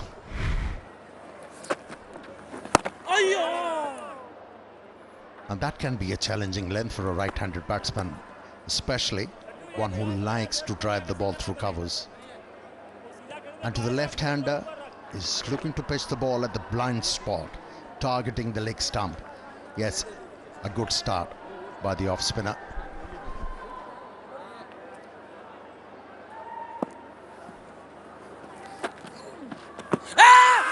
No, going down the leg side. It's got to straighten a fraction from round the wicket. But that is an interesting and promising first over from Sajid Khan. 9 for none.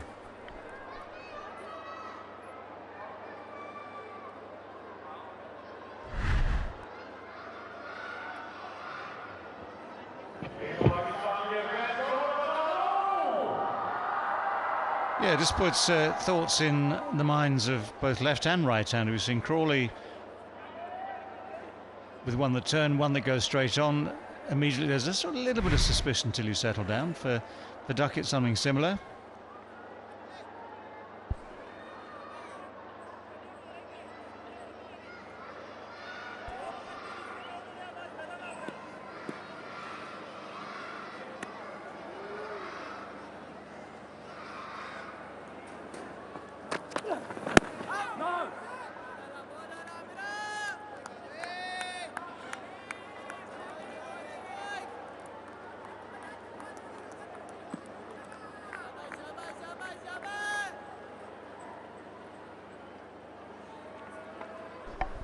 Shan Masood has to use Amir Jamal intelligently. We saw English captain using the faster bowlers when there was some reverse swing available.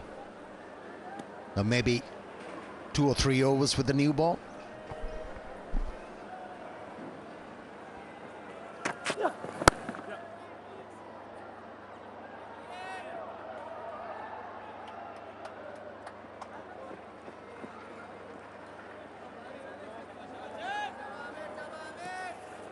Another one.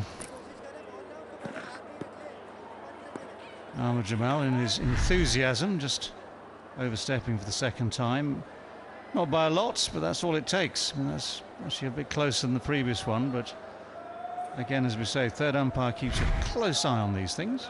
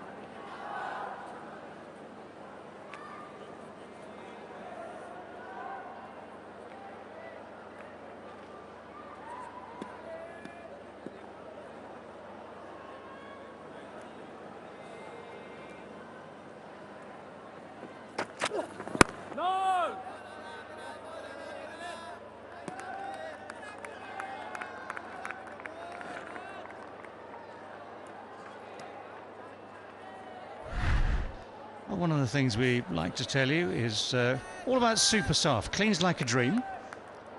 And we just remind you, please, to practice safe laundry or soft laundry at all times.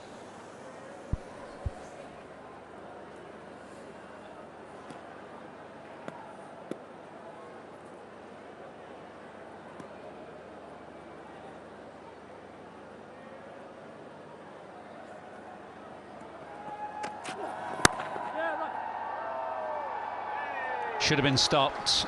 It was a really poor bit of fielding that at mid-on.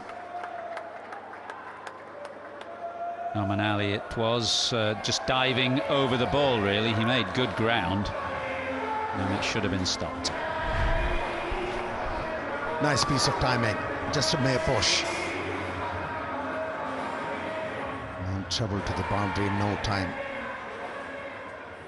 A better effort was required from Nouman Ali. It was on his stronger side, the left-hand side.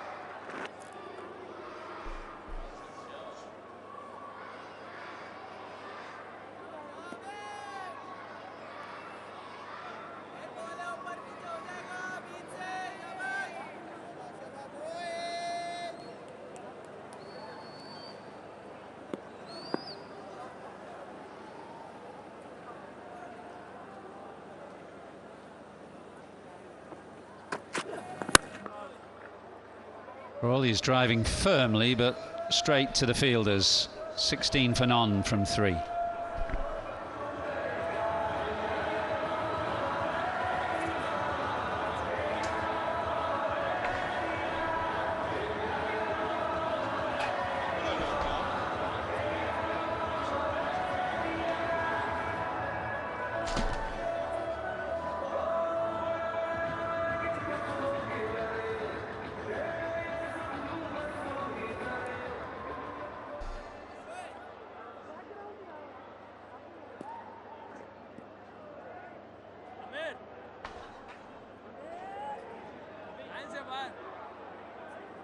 और दौड़ के चले जाओ।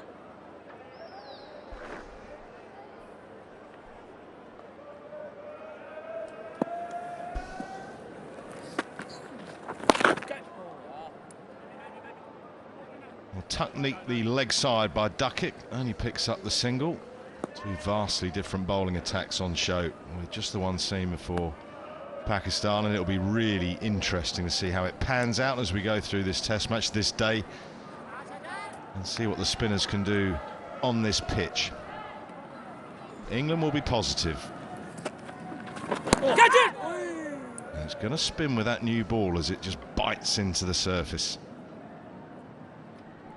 I think you've got to be slightly careful of the square bat shots, not the sweep, but just like a cut or a late cut, or even that shot Crawley just played, because he's quite short and the ball will stay down at times. So just something to be wary of, the little skiddy low one.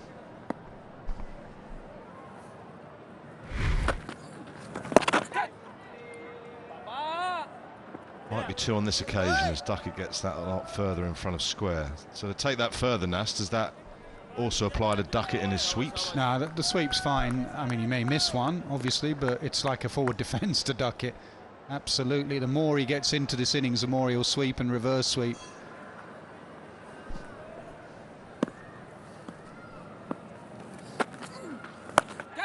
There is the sweep. The man is out there, but he's not in the right place and away for 4.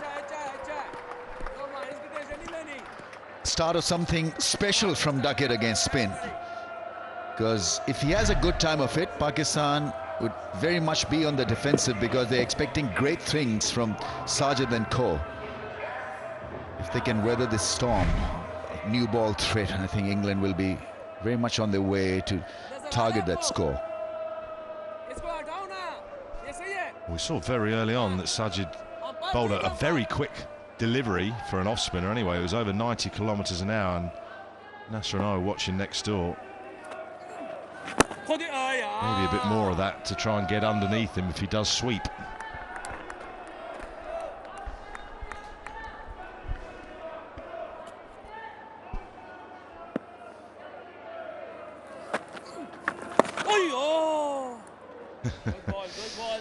Rizwan, as usual, animated behind the stumps. 25 without loss from 4. England scoring it better than a runner ball. And that is what they will try and do, put pressure back on the Pakistan bowlers. And with the selection, 7 spinners and just the one seamer, it's slightly one-dimensional.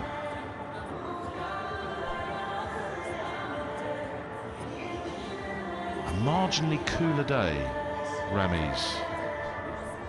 Definitely. Advent of winters, not so much here in Multan, but you'd feel a little bit of chill in the evenings in Islamabad. You're telling me I should have packed a jumper? No. Well, this morning it was lovely conditions out there with the cloud cover, which we've got now actually. Just during the lunch break, the sun came through and it was real hot again. Right, Noman Ali, who contributed with the bat. Now his turn with his left arm spin.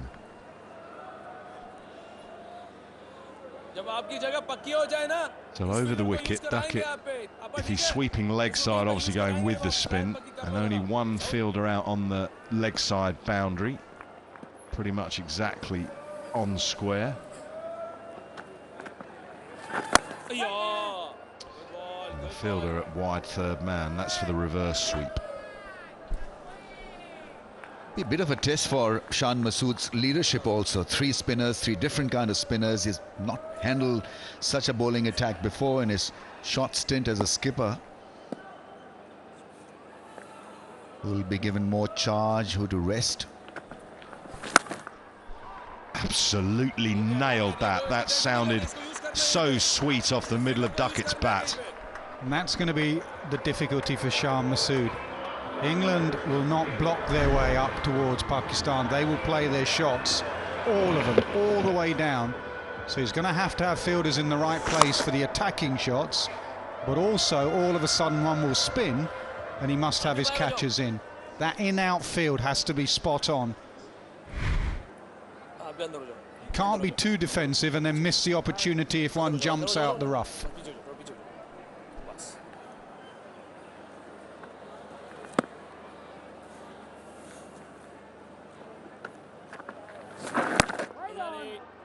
You'll be wasting your breath if you're looking to flight the ball. Noman Ali has got to be just a little bit more flatter, even though that last ball was around 90 clicks.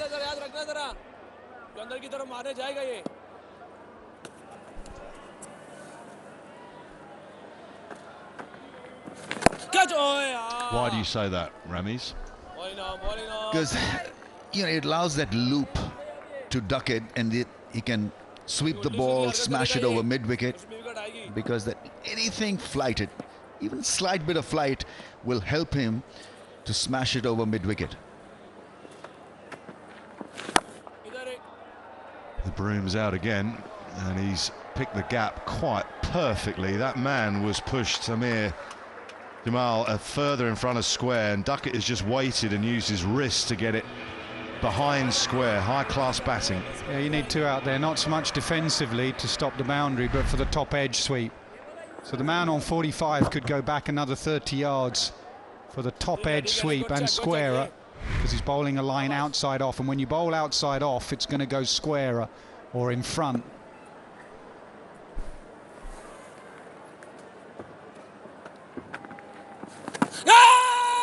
Well, I think there might have been a bit of bat or something involved, but it eluded. Short leg, 33 without loss.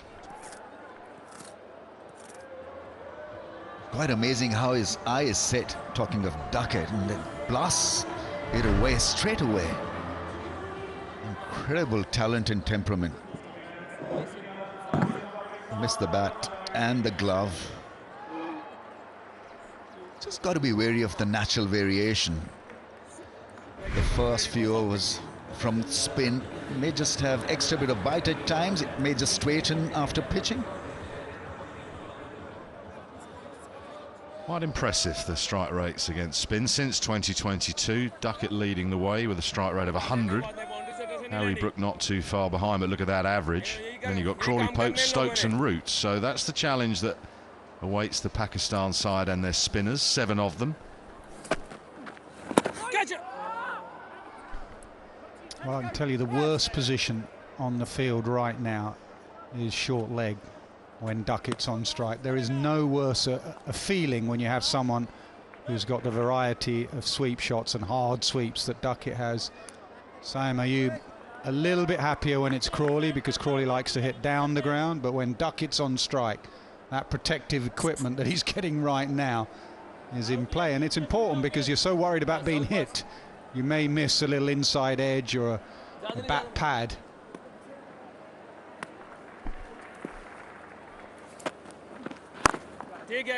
Lovely from Crawley, a little advance down the pitch. He's a tall man with a long reach anyway. The outfield's got a little bit quicker who's gone through these test matches. 4 for Crawley. Yeah, we showed those stats against spin. It's not just how good they are against spin, but the variety in the way they play. So a tall man, Crawley, gets down and hits in the V. A short man, Ducket, stays in his crease and sweeps and reverse sweeps. Left hand, right hand, tricky for the bowlers.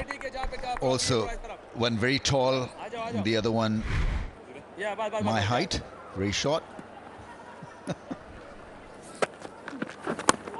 You're towering over Ducket, my friend. I think you should have a special Ducket short leg, which will be short square leg. That's where you probably feel a little safe. But you've got to alter your links when you're bowling to Crawley and Ducket, both very different in style, execution, and in height.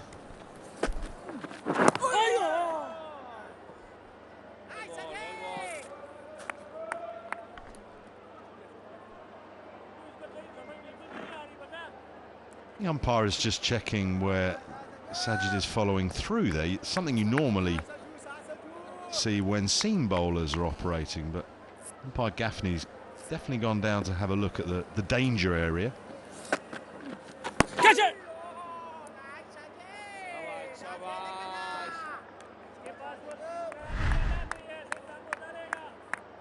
Does he run into the danger area? Maybe it's just when he leaps after he's delivered that right foot.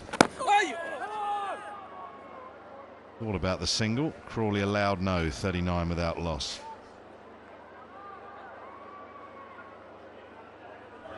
Going at a good pace, England. 39 without a wicket. Pakistan wanted a kind of a quiet start from England so that, you know, their spinners can come into play into this game. But that's the challenge. England will be relentless and Pakistan will have to find a method, a way where they can quieten the destruction bit.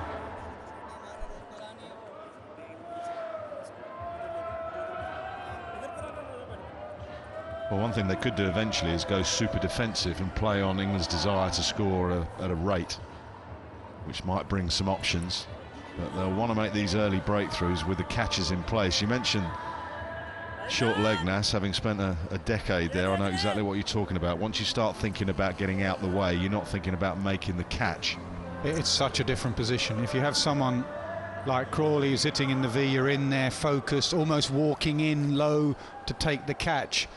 If you got someone like Duckett now on strike, you are on your heels and you are worried about pain.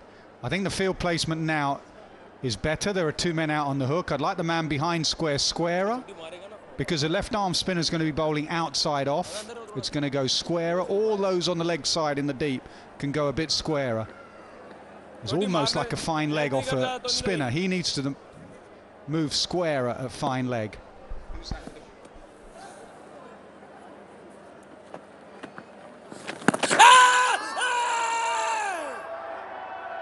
Well, he's a long way outside the line of off stump.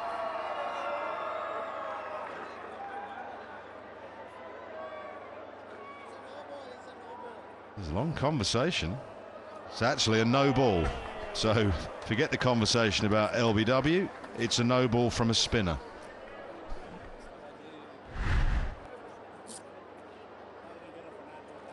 Let's hope that Noman Ali and his other mates in the spin department are not rusty, because let's not forget, show you the stats of how long it has been for these spinners to have been engaged for Pakistan playing 11, or for Pakistan in the playing 11.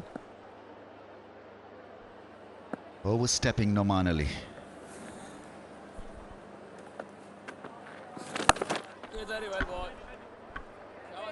Placed it again, might get two, comes back. No, he doesn't. Decided against it. Good call, nice throw right over the top of the bails.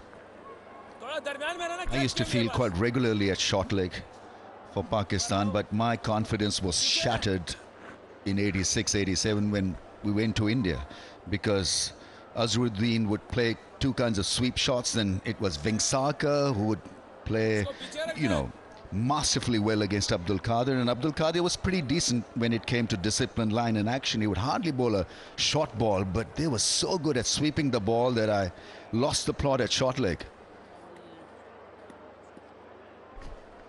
You got a shelf life, I reckon, at short leg. Rambo, that happened to me as well.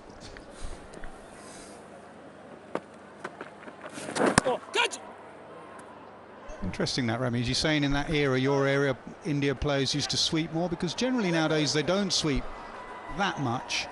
There is the odd one that sweeps. No, I mean the middle order swept.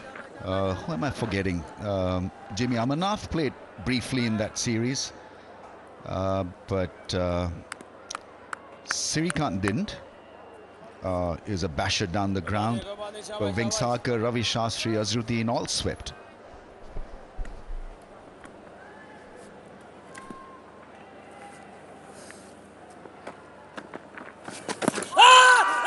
That's a beauty. Umpire Dharmasena is not interested, but that is a wonderful delivery. Not much of a conversation, and the DRS timer ticks down. Rizwan says no. Captain agrees.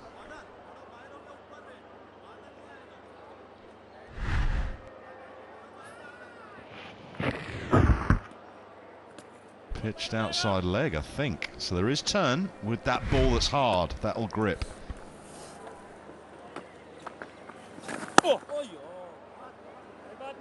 Not just the batsman that you got to think about when you're fielding at short leg, it's who's bowling as well. I spent many years playing with Ian Salisbury and Saqlain Mushtaq. Let's say Saqlain was a little bit more accurate. I could have fielded at short leg in my pyjamas for Saqlain. I had to put the suit of armour on for Sols. I know. I mean, leggies are difficult to feel at short leg, you know. And they're supposed to bowl a bat ball. I think that's a given also. So you're in the firing range, and it's quite an acceptable norm, unfortunately.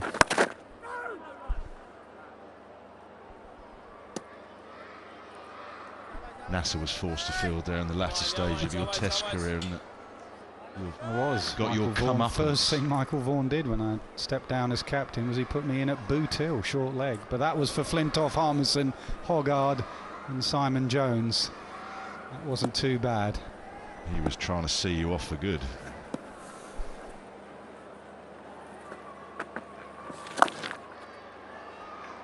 Sweep again, placed again, timed again, 4 again for Ducket. Terrific shot.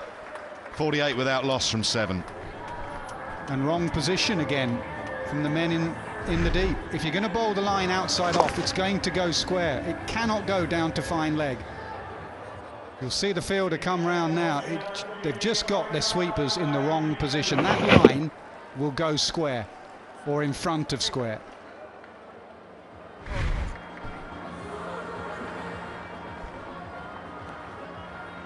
Well, they've formed quite some opening partnership, have Duckett and Crawley. Very contrasting stature and style, and of course right and left hand, but they complement each other beautifully, and they've got England off to an excellent start. Small sample size, just 7 overs, but 48 without loss, rattling along at just shy of 7 runs and over.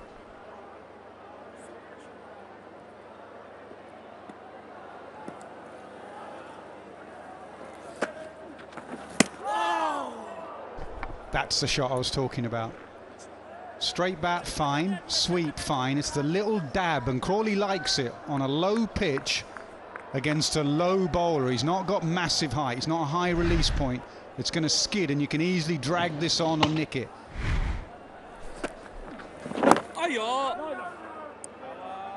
Just hasn't quite picked the length on occasion, Zach Crawley. A man of great height with a big stride if he needs it. He's just been caught a little on that back foot. Yeah, a little uncomfortable stretching forward. Well, it's Crawley's turn to sweep, but just for a single. Perhaps Pakistan could think of putting a silly point in there. Take point in closer, get him catching. Even more doubt when Crawley's playing off the front foot. And he might, exactly as Nasser was saying, just try and force something past silly point away to the boundary. Yeah, you'd like Shan Masood to impose himself as captain here. I look down on the pitch, and sometimes you think Rizwan's captaining, or Barber when he was playing in the last game. Rizwan's standing there waving his arms round. So what Shan needs to do now, Shan Masood, run out chance. Crawley's a long way down. Now, did he just disturb the stumps? That's what they got to look for. Did he disturb the stumps as the ball was on its way? Shan Masood is not happy chappy. He was at mid-on. Review for a run out at the bowler's end. Can I have your side of replay, please?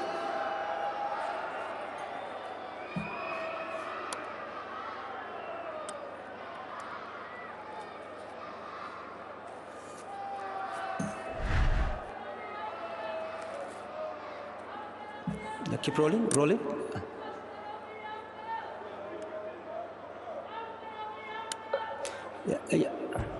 Yeah, keep rolling. I can see the bell slits up, but keep rolling it.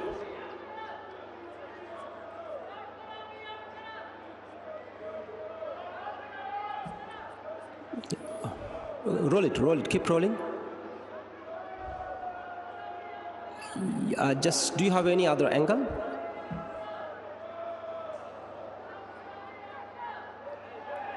Yeah, roll it. I can see one bell's lit up. Yeah, roll it from there. Keep rolling. Just roll back once again, just roll back.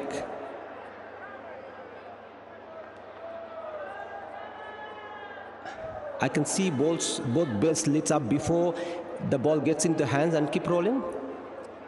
Keep rolling. You roll it, keep rolling. He hasn't taken the wicket uprooted, and roll back just once again for me, please. Yeah, keep rolling from there on again.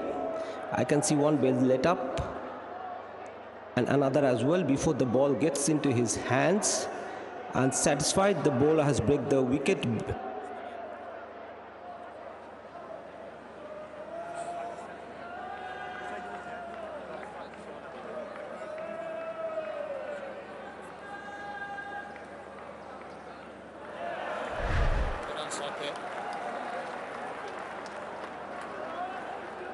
Well, it's a mistake from the bowler who broke the wickets prior to the ball arriving, then didn't take it cleanly and sort of palmed it back on to middle stump. It was interesting what the third umpire was having to adjudicate on there, because the zing bail on the left of screen seemed to come out the grooves but not light up. Then the one on the right did light up, and then they both lit up. So the sink was a little bit out, but fundamentally the wicket was broken by the arm of the bowler prior to the ball getting there.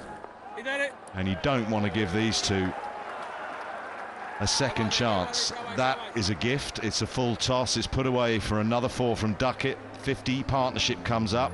The 11th 50 opening partnership between these two batsmen. Wasn't such a great ball, maybe reeling from the fact that there was a run-out opportunity which he messed up quite badly. I think Pakistan need to just calm down a little bit in the field. They've been overexcited, almost to the extent of being hyper. Oh yeah, Sam Johnny.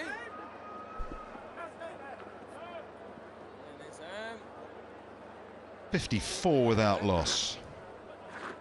Not often you see these two have a mix-up running between the wickets. They get on very well on and off the field. They have a great understanding on the field, and Crawley would have been 3 yards gone if the bowler had taken the ball cleanly, and he didn't. Complete and utter fumble in every department.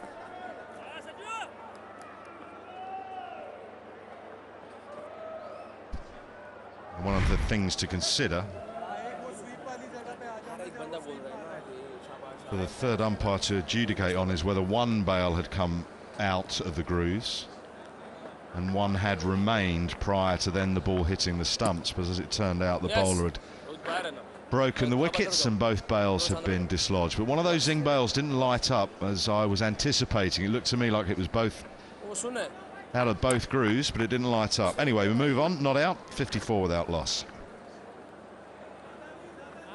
Still some adjustment on the leg side field.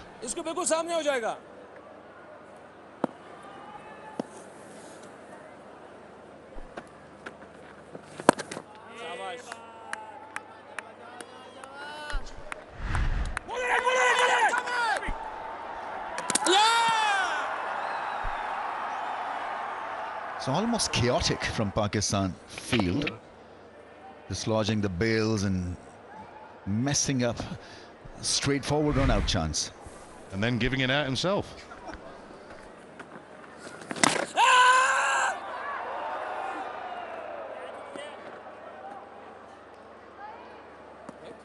think you're right. They might need to take a deep breath. Calm, deep breaths.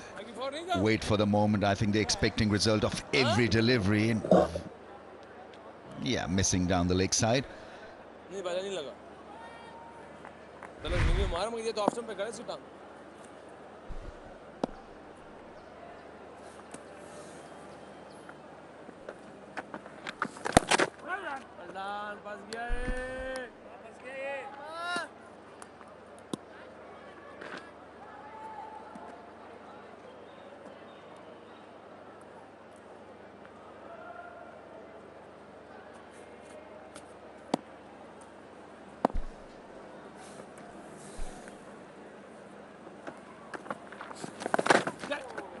Little scoop, effective scoop, premeditated, will certainly bring a couple. So many good things to like about this batting from Ducket, because he's one step ahead of the opposition in direct solar energy. They've got it. I think Ben Duckett has got it as well. He's maneuvering the field. He's pushing Pakistan on the back foot.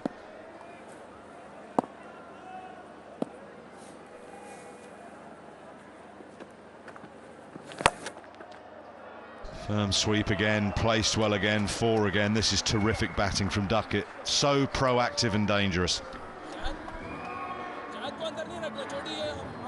I mean, something for the bowlers really to know and understand where to bowl, and I think they're missing the plot because he's not allowing them to bowl. Brilliant through that sweep area.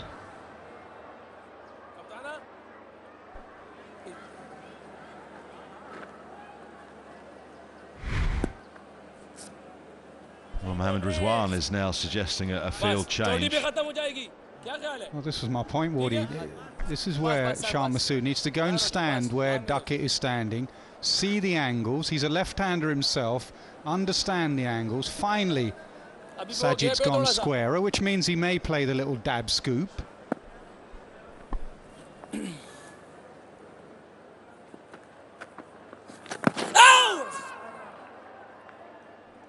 60 without loss.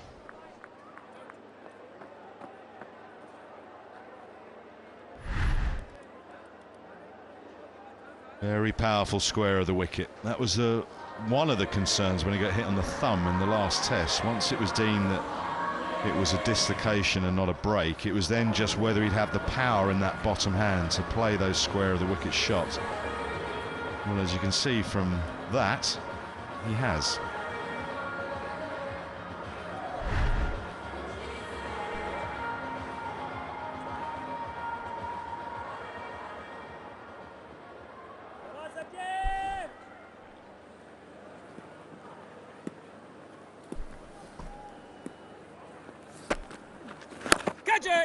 Now it's Crawley who's powered that into the leg side. It's going to go over that practice pitch and run away for 4. I mean, here's a problem for Pakistan. Who next? What next? The spinners have gone for plenty.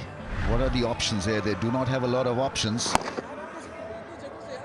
The spare bossing the contest.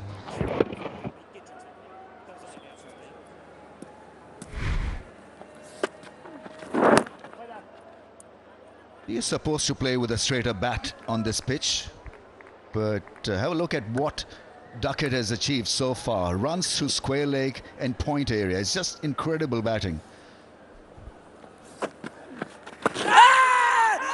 Well, that's close and been given on field. Crawley turns around as if, oh no, it's going down the leg side, no problem. I'm not so sure. He's going to have a conversation with Ben Duckett, and they're going to go upstairs.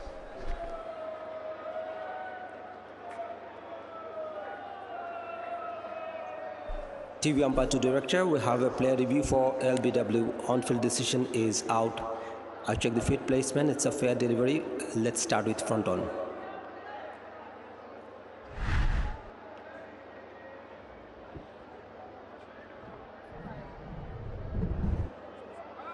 A ball passes close to the bat. Can I have outrage to check if there is any bat involved?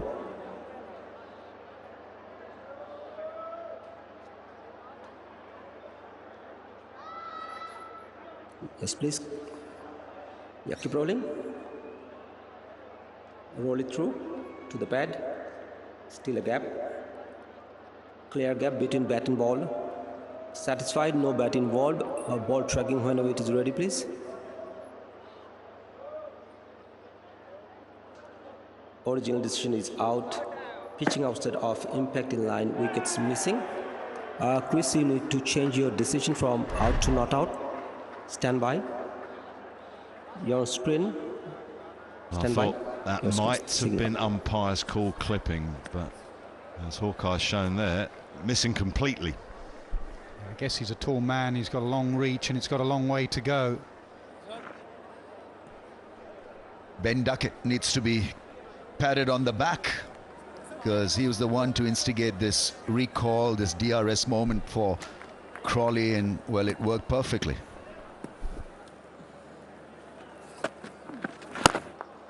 Good ball, good ball, good ball. Couple of chances for Pakistan and grasped. One through DRS, the other run out mess up. You don't want to give England a lot of hope, a lot of chances.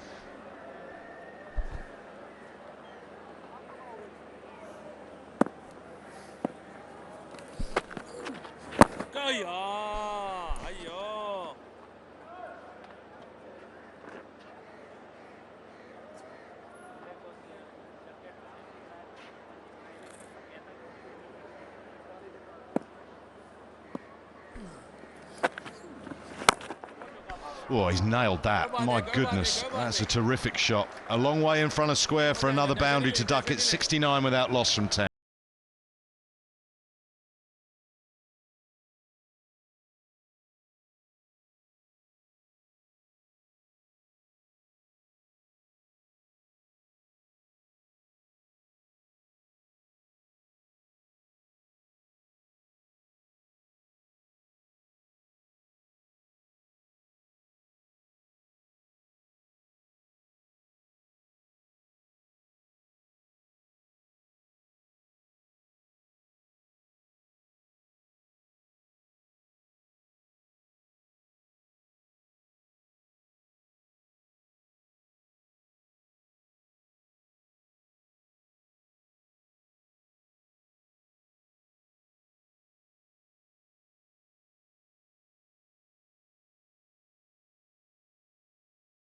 The crease. Pakistan spinners, remember, plenty in Pakistan's bowling lineup, yet to pick up their first wicket.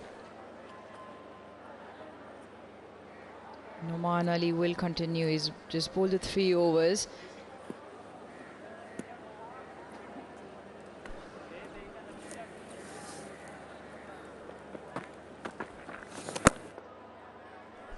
Well, they are such an awkward opening combination to bowl at. Crawley 6 foot plenty, maybe 6'5". Ducket 5 foot and a bit more than 1. Arouge. Ducket, who likes to play square and sweep. Crawley, who likes to play down the ground and use his feet. Very hard to bowl at. And when you think of the decisions that McCullum and Stokes have made in their 2-3 years in charge, decisions around these two are actually among the most important that they've made, bringing Ducket back to open in this series 2 years ago and keeping faith with Crawley when many wouldn't have, and they're reaping the rewards of those decisions here today and in the recent past.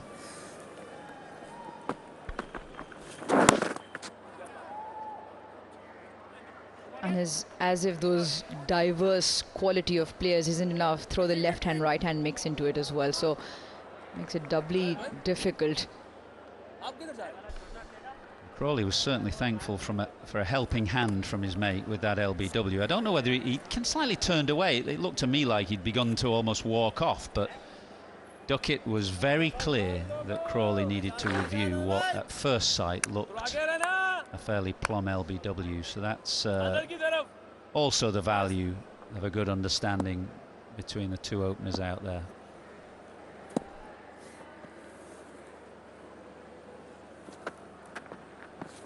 Catch it! Oh, yeah. Yeah, whether he was walking or not, definitely had a very quizzical look when he did eventually turn back and walk down to Ducket.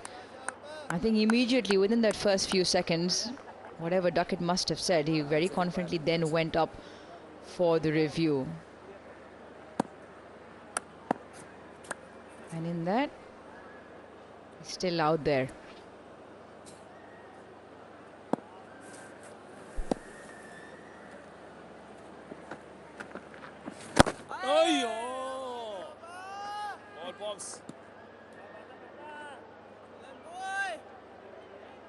probably one of the best sweepers in the world game at the moment. Ben Duckett. The wide range of sweep shots. Add in the reverse. In the areas of the ground he's able to access. He toys with the field. Overdone, it's 71 for none.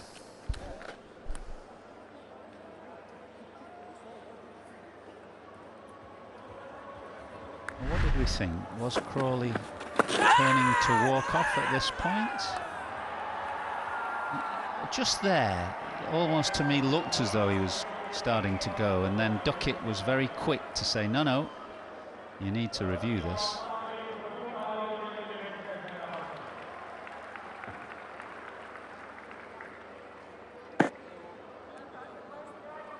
Yeah, tall man, so the ball obviously had to travel a bit more from the point of impact. Hawkeye suggesting it was missing. So a fantastic review.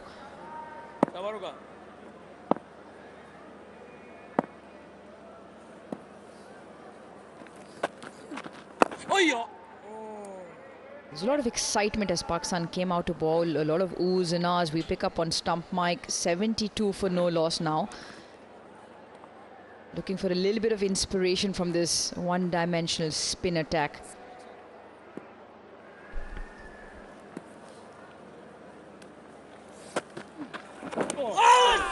Oh, that's a big shout. It isn't hit him on the back foot. A sharp turn. A little bit of bat maybe.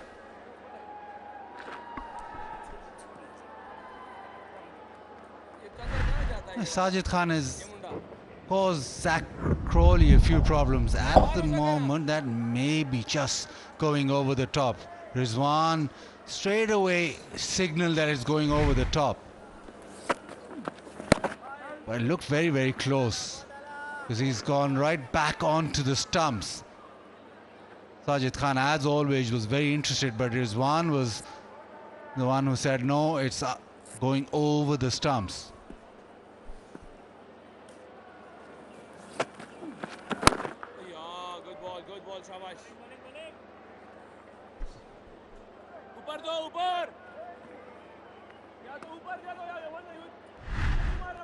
There you go, it goes right back onto his stumps. It does turn back, just slightly over the stumps. Very close.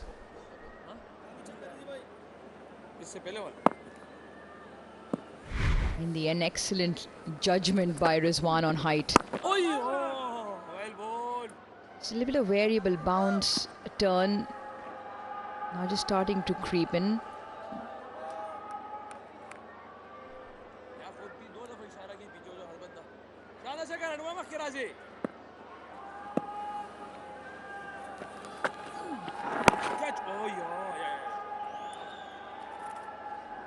.73 for no loss. That's the one thing that we overlook with the way that England bat. We always say that it's very difficult to start against spin, especially in the subcontinent, but the way that they bat, because they're so positive, almost puts the spinners under pressure.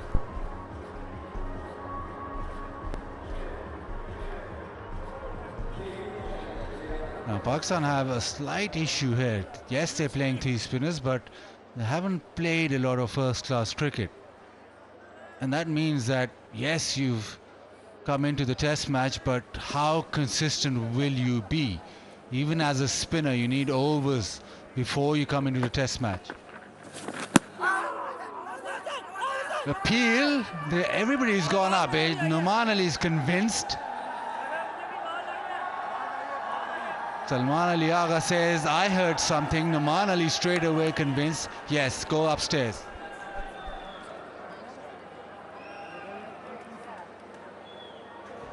TV umpire to director, we have a player review for caught behind. On-field decision is not out. I've checked the feet placement. It's a fair delivery. Front on first, please.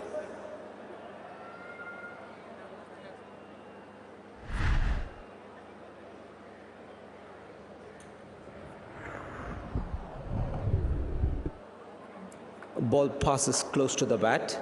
Can I have authorized to check if there is any bat involved?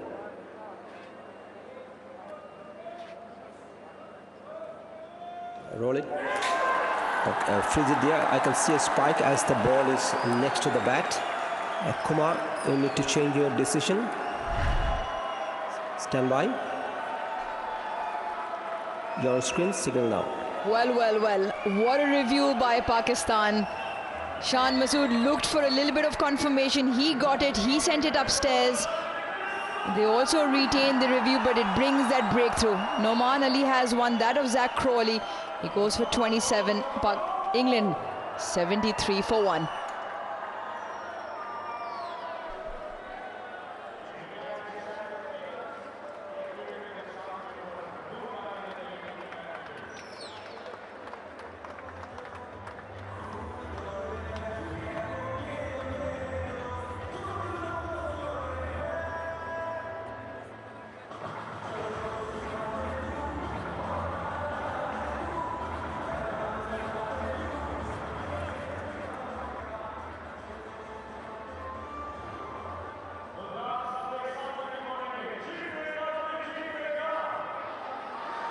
Ollie Pope now makes his way out in at 3. 2,881 runs. Big double ton to his name in best scores. And he comes out to face Noman Ali, who heard something, and he heard right. And not always a brilliant starter, Ollie Pope, obviously having missed out in the first Test match during an absolute run fest. He'll be keen to put that right here. What we've seen over the last year or two with Pope, that he can be a nervous, skittish starter. So very important from Pakistan's perspective and Noman Ali's perspective that they get these early deliveries right at him.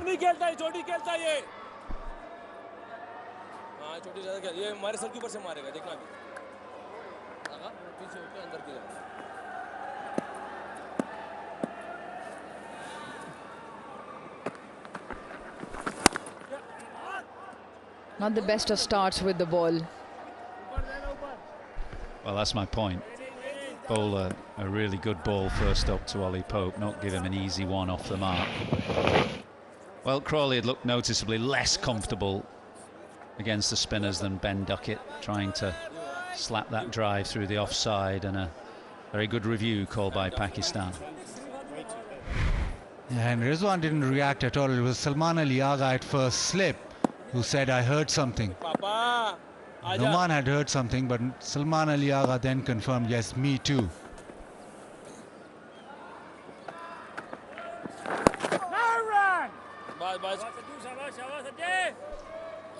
And after all that, actually Rizwan asked him, how did you hear that? But yeah, look, Rizwan hasn't reacted. Salman Ali Agha says, yes, I've heard something. Noman straight away thought it was out. And then Salman Ali Agha says, yes, me too. A reverse, and for 4. He continues on his merry way, toying with the field. Toying is the right description. He's got so many options, so many sweeps and reverse sweeps, whether he wants to hit them hard and square or fine. He manipulates the field at will. It's a nightmare to bowl at for spinners.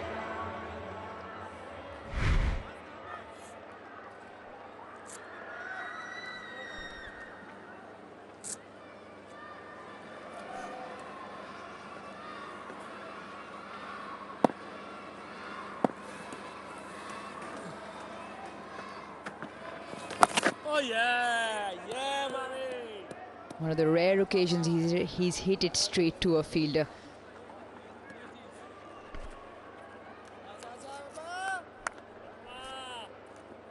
Bank Alfala, it's the way forward.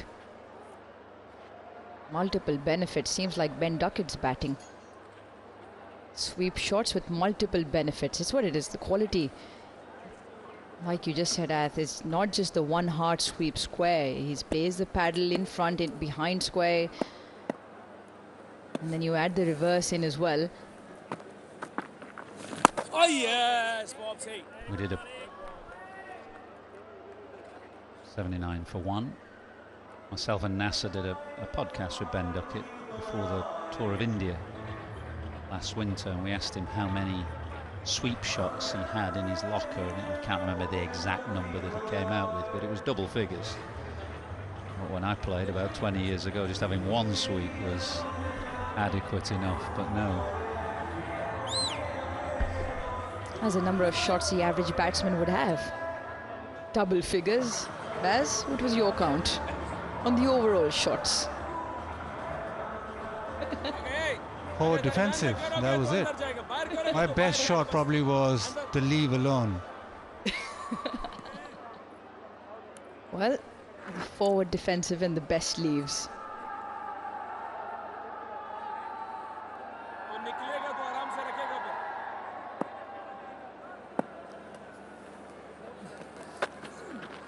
Yes.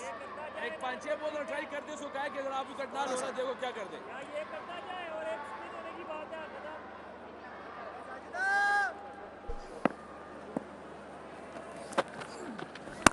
Yes शाबाश शाबाश करे इसको जरा ये कराओ पांच छह ball dot कराओ जरा इसको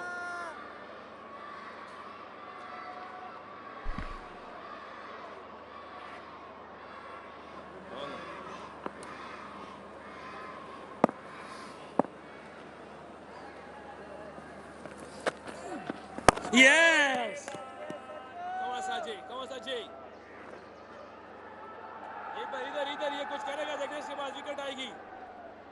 Well, if you're a Pakistani fan, you can pick up the commentary from Mohammad Rizwan behind the stumps.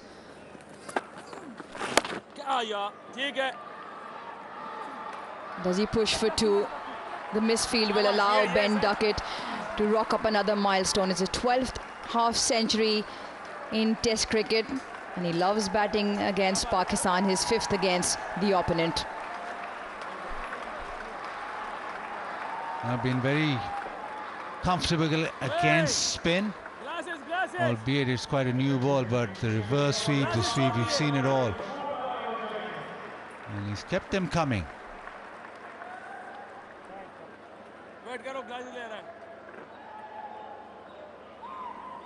चलो इधर ही करी जाओ शाबाश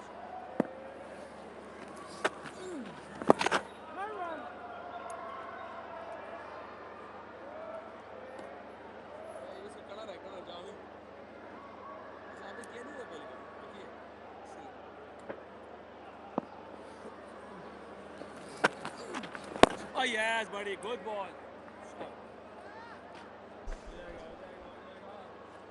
England 82 for 1. Well, it's good batting from Ducket because he's taking the strike, and what Shan Masood really wants at the moment is to be bowling at the new batsman, Ollie Pope. At some point, Shan Masood's going to have to think about bringing his leg spinner into the attack and mixing and matching. He's got all these spin options, but a bit like when a team plays 4 seamers or more, you can't always fit them into a session.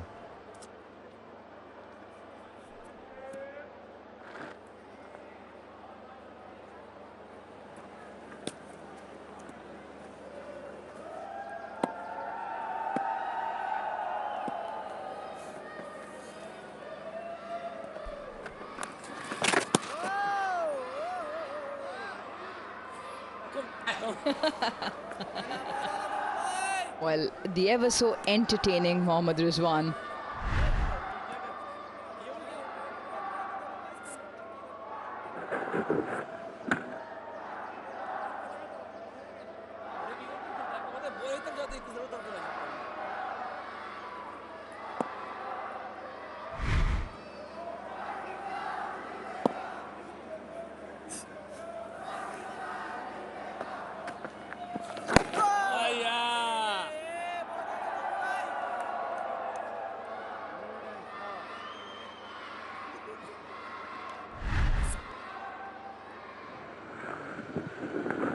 I just went after a wide one. It was given air. Zach Crawley decided to chase it. It's a feather to the keeper.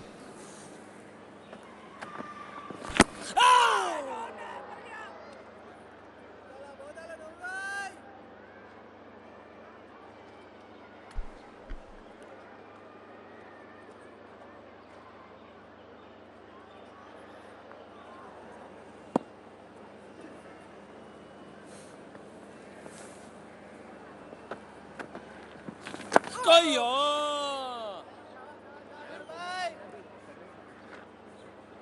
look at that field. He's trying to access that field with his reverse. Only one man back. Deep backward point. And Shan Masood, the other fielder, on the offside. Catch it! Oh. Shouts of catch it, but away from the fielder. Oh, well, we keep all the fans involved in our coverage as well. And courtesy Inverex, we bring you the facility to charge your tablets, mobile phones, get involved, enjoy this action.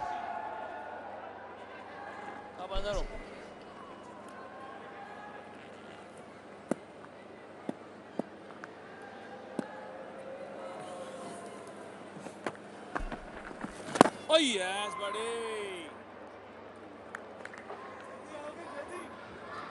83 for 1.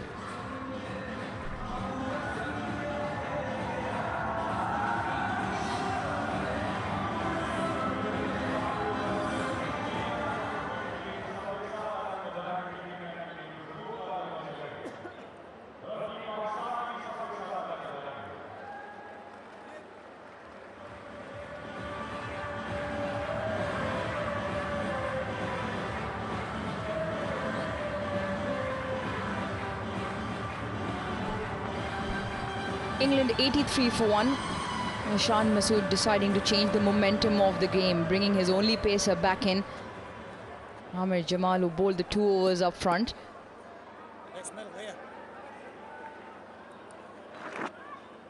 Bowled his heart out in that first test, bent his back, scored runs. Pakistan will be hoping he can provide another breakthrough.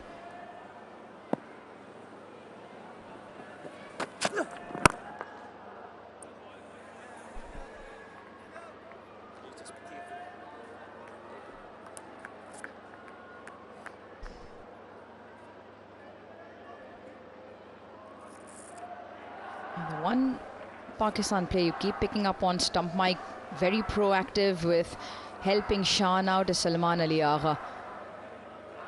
But as you mentioned, he was the one who told Shan that he also heard something with that nick to Zach Crawley. He's always there trying to get the fielders in the right place, aiding the captain.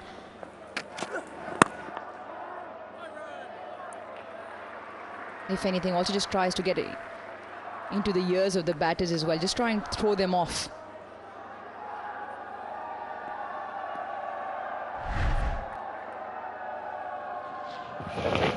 Here's that one again, and Noman definitely heard something. Rizwan didn't move, but he provided that vote. He said, let's go upstairs and have a look.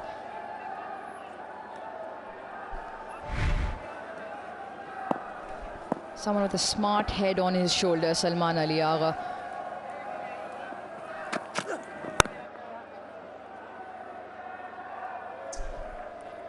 It's an interesting call to bring Amir Jamal back at this point. I'm just thinking of the way that Stokes handled England's bowlers when he bowled spin for the most part until the ball started to reverse, and that wasn't until about the 46th, 47th over.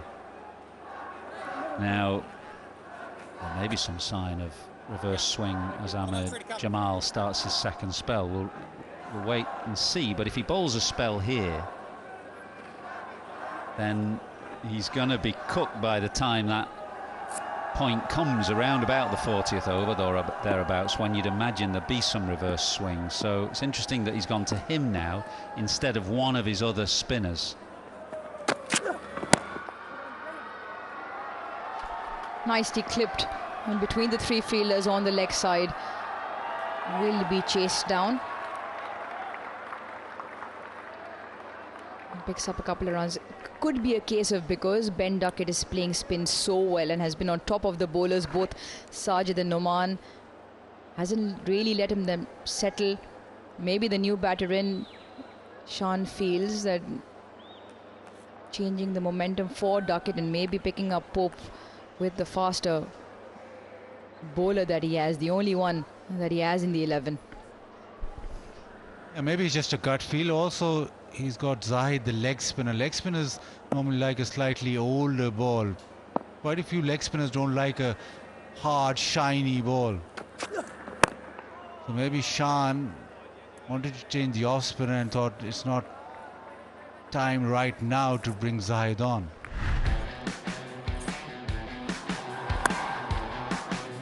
He's going to look back on Pakistan with great fondness in years to come. Ben Duckett, it was here where he relaunched his career 2 years ago. First of all in Rawalpindi and then Multan and Karachi, and that has allowed him to establish himself again as an England opener. And he's enjoying these run-soaked conditions again.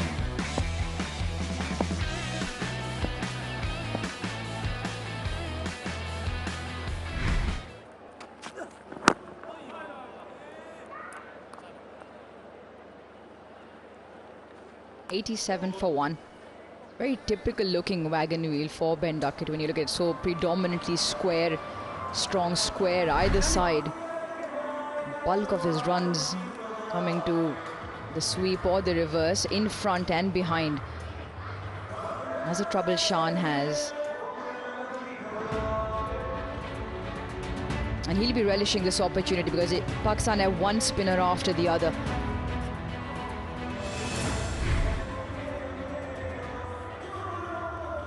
Not just Ben Duckett, pretty much the entire England batting lineup likes to bat in Pakistan.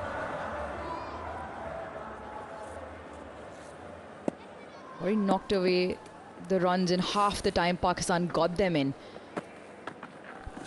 Oh yeah, good ball, good ball. England raced to 87 just after the 15.4 overs. It took Pakistan 31 and a bit overs to get the same number of runs batting first.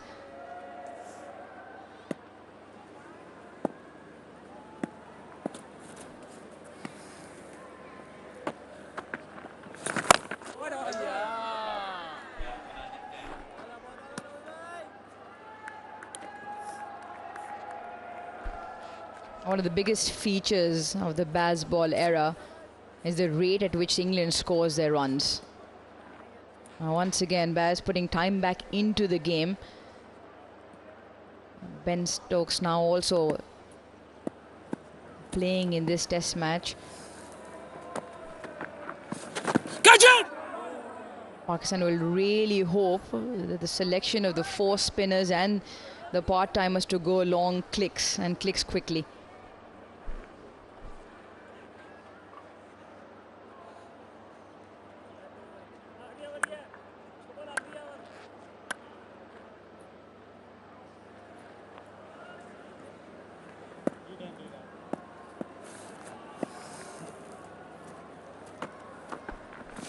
Oh yes.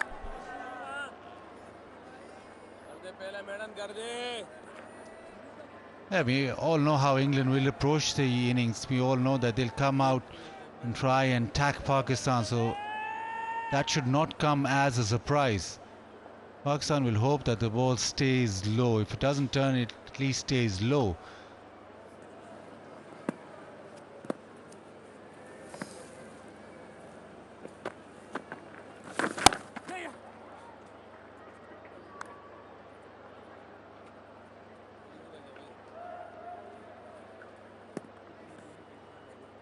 Just coming towards tea time, it's the ideal opportunity to get to the lounge and have a Tapile tea moment.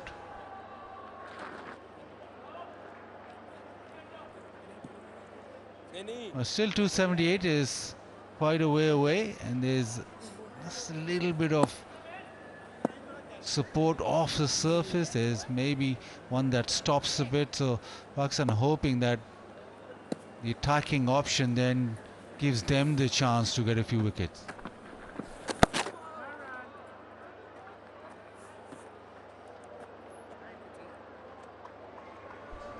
England 88 for 1. As the second session here on day 2 also concludes. Players walk off for tea.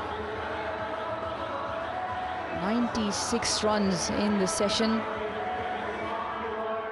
And the run rate definitely takes a big jump. It is because of the way England have batted in the first 17 overs that they've faced. 96 in the entire session. Pakistan spinners were able to make the initial impact of picking up that 1 wicket of Zach Crawley. Taken behind the stumps to Rizwan of 27. Ben Duckett with another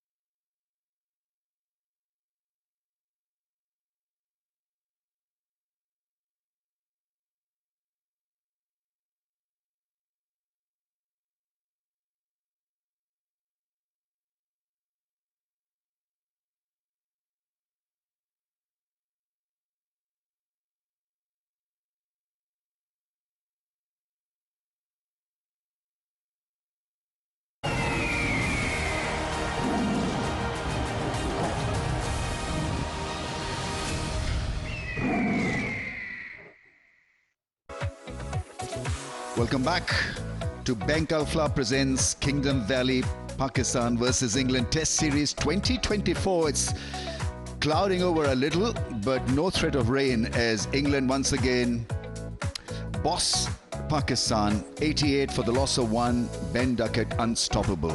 53 of just 60 balls. He was supposed to play a careful hand, not to be, because he's just going to follow his instincts and be brutal, especially against spin. This guy is so special, naturally gifted, doesn't want to lose. There's this no fear approach towards batting, and his batting against spin is awe-inspiring. Really is something special. What a great talent he is. An absolute must for Test cricket, because we think that England are an entertaining Test side, and he leads them into action with some breathtaking improvisation.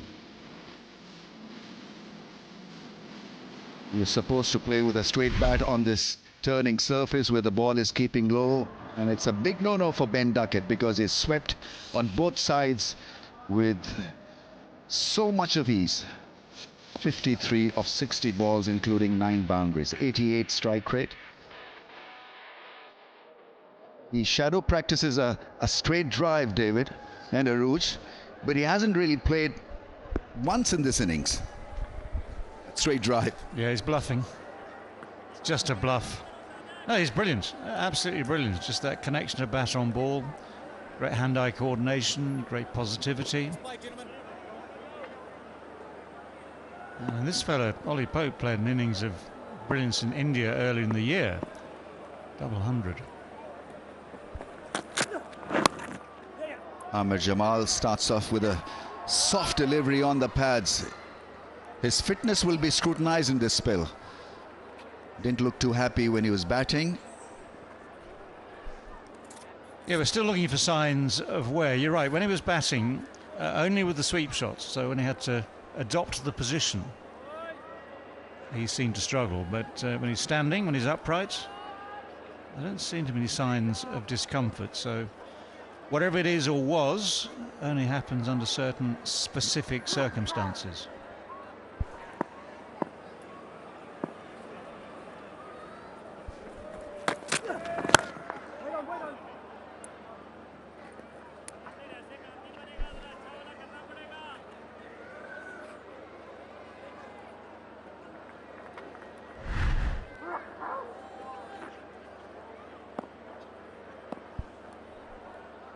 So the run-up is steady.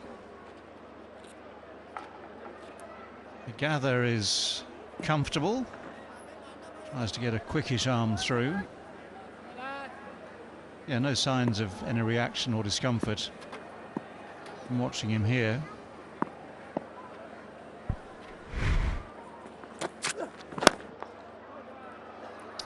Yeah, the feeling has got to be extremely good, because that's the other way of putting pressure on England, to feel well, stop the 1s and 2s and boundaries.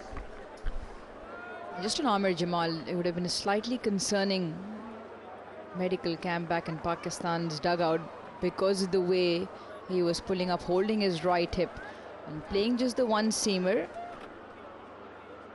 Massive positive sign for Pakistan. He's come out and he hasn't looked hindered at all.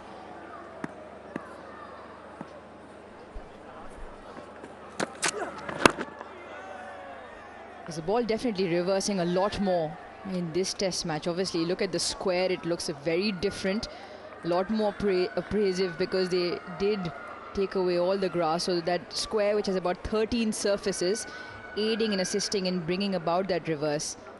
We saw England around the 45th over mark when the ball did start to go. So when that does happen, he will become key. This is slightly shaping in with the shine, so definitely some reverse.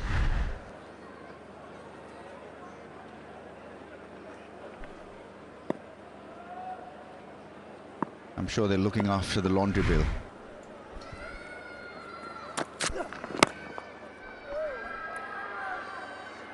a lot of work goes into taking care of the ball in terms of moisture that you can find, in terms of how to shine it. We saw Joe Root finding extremely innovative ways using Jack Leach's head.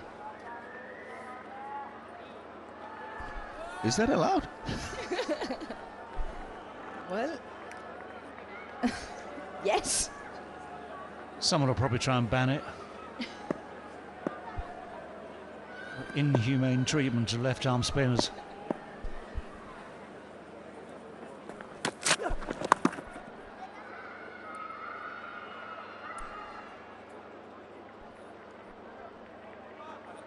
End of the first over after the break, 91 for 1. It's also a skill and an art to look after that ball if you want to bring reverse swing into play, because you don't want to get moisture on the side of the ball, and when you're trying to reverse it, so handling of the ball becomes very crucial. A lot of teams have at least one or two players designated where you pass the ball to them, make sure they don't get it into their palms, which can be sweaty, so hold it carefully in between the fingers. And they're 91 for 1, trailed by 275, and they've got the runs in quick time. And batting at over 5 runs per over.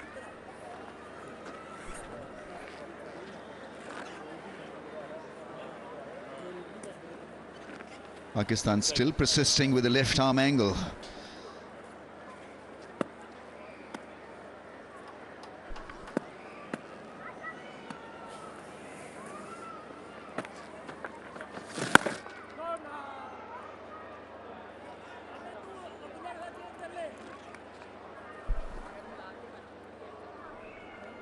No signs yet of Zahid Mahmood, the leg spinner.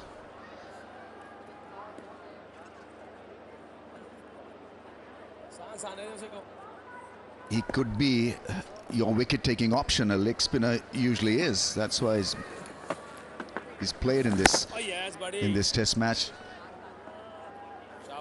But you've got to lead him well, because leg spinners can leak runs, and there are certain leaders who do not like runs to be given. I don't know how Shan Masood will handle him, because I remember under Javed Miadad, Abdul Qadir hardly played because Javed felt generally that he was being too expensive. Whereas under Imran, sharp single taken, he was a permanent fixture of the playing 11, and not only Qadir but also Mushtaq Ahmed. So we probably were the first side to play 2 leg spinners in a one-day game, because Imran felt that he had a couple of wicket-taking options in Test cricket and ODI, and so he wasn't really pushed when runs were leaked off Abdul Qadir's bowling. Yeah, I thought both were fine bowlers. I played against Abdul Qadir. Very much enjoyed it. He had all those varieties. He loved bowling.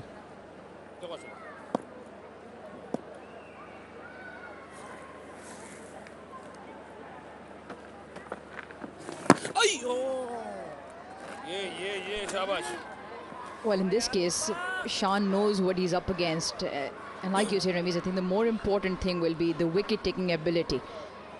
He knows his leg spinner will go for runs. It'll be the first time we'll see a wrist spinner in action in this series.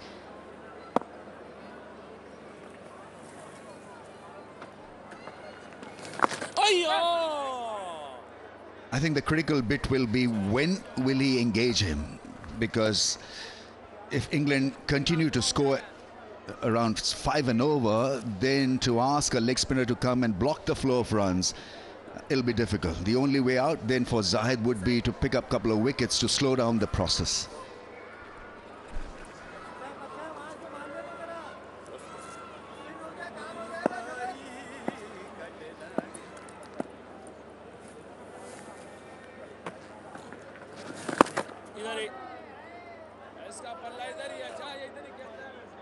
.93 for 1.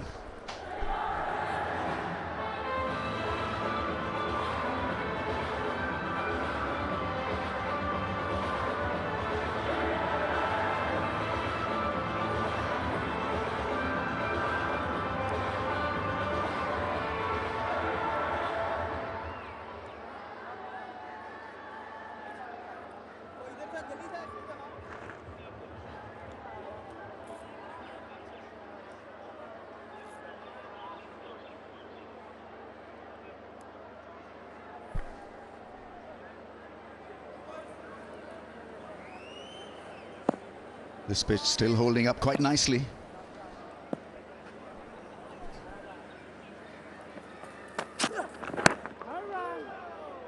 You've got to adapt as a bowling side. So this is day 2 pitch. What happens now in this last session? How will Pakistan read the script? How will England read the script? And day 3 then becomes that much more important. I felt that day 2 could be the moving day, actually. It hasn't felt like that. If anything, so far it's moved in England's favour, Ramiz. Obviously, it'll be important for whatever plans Shan has with his bowlers. It'll be important for his bowlers to execute as well.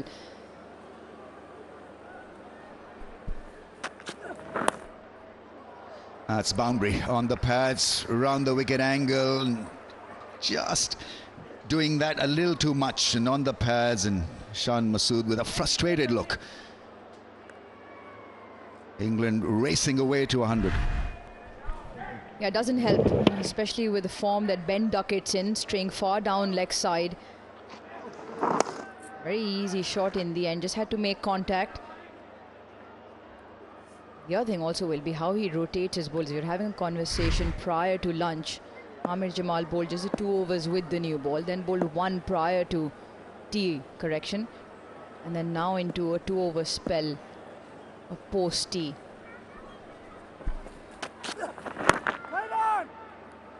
Very good timing. Beats the man at square leg, at least 2 if not 3. That's good running.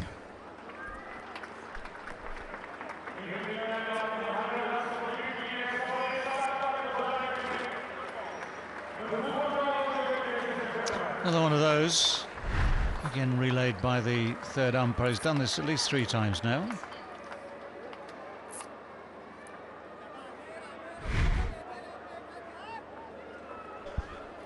Brings up the 100 for England as well. Just the point I was trying to make, it'll be very important for the Pakistani bowlers to be disciplined. Yes, England will come at them and will come at them hard, but that doesn't help. The straight down leg side, the overstepping. It's the 3rd time he's overstepped now, Amir Jamal.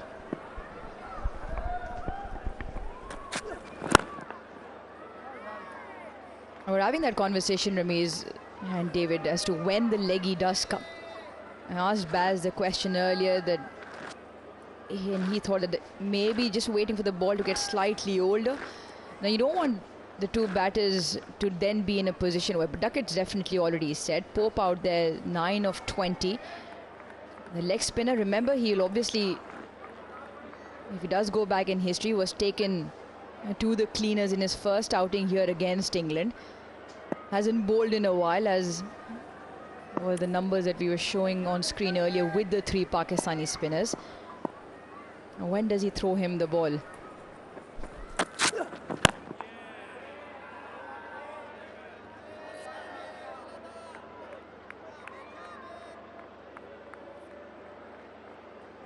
Super soft. England's batting has been super soft as well.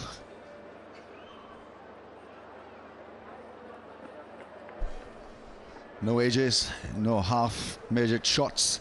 They've been very positive. I think he probably, Zahid would want to bowl with a ball that has a bit of life left in it, rather than it becomes absolutely like a vegetable. Kookaburra tends to be like a veg after 30-40 overs.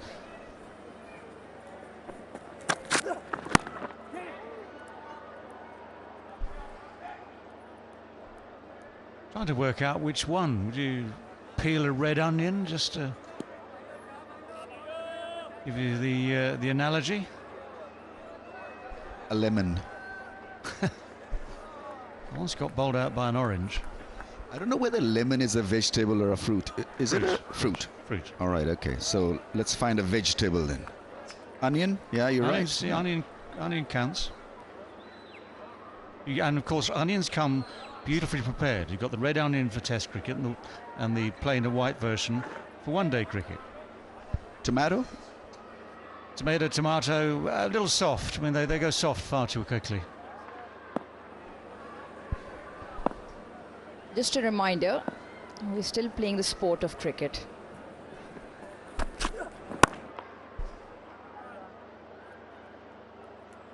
102 for 1. What is this, a grade 4 English literature lesson?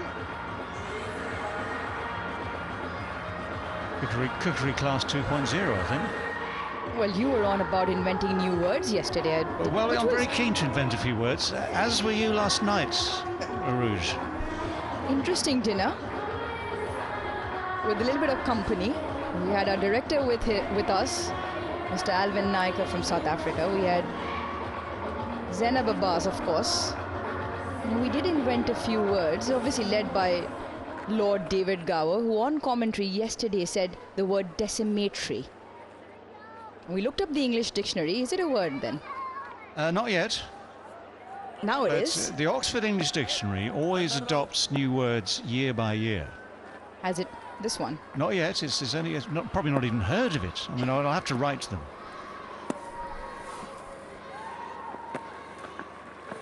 Oh yes, buddy. More original in style, the right-hander compared to Ben Duckett.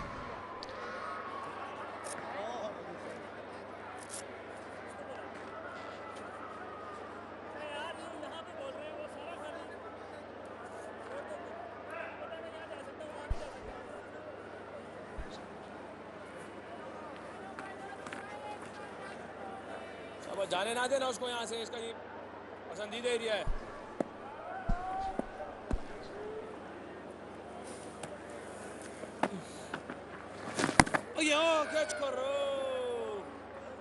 That's a comfort that Pope will have when he's batting with somebody like Ducket, because Ducket goes at a speed of lightning when it comes to scoring quickly, and Pope can take his time. Yeah, it's very valid. Pope, if he gets into the mood, can be very similar to Ducket, actually, when against the spin, with sweeps and reverse sweeps. I mean, the thing about Ollie Pope, so the current theme is he can be a nervous starter. It was mentioned earlier when he first arrived at the crease, I think by Michael Atherton. And then once he gets into his stride, the strokes start to flow. And that innings, I referred back to it against India early in the year, where he swept his way on both sides of the wicket to a double hundred. That was outstanding. It was a bit of a lone effort.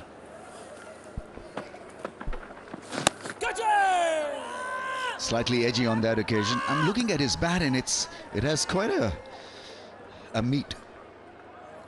And I think for all those youngsters, you know, looking for a right bat, and I think to play spin, you can have a heavier bat.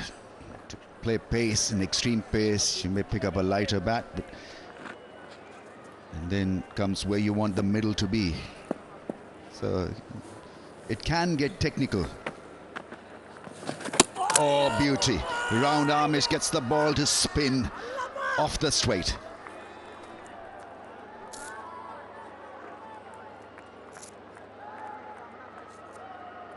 Well, Pakistan will be hoping to see a lot more of this. But the evidence the first day and a half of this test match says that these have been the exception rather more than the rule. This is a beauty.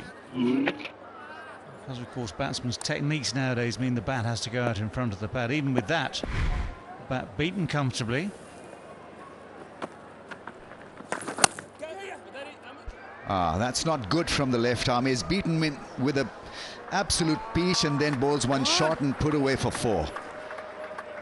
Bit of an anti-climax to end the over. 106 for 1. Yes, Naman realised that straight away. As the bowler, you know, when he leaves the hand, you've got it slightly wrong. As a batsman, what Pope has done here, which is really good, is put out of his mind the fact that one has just turned and bounced and beaten him. He's reacted to the next one, where he's been given a little bit of a gift with that slightly short and wide delivery, and even though it turned as well, he had plenty of time to watch it. So, yeah, the frustration there for all to see on Naman's face.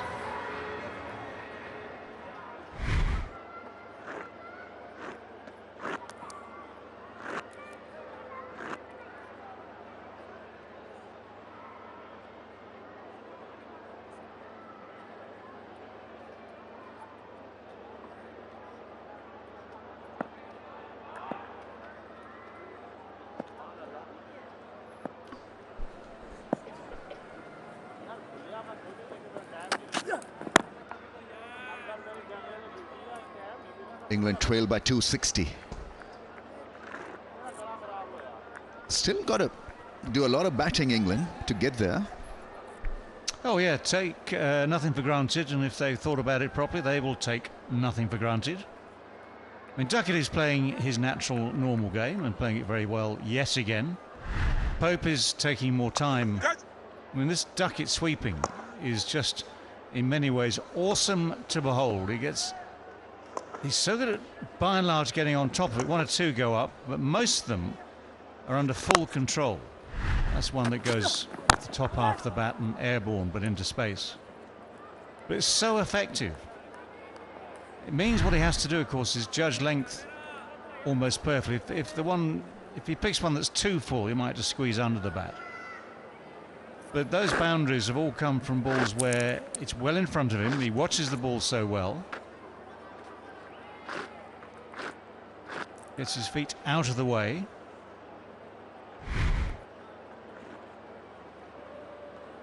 It's a tough act, actually, to pull off time after time after time, but he does it somehow so very well. But your point is right, Remy. There's a long way to go yet.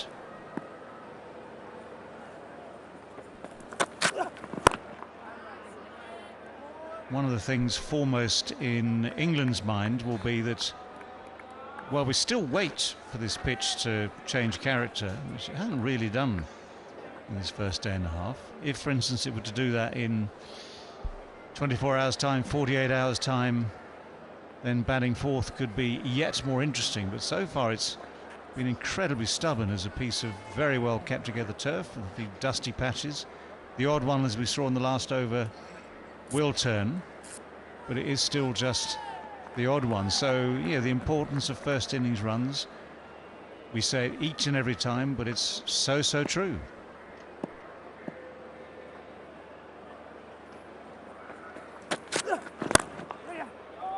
Yeah, nice. Very nice. Full pitch delivery will go and hit the fence. That's good batting because he's being careful, and certainly when he saw one up in his range, it went. Yeah, he's been watchful so far and leans into this one quite nicely, Ollie Pope. A good weight transfer, just opens the bat face. Get away from that cover fielder. Just there as he plays it, just opens the face of the bat. Picks up four. Yeah, the point that you're making, David, is obviously the mischief in the surface. There's been a few and far in between, and not until they start clumping in together, where starts keeping low or starts spinning square, does the danger actually come in. That is pretty dismissive. It is not quick enough to bowl that length. And getting into the act as well now. Pope on 22. Well, if you remember his dismissal for none in the first Test match, it was actually Ahmed Jamal at mid-wicket who clung on to an absolute screamer of a catch. Very similar shot. That shot's almost identical. The fielders may be in a slightly different place, or the shot actually went slightly squarer this time.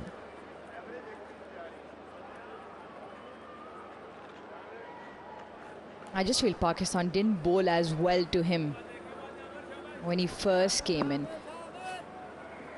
I'm just finding his feet. Obviously, he'll be wanting to convert what happened with him in the bat in the first innings. Not a great over from Ahmed Jamal, struggling a little bit. 39 of 6 in his spell, 116 for 1.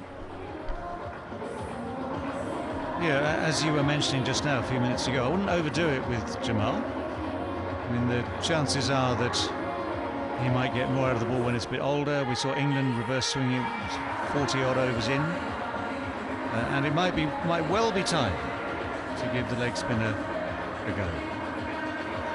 See what he can do, so he can extract maybe a little bit more turn out of this pitch than the finger spinners.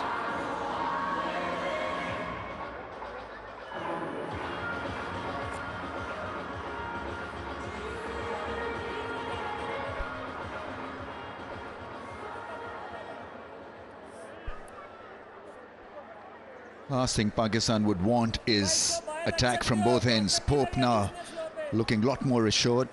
A couple of great shots in that last over.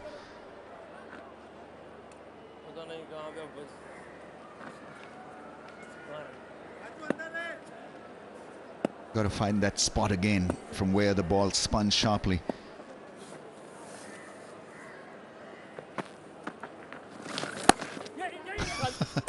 Almost wanted to leave that one, and they decided, nah, I've got plenty of time to sip a tapal cup and then hit. Sip a tapal tea. Now we're talking about this delivery where it just spun. I saw that fantastic length, drives Ollie Pope forward with the drift into the right-hander. Just drags him forward, spins away, and just as the ball lands, you see a little bit of a puff of dust. Hasn't happened consistently.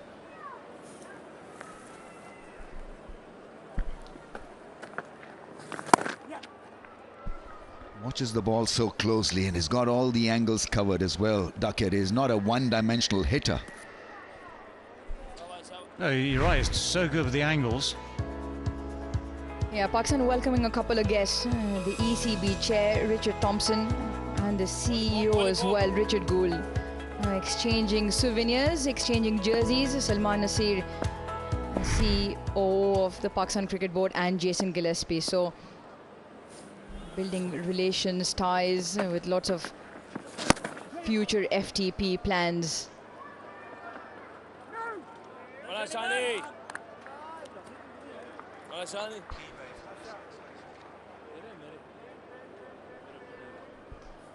That definitely was a Vigo selfie moment, right?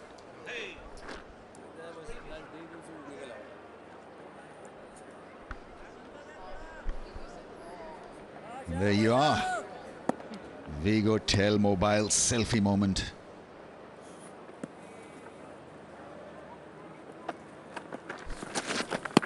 Oh, a rare miss from Bucket, and somehow he balances back into the crease. It's quite an incredible athleticism on that occasion. Yeah, I think it's the second time now. When he's gone for the reverse, hasn't made contact, and the ball just spun enough. And also goes over the stumps. Duckett's done well to keep his back foot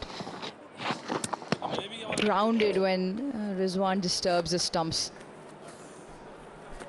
Really was expertly done, because when you're playing a reverse and off balance like this, you don't know how far you are from the crease. But he knew exactly that all it needed was just a little tap back into the crease, how far he was from the crease. Brilliant. Was that a shot in your armory back in the day? Oh my God, no.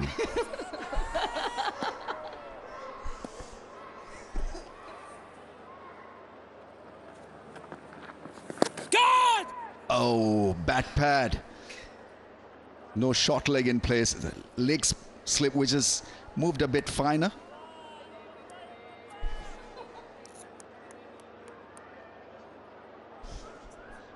Right then, how many did you have, the shots? Tell me. Ben Duckett just has double figures in sweeps. So I was exactly the opposite of Ben Duckett. So my go-to area was mid-off and mid-on. And he's hardly gone there in this innings. That's why I'm so sad. Where's the original kind of proper test match batting gone? Hey, David? It's end of the over. 120 for 1. Really must keep up with the times, Ramiz. Things change. Now that's the pitch they should have played on.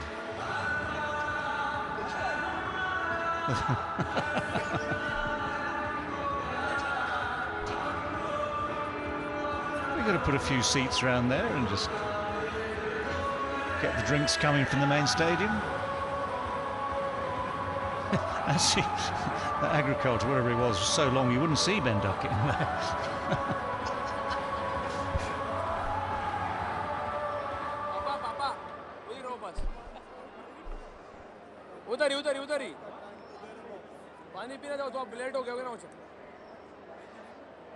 Shan Masood still very keen to use Sajid and Noman as a spin combo.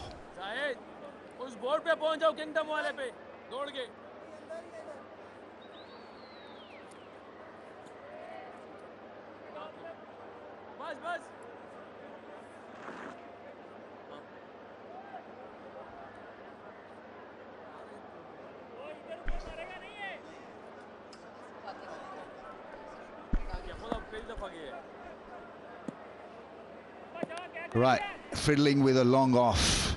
It's halfway there. He's come in.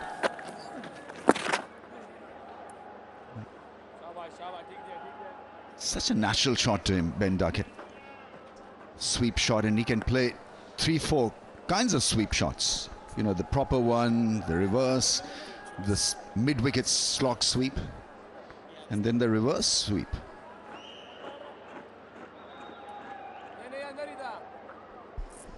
I think the biggest feature when you play that sweep is picking up length, and obviously in a shorter stature picks up length very quickly, and when you've got the variety of sweep shots, square of the wicket either side, they become... That's gone into the gap like lightning. 50 partnership comes up. That's a massive slog sweep from the right-hander, Pope. He's absolutely nailed this. Absolutely no hesitation in with the shot. It's been drilled to the fence.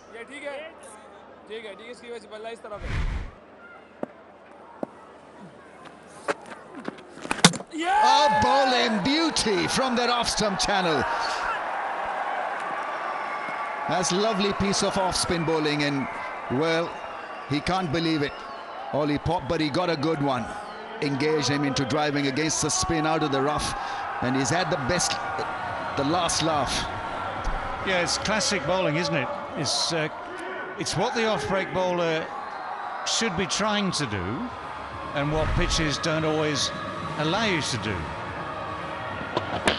And that has gone a long way. That is, whatever that's found, whatever piece of turf that's found, make a note. It was very full.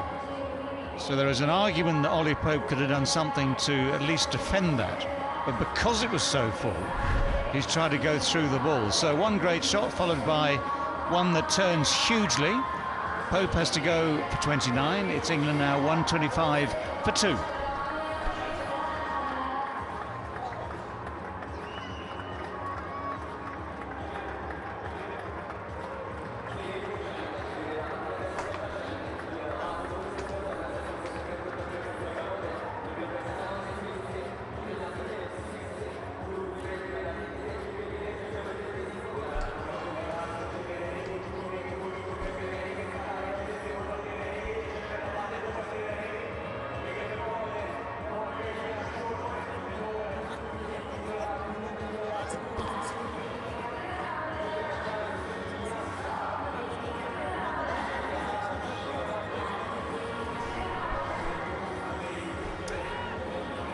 Joe Root in at number 4.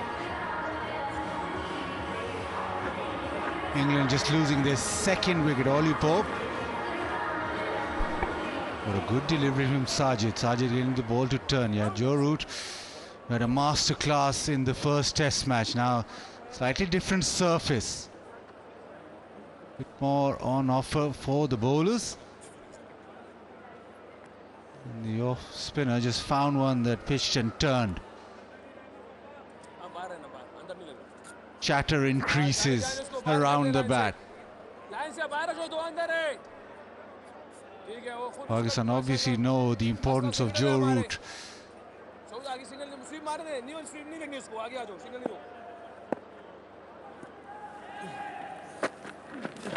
Oh! Inside edge. Joe Root off the mark, comes back for the second, but almost through. Now this is the ideal length for the off spinner. If he's getting the reaction for the surface, he has to stay there. He'll be effective.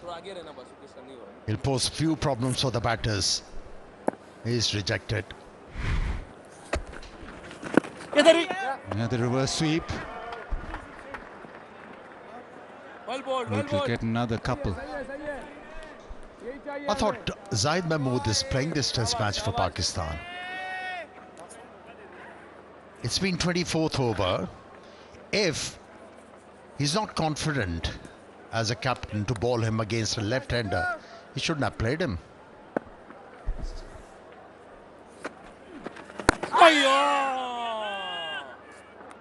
A successful over. It's 129 for 2.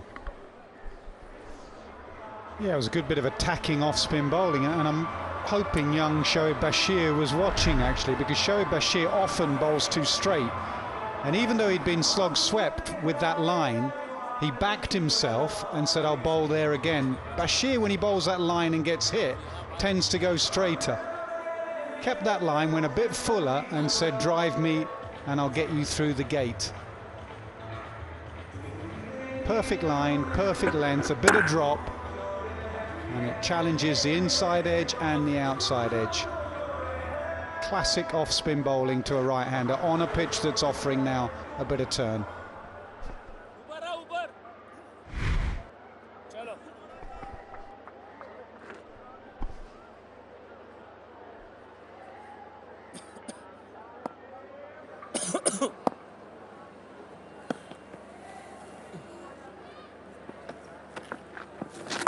There you go with the reverse. Pakistan hope for a back-to-back wicket. We talked about this before. Starting against spin, a very difficult art, especially on a surface now they're just offering a touch.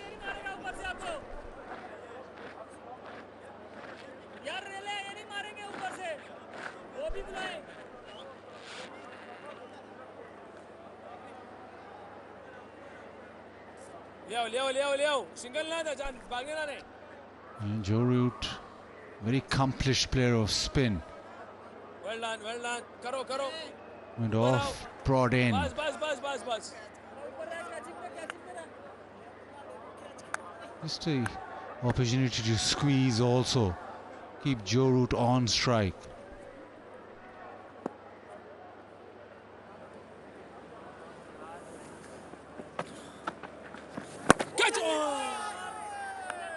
Too full.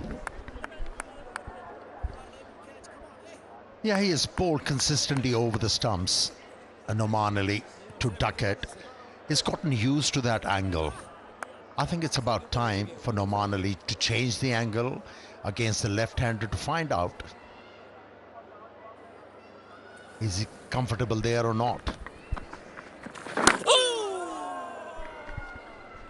Signs in all that chaos before tea when Duckett was sweeping a lot and Crawley was going hard that the odd one was just gripping a bit more, so it should, a day 7 pitch. So it's not an easy pitch to start on now, even though scoreboard says 130 for 2. So here's a window of opportunity against a great player in Root.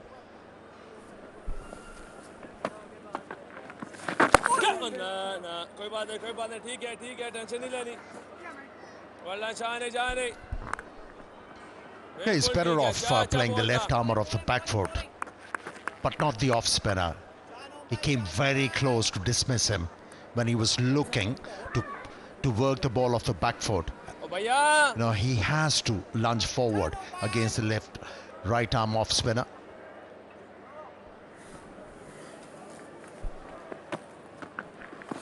Oh yes.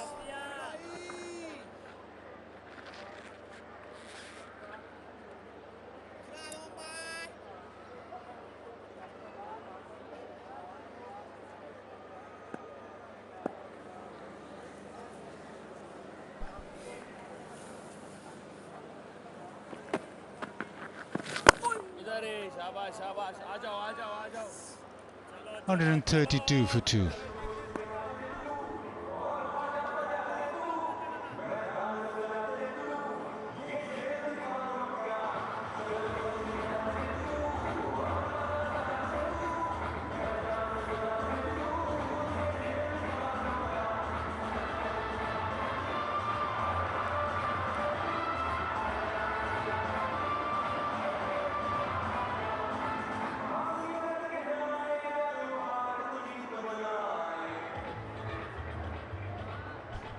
Just the 3 bowlers used. Sajid Khan into his 9th over. Noman Ali settled in. He's bowled 11 already.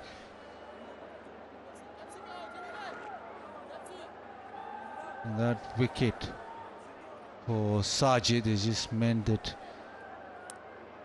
he now start to feel a lot more comfortable.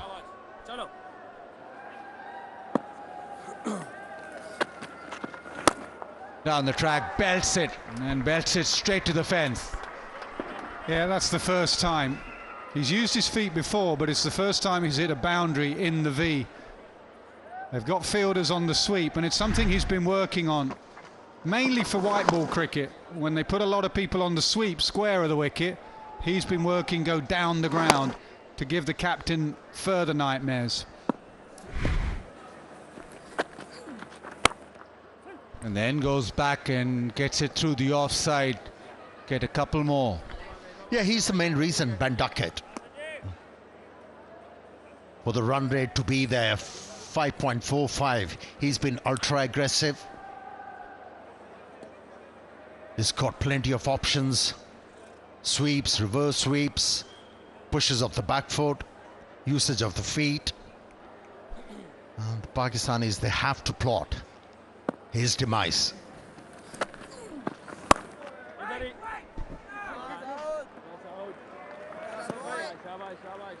Good boy. ये जगह. ठीक तो था ठीक.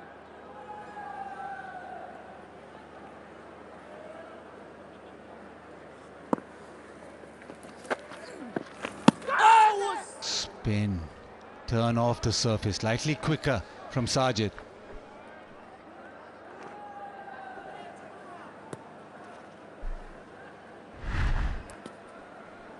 And just pushed that one through slightly more. Reacted. Reverse sweep, boy. Salman Ali Agha moved to his left, anticipating, and the ball just beat him on the inside. Yeah, you can't be too harsh as a bowler or a captain. He knew the reverse was coming. And he went to his left. You can see him there going. I think it may have come off the glove almost, or high up on the bat anyway of Ducket, and that's what took it finer. Nas, it's just like a batsman premeditating a stroke. Sometimes it comes off, sometimes it doesn't. So you can't really blame Salman Ali Agha for trying. 142 for 2. Yeah, spot on. As a captain coach, you're going good on you for watching the batter. You know he's playing the reverse. You know mainly it's going to go to your left. Maybe like a goalkeeper, he just went a bit early. Just hold his position. Goes to his left. It goes the other way.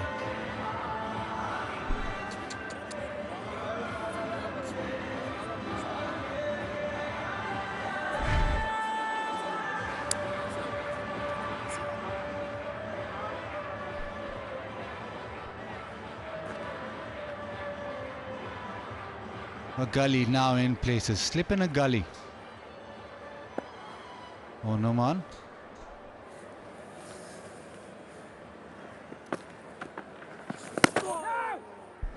It's been a bit full since Root has got him. Maybe because he's bowled so much to Ducket from over the wicket.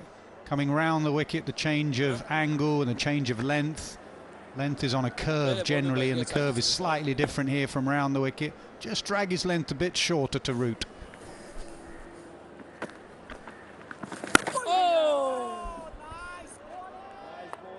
Yeah, the delivery he picked up a wicket with, it was a flighted delivery, slow one. He's just darting the ball in this spell. He's bowling over 93 kilometers per hour. He has to slow it down just a notch.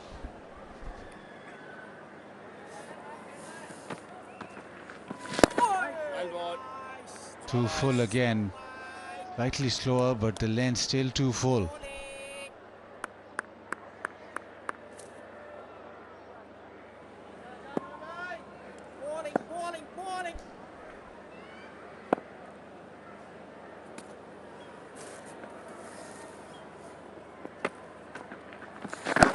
Oh, perfect.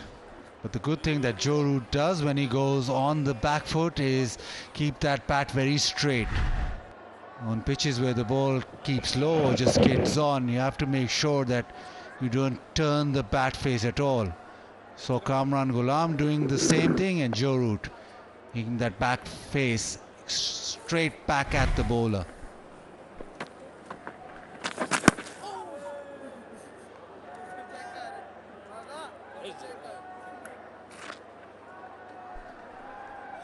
पापा अपनी एक जगह पे मेरी जान एक जगह पे करते रहे ना मेरी जान शाबाश शाबाश शाबाश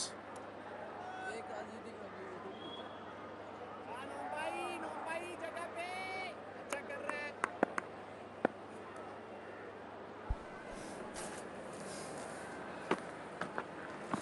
रहा है यस बड़े पहला मैडल हो गया Maiden over, and it's 142 for 2.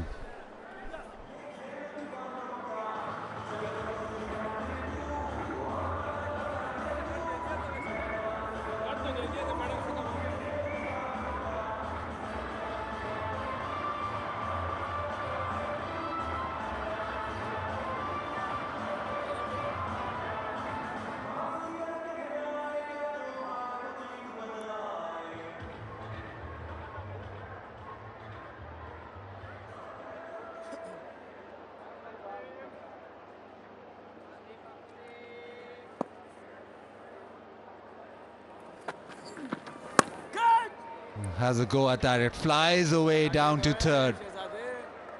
And Ducket will get another boundary. Not the first time in this test match, an off-spinner bowling to our left-handed batsman, and the ball went through that area, and that too in the air, in that gully region.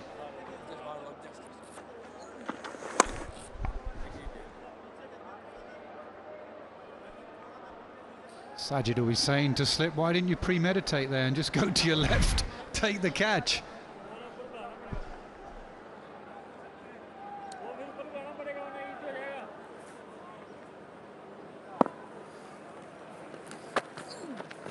Yes बड़ी ये जगह है शाबाश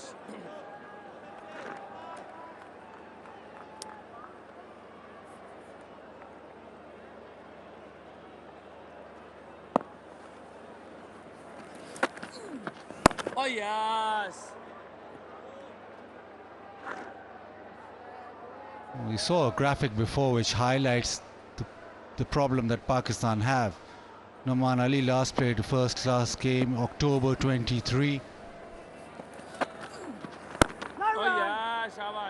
Sajid Khan, January 24. Zahid Mahmood, January 24. So not a lot of bowling into those legs before coming into a test match, and in a test match where they have to do a lot of bowling. And on a pitch where it's just offering something, you need to be very consistent, and that comes with repetition.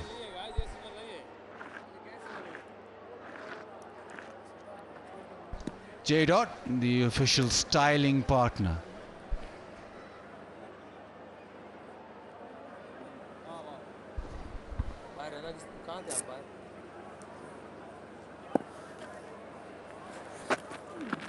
Oh yeah, that's good. 147 for 2.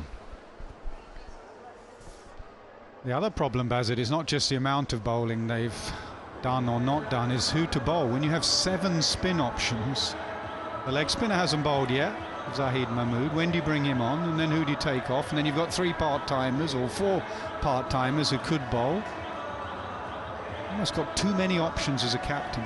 That's why you should maybe give them all a go, not all 7, but your best 3, a go early to find who's getting the most out of this surface. The leggy hasn't bowled yet.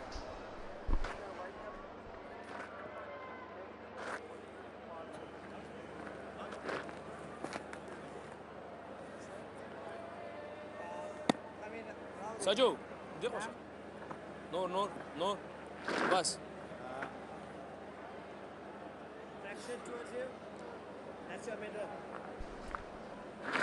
Noman Ali going around the stumps to left-handed Ducket.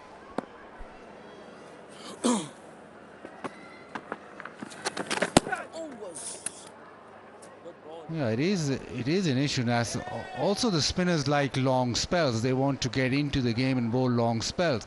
If you give a couple of spinners a long spell, what will the third spinner do? Yeah, and the rest. There's a few options.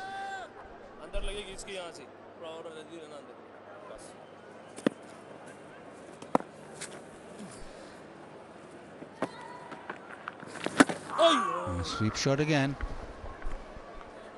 Yeah, this move has a potential by bowler around the stumps. What he has forced as a bowler, he has forced the left-handed batsman to open up his stance. And from there, to fetch the ball from way outside the off stump can be difficult. That one jumped. Well, the umpire said concussion test, and Duckett just waved him away, really. That one did bounce out the rough. Duckett said, I'm absolutely fine, it's hit me in the grill. But there's another sign, just a puff of dust. This pitch, who knows what will happen to it.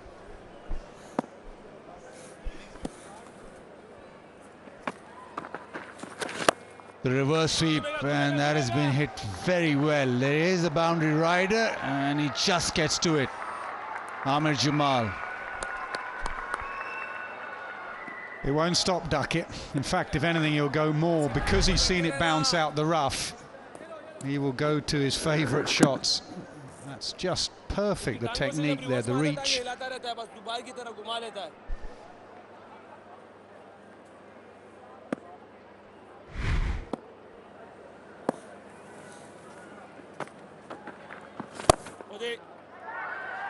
One thing Duckett will be keen on is converting. Last 17 innings, 4 times he's been out between 70 and 100. A couple of white ball innings as well at the end of summer. He got out around about this score. It's not a bad habit to have. Get out between 70 and 100. It was something that was labelled at his partner at the other end, Joe Root. And Duckett said he has to do what Root's done and convert.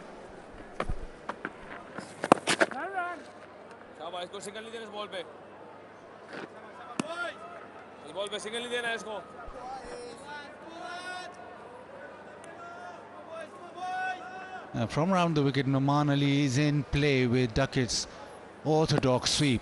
More of chance to get him LBW from there. Oh, reverse sweep, and that has just missed leg stump. Rizwan's also missed it. But that was very close. Noman Ali on his knees, saying, how did that miss the stumps? 150 up for England, 152 for 2. Lovely reactions all round. He thought he had him here. He thought that off stump was going to go. Oh, mighty close.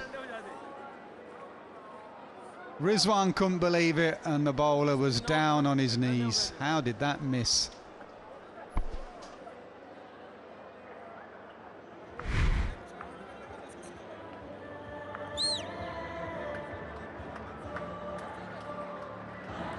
Yeah, almost.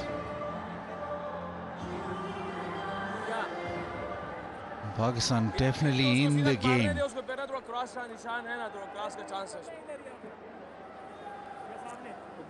Bit more control in this session, yes. Still, England are going along well with the bat, but a few more opportunities. A few more plays and misses. Close calls. Now there's almost a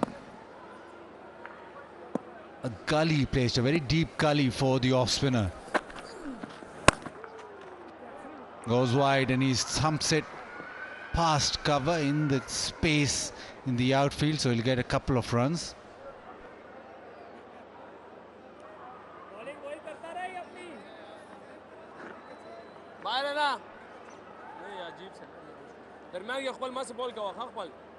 That's a deepish gully to stop that reverse sweep, or just maybe put a little doubt in Duckett's mind.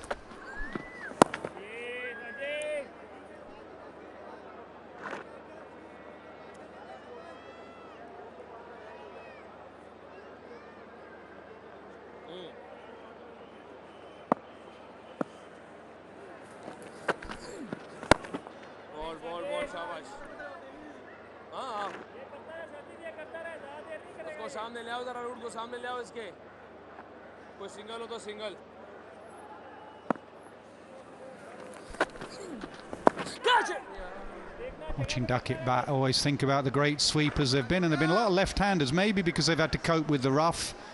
The likes of Andy Flowers, a great sweeper, reverse sweeper, Graham Thorpe, Trescothick, Lara, Hayden. A couple of good right-handers, Yunis Khan, Javed Miandad from this part of the world. Good sweepers. Great shot to have. Bowl your best ball as a spinner and it's disappearing square of the wicket, either side.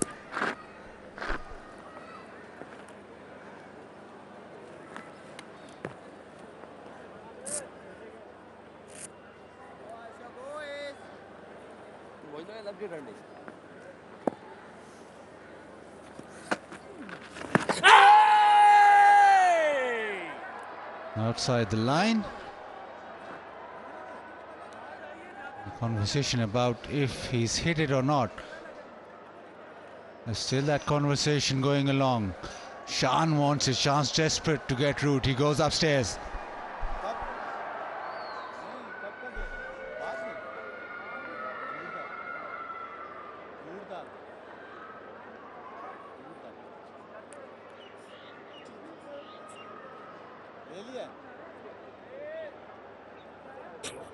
TV umpire to director, we have a player review for court.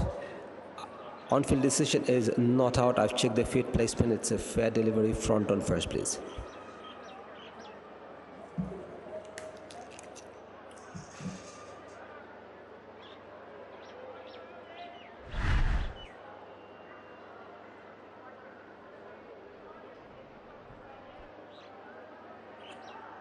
Ball passes close to the bat.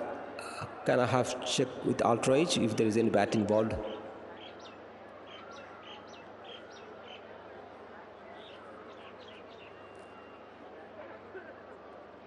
Keep rolling. There's a gap. Keep rolling. Roll it through to the bat. Satisfied. No bat involved. Now I'm going to check that LBW starting the original decision is not out. Ball tracking, please.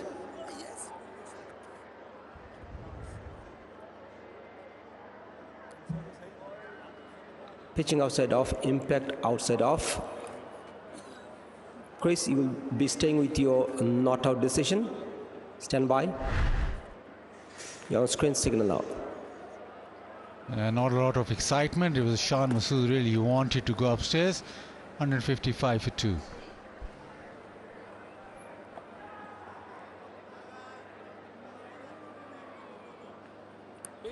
BJ. ठीक है जी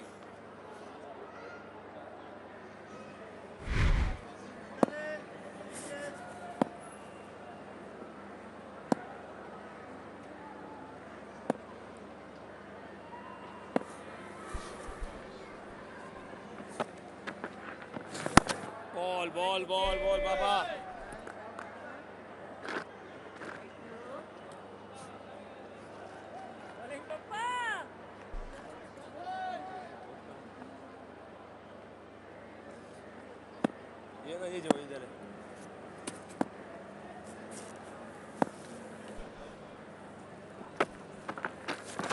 The reverse connects and connects really well. It's gone way in front of square. The dive to no avail. Boundary for Ducket. Yeah, a bit of pace provided by Numan Ali. Really helped the cause of the left-hander on that occasion. Flatter in trajectory, no turn. Became very easy for Ducket.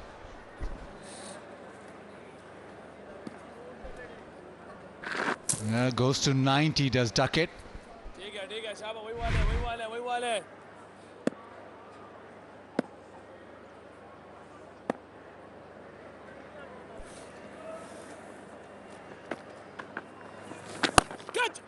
Hits it down the ground, just extension of the arms. Has not been timed perfectly, so he'll come back for 2.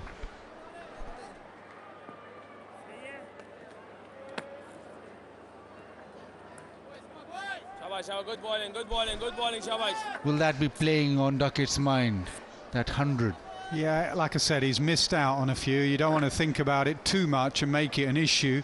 It's amazing how much you make something an issue and then it repeats. So, but it looks like he's in a hurry to get there. He's in a hurry generally when he bats.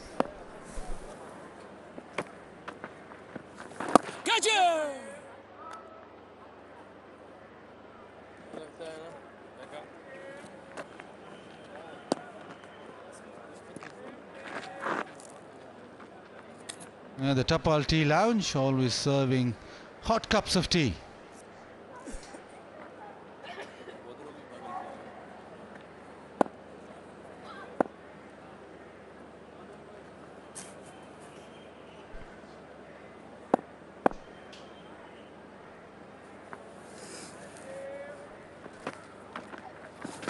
Catch it! Oh. Yoru tries the sweep.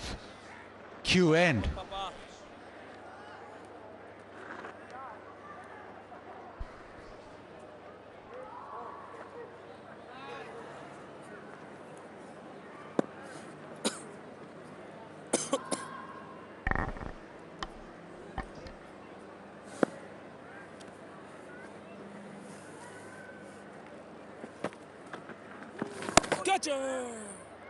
Solid in defence.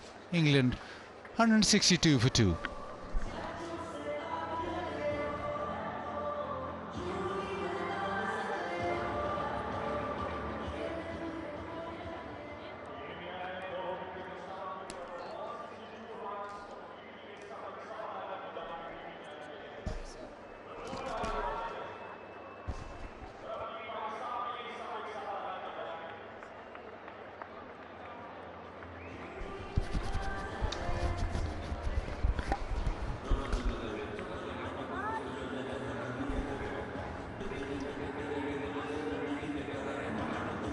England 162 for 2. 1 wicket apiece to both the spinners, who've done the bulk of the bowling in the 31 overs England have faced, and the ball just starting to bite and turn more regularly on this surface. From England's point of view, Ducket has now raced to 93.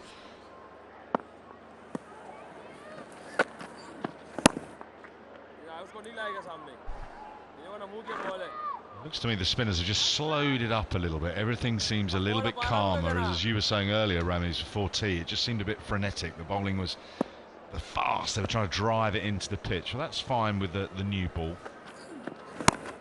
But that looks to me like there's just a little bit more patience and control. In the meantime, there's been a report for missing person. If you see Zahid Mahmood, please let us know.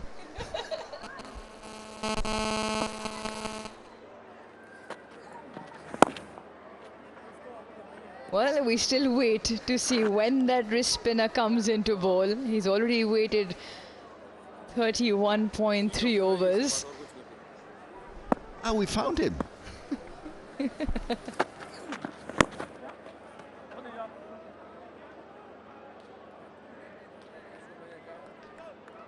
Has he got a particular matchup with Harry Brook that we're not aware of, where he's going to come on as soon as Brook comes in? I think it's a matchup with Shan Masood.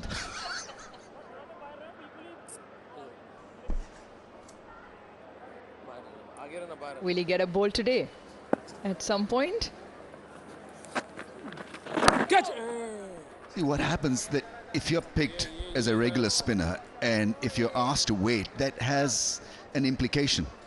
That has a negative implication on your psyche. So give him a couple of overs, see how he goes.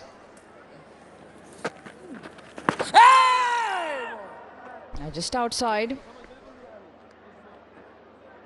End of the over, 163 for 2. Well, Ramiz, you and I were on comms when we were discussing this about an hour ago. When do we see Zahid Mahmood? Just impact outside. Now, you mentioned the Kookaburra ball with obviously the seam that just gets rubbed in, so you don't want the wrist spinner to be waiting for too long. Another partnership, 38 now between Root and Ducket, albeit Root still has only 6. I think the point you make about the psychology is fascinating, actually, because I know someone who would absolutely agree with you, Shane Warne. He was always, get the spinner in. Now, I know you got 7 to choose for, but get him in, make him feel part of the game. Get him a feel of the ball, make him feel like he's contributing. Shan sees it different.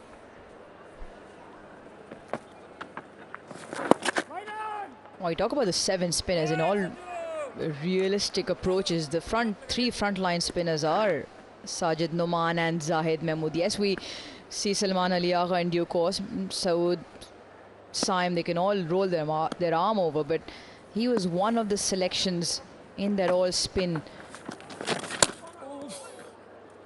trio that was included. So, right, only time will tell how it plays on his mind. I think Rizwan's having to go at the stump for not being tall enough. Has he gone straight over the top? Sort of.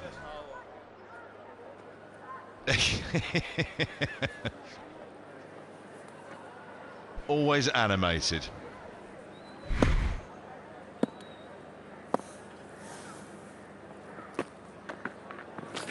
Oh yeah, good ball, good What ball. you've seen him bat for England and bat successfully.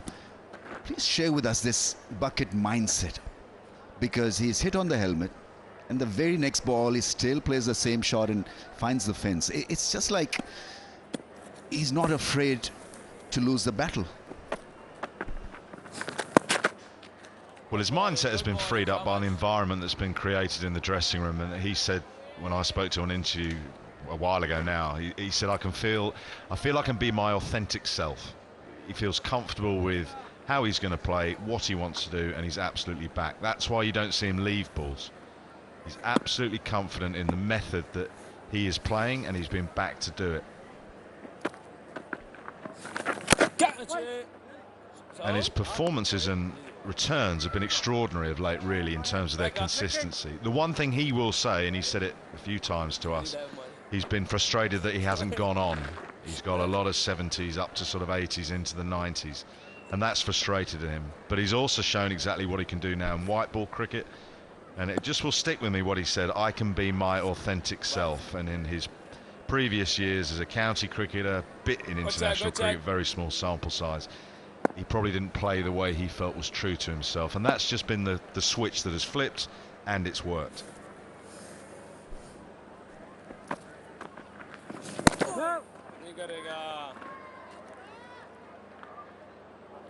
$164 for 2. I think I'm only guessing that he doesn't look at the scorecard, the scoreboard. He's not really fussed about whether he's reached a 70 or a 90, and I think he's devastating with a quick-fire 70, because his value is not getting 150s. I think his value is to absolutely disintegrate, dismantle not only the bowling attack, but also the quiet of the mind, the brain. It is graced by his aggression. Well, I don't disagree with you at all in terms of his contribution and the manner in which he and Zach Crawley get the innings off to a start. It's so proactive, it's so destructive, and it must be quite mentally challenging for captains and bowlers. But he does look at the scoreboard now because he wants hundreds, I think. I think so. He might not admit it. He probably would, actually. Anyway, here we go. Well, Ramiz, they found him. They found Zahid Mahmood, and he has been given the ball. Police report has been withdrawn. He's in. You should run up and bowl off spin now. That would confuse Sean. Well, important for him, because Ben Duckett on the other end on 95 with the ball turning into him. Sean will be hoping that his wrist spinner gets into a good rhythm from the get-go. Right, I'm looking at this field, and it's been given like a one-day field. So he's asking Zahid to not leak runs. Oh yes, good shot. Earlier we saw Ben Stokes captaining the fast bowlers, and a couple of boundaries went through third man, and yet he did not post a man back on the boundary. It was reinforcement of the slip cordon, actually, that allowed the bowler to think aggressively. Wickets. I think the field set actually sums up the confidence that probably Shan Masood has in his leggy.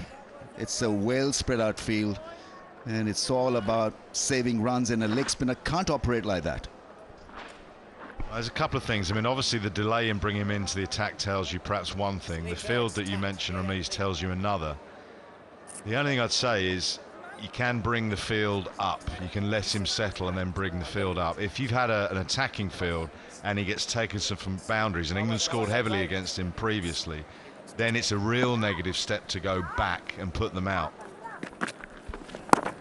So again, quoting Warney, he would say he would rather go a little bit defensive to start, get into it. You ask Warney what was the first thing he was trying to do when he came on to bowl, and he would say stay on. In other words, don't give the captain an excuse to get me off. So I can sort of see why Shahan's doing this. Let him get into a rhythm, let him settle, and then you can bring the field in. See, my problem is it's a counter narrative that it doesn't allow him to bowl enough deliveries to one batter, because it's an easy rotation of strikes, so he's not really able to then maintain pressure on any batsman. Well, the other thing that Warney would say, without putting everything into his mouth, is how are you going to get him out? How you get a batsman out? So what Shahan can't do here is keep the field out too long. Give him an over or so, and then, right, how are you going to get him out? Where's he going to get caught? Let's put some pressure on. Well, you spoke about matchups. Is there a hidden matchup for Zahid Mahmood waiting in the wings, maybe to bowl to Harry Brook? But he has a good one against Root. Drops it short.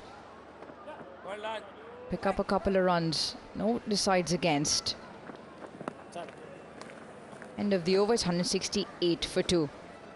On the previous outing here, he managed to dismiss Root 2 times, just giving away the 33 runs to Joe Root. So, albeit a small sample size from the previous outing,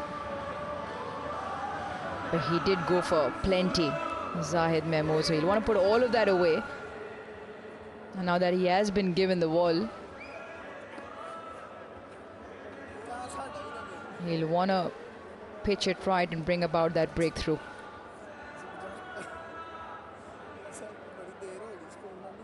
You also would want to see some growth in the spinners, because they're playing after a gap of 1 year. So what have you done during the 365 days that you've been away from Test cricket? So you've got to come back as a stronger individual, where you've sort of added something new to your armory.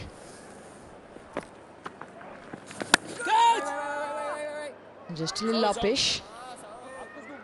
Because I think right now our spin department is heavily dependent on the state of the surface. So you make a spinning track and then they become potent. But this is kind of a comeback for 3 spinners here. What have you done during the break that is different?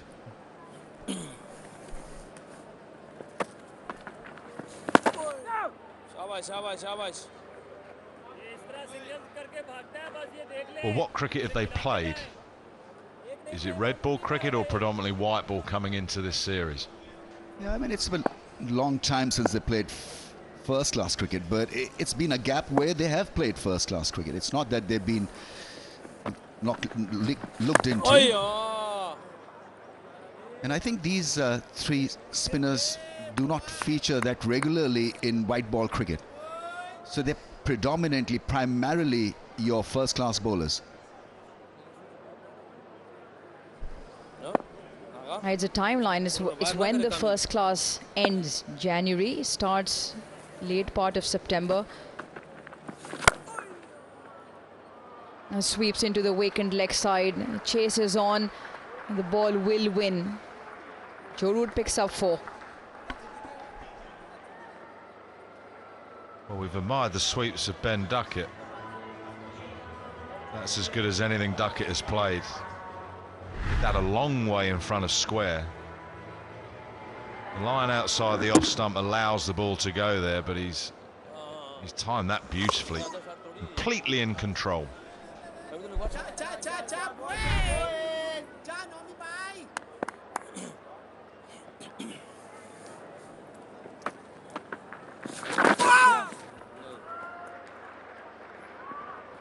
Plays it very fine. Once again, chase to the boundary, running extremely well. Bring up a 50 partnership with their 3. Something to smile about, not just for the England fans, but also for the Pakistan fans. It's a Vigotel moment. The official mobile handset partner. 35 overs have been bowled. 16 out of 35 have been bowled by Noman. So how much would be enough for Shan Masood to keep Noman on? How many more overs would he want him to bowl? Is he being overexposed here?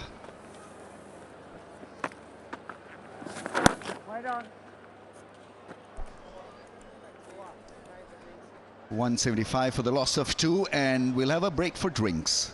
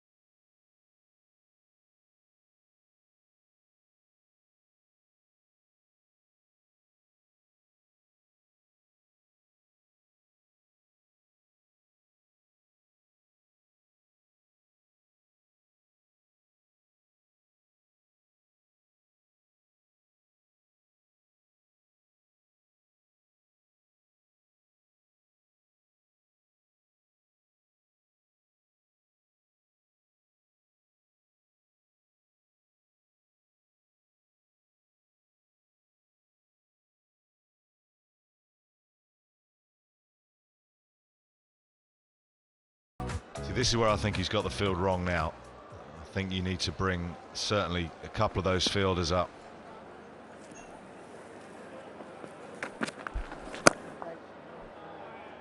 You're giving him an over to get into it. Right, okay, now we just put the squeeze on, make Root hit through the field. He's only 16 from 31, he hasn't got away. Getting some catches in, right, he's got a slip and a short leg, but he's got to have a period of time bowling at Root, pinning him down at one end. Oh yes, buddy, good ball, good ball, good ball, shabash.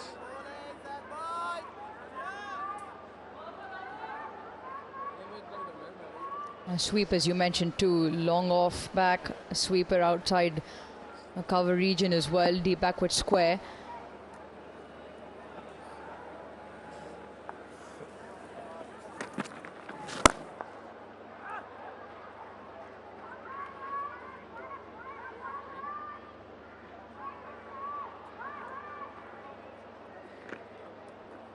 Here's a good, decent wrong gun, Zahid. The other thing is, when do you experiment with variations? It's only a second over. Should he settle in and get his bearings before experimenting with a wrong gun or a straighter ball?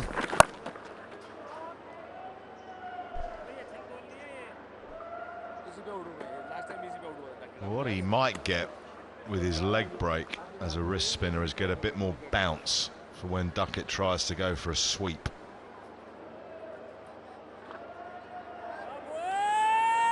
Ducket moves to 97. It's still a pretty basic field for Root. Oh yeah. It's a field that doesn't inspire a bowler. It's a run-saving field. He's only bowling a second over, and it has to be a bad shot for him to pick up a wicket, and that's never a nice feeling for any bowler. The field is set for bad bowling.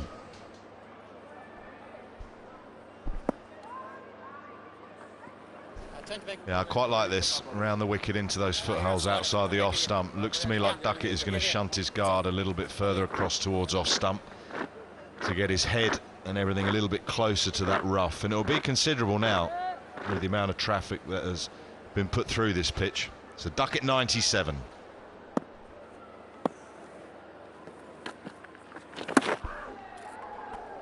That's another one. Second time he's been hit on that helmet.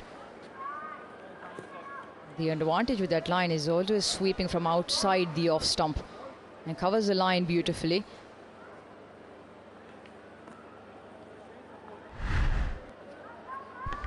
Well, the second time he's been hit, this time again on the grill. First time he waved away any help from the dressing room, and I think he's done the same again. I wasn't aware they're allowed to do this. I thought it was absolutely mandatory, certainly for an ECB employee, which in effect Ben Duckett is. I sort of get what Duckett's saying, and I'm fine, it hit me on the grill, it's only a spinner, but my understanding was that it was compulsory. But anyway, he's okay, and he's 97 not out, so he probably doesn't want to break his rhythm. He wants to stay out there and stay in the zone.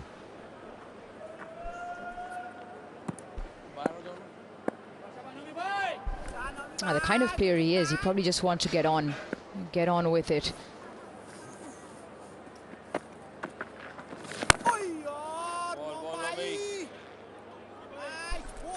One of the big change in the games, isn't it? Batting helmets on so many levels, playing of fast bowling, but also the sweeps that they play now quite easily get a top edge into your face. The thought of facing someone like Jeff Thompson in a cap sends shivers down my spine. That's what they used to do, and field at short leg. I still remember Desmond Haynes wearing a grill helmet against our spinners in Australia, and it felt strange.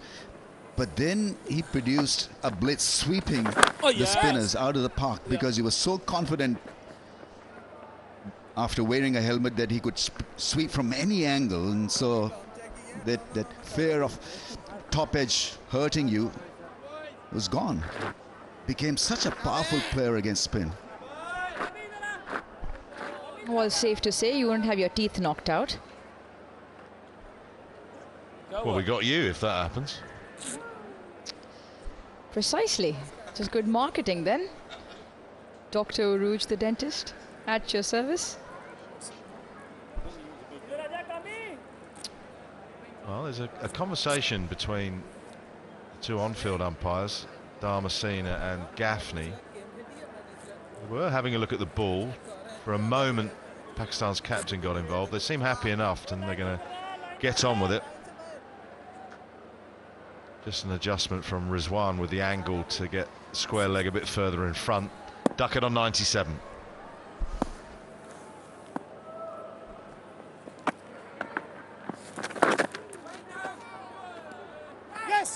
Yeah, you're right, Waddy. He's definitely looking at the scoreboard because his pace has slowed down ever since entering the 94s, 95s, in the 90s.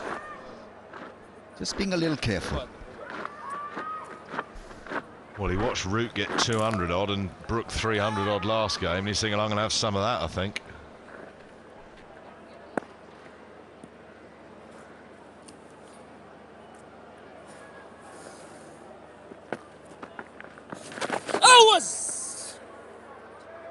Gets it fine.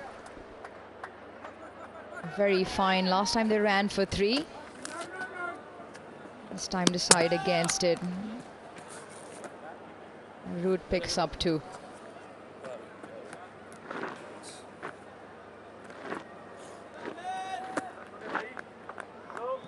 There's a lot of calm in one part of the ground. Certainly, it's a Tapal Tea Lounge. No chaos. Lovely place to enjoy the action from.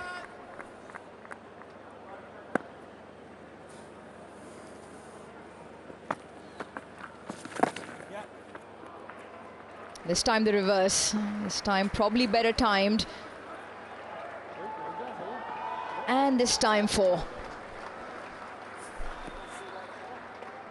Is it only me, but I'm getting this feeling that, you know, improvising is a lot easier than playing in an original fashion on a pitch like this. Every time a reverse flick sweep has been attempted, it has yielded results, positive results. The moment you start defending and playing bat and pad, you feel that you're not entirely there. And you're also not putting pressure back on the bowler and the captain, and that is very much the mantra of England. And England of late, in the last few years, have certainly had lots of experience of subcontinental conditions. So ball spinning used to be a bit, well, fearful for English batsmen. Not anymore. Not this crop, anyway.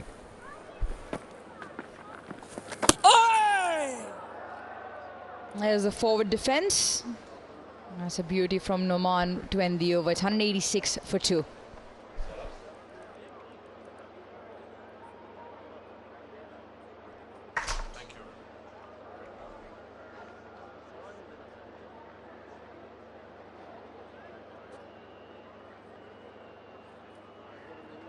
He's not given a chance, has he, Duckett?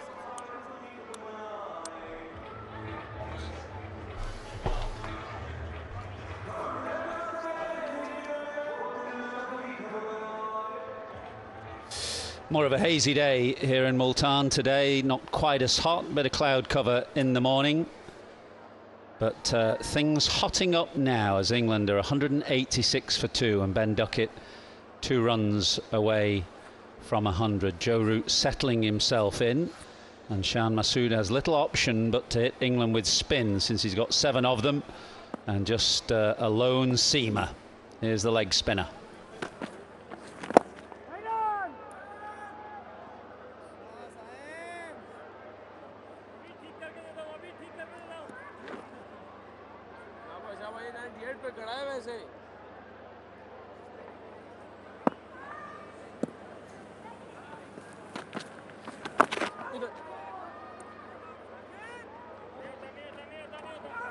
Just the one, just the one.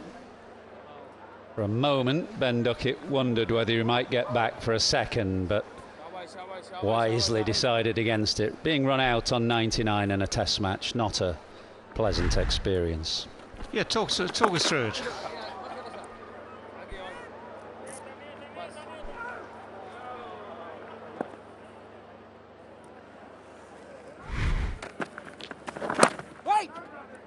Don't know why the words "run out" suddenly brought the director to put Nasser Hussain on screen there, but it wasn't him who was the culprit. You just blame him for everything, don't you? He has run out many a man in the past. Oh yeah, ye ball hai. Oh, feel free to talk us through yours, just to exercise it. It's been banished to the back of my mind, never to be repeated again.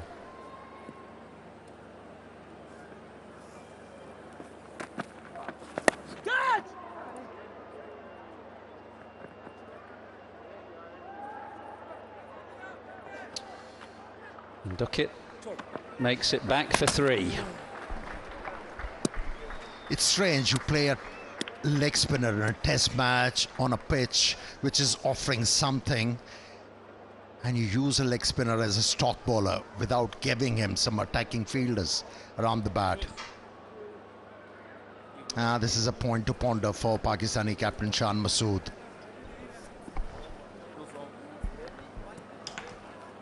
No, I'm taking money from you and for Chris as well.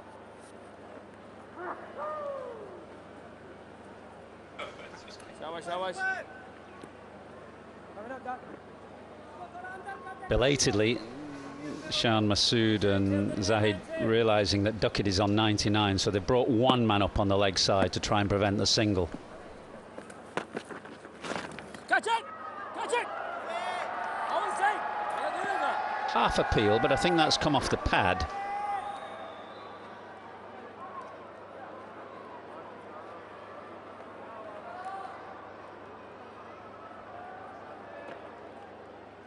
And as the clock runs down, the over is complete. 190 for 2. Ducket remains on 99.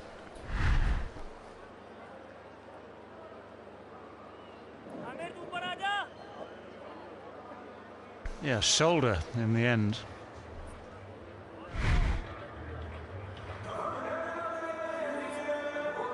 You'd get good odds on, if he does get to this 100, it coming with a sweep shot.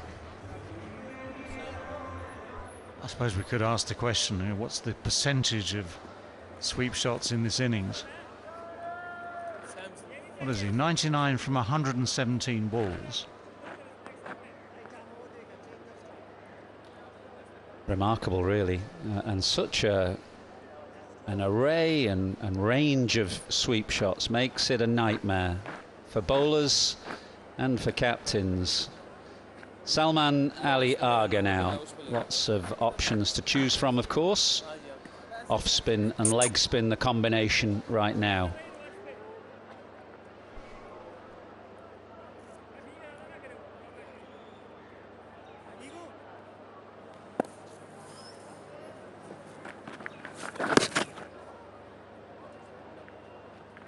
Yeah, I suppose in a sense you're not obliged to use them all, certainly not in a hurry. I mean, as a captain, you want to use your better options for longer.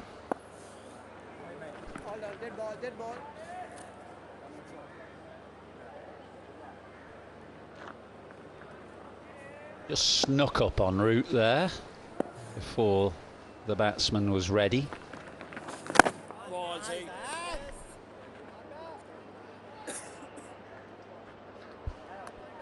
And Root's play against spin very different, of course. It's based on precise judgment of length. And he's got an equally wide range of stroke, but he generally doesn't deploy the sweep shot as frequently as Ducket, but he's a brilliant sweeper of the ball himself. Now then, can they build some pressure on Ducket, who's on 99?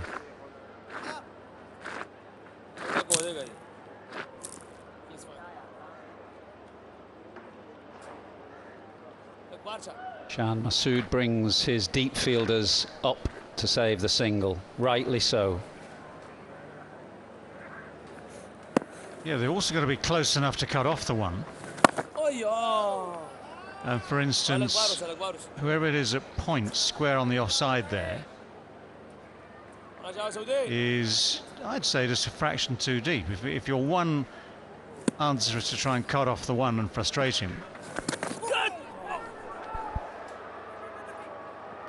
Well, it's spun, but byes are given, and we were all waiting there with bated breath because, of course, Ducket is on 99. If there was a scratch on that or a tickle, then that 4, albeit one off the edge, would have taken him to 100. But it's beaten everything. It was a good ball. Everything and everyone. Batsman, keeper, first slip. He's beaten it by what? 3 inches outside that outside edge.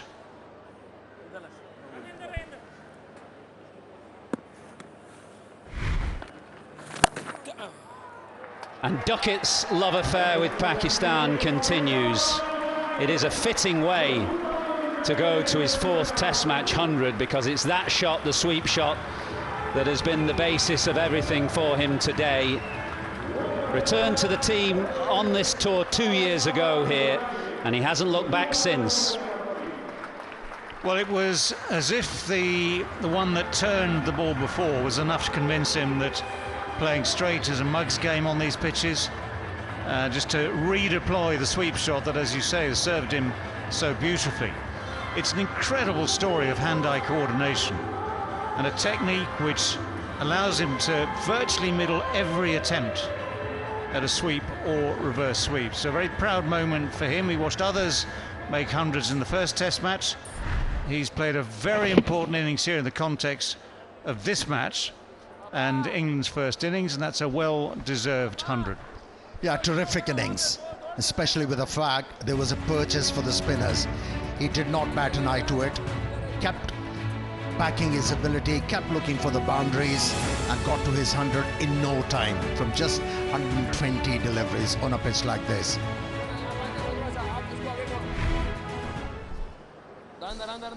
Well, he enjoys batting here, doesn't he? He got 100 in Rawalpindi 2 years ago, a pair of half-centuries here in Multan on that tour, and an 80 in Karachi. Now 100 here again. And the low bounce pitches, prevalence of spin, really suit his game. Off spin at both ends now as Sajid Khan returns to the attack.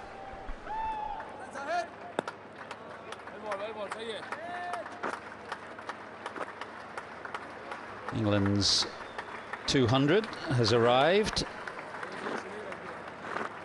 Only one other opener apart from Ben Duckett has made a couple of hundreds here in Pakistan. England opener, that is, and that was Dennis Amiss, who was a fine player back in the 70s, someone who made 100 first-class hundreds in his day.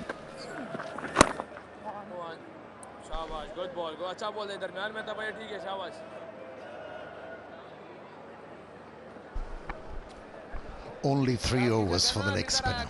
Only 3 on a pitch like this. That is the peril when you play too many spinners in your lineup. As a captain, you're confused.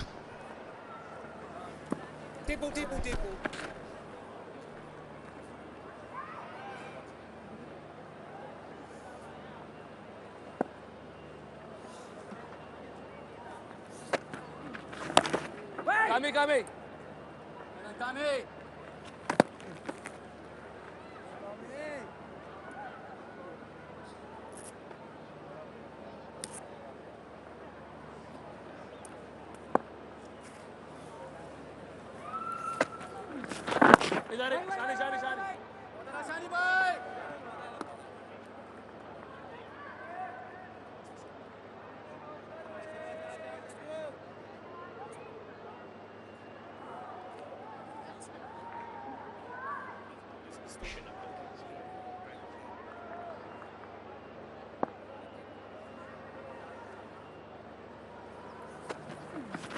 Catch, इधर है.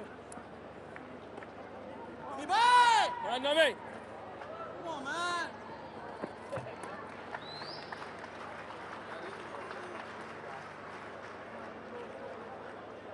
.203 for 2. Boys, come on, boys.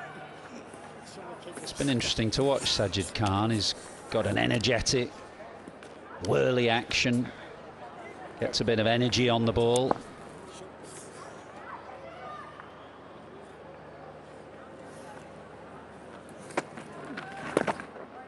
Doesn't use his front arm much, but still you can sense the ball is turning on its axis as it goes down to the batter. 203 for 2.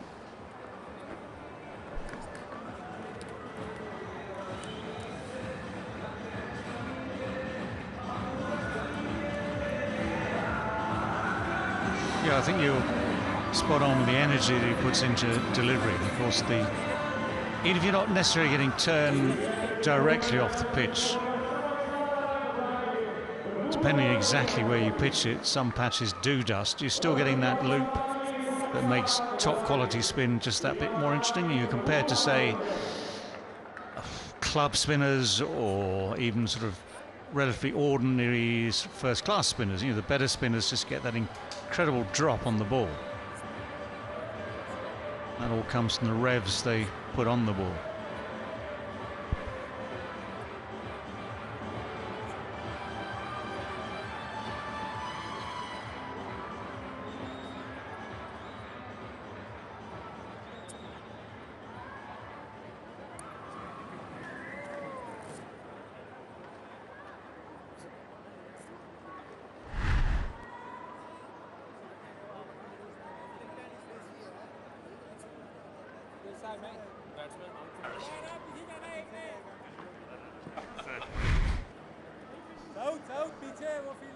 So problems for Pakistan. England 203 for 2. It's a strong reply, this, to Pakistan's 366. England scoring much more quickly, of course. Their 200 came up in the 40th over. It took Pakistan 69 overs to reach that mark.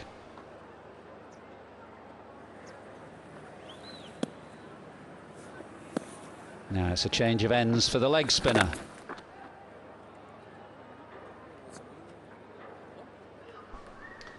Well, Amir will be pleased to see him on. I'll let you speak for yourself on this one. Yeah, I would like Shan Masood to give him a longer spell, for him to be able to use his repertoire, googlies, flippers. At the moment, he's just reliant on the leg spinners. Well ball, Pakistani captain has to encourage him. Get me wickets. I'll give you fielders around the bat. Only couple at the moment.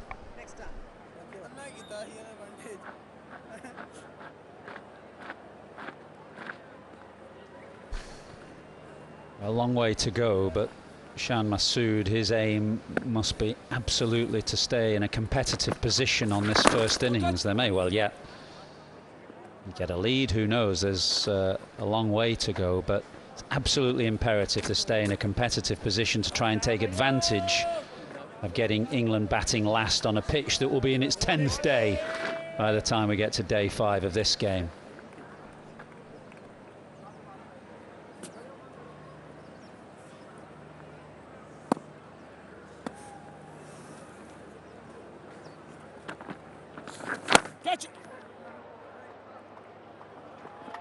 Deliberately played by Ducket. He read the length that was a little short, gave himself a touch of room to open up that offside and hit it up and over extra cover. Yeah, that's where the leg spinner needs a bit of encouragement from the captain. Leg spinners are not associated with immaculate lines and lengths. They do leak runs, but they bring that luxury of picking up wickets for you.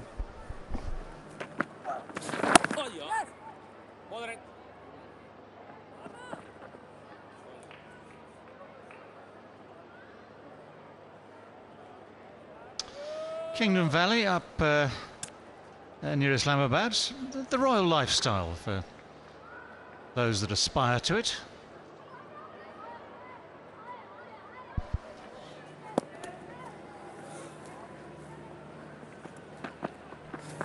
Gotcha!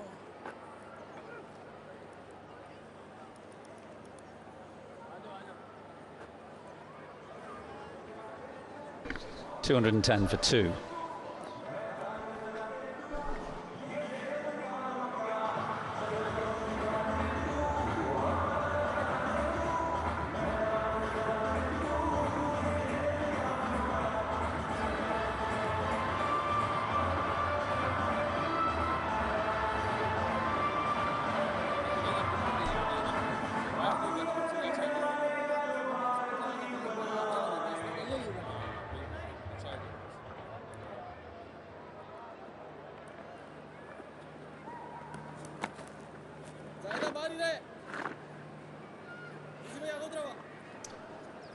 Healthy run rate for England, a touch over 5s.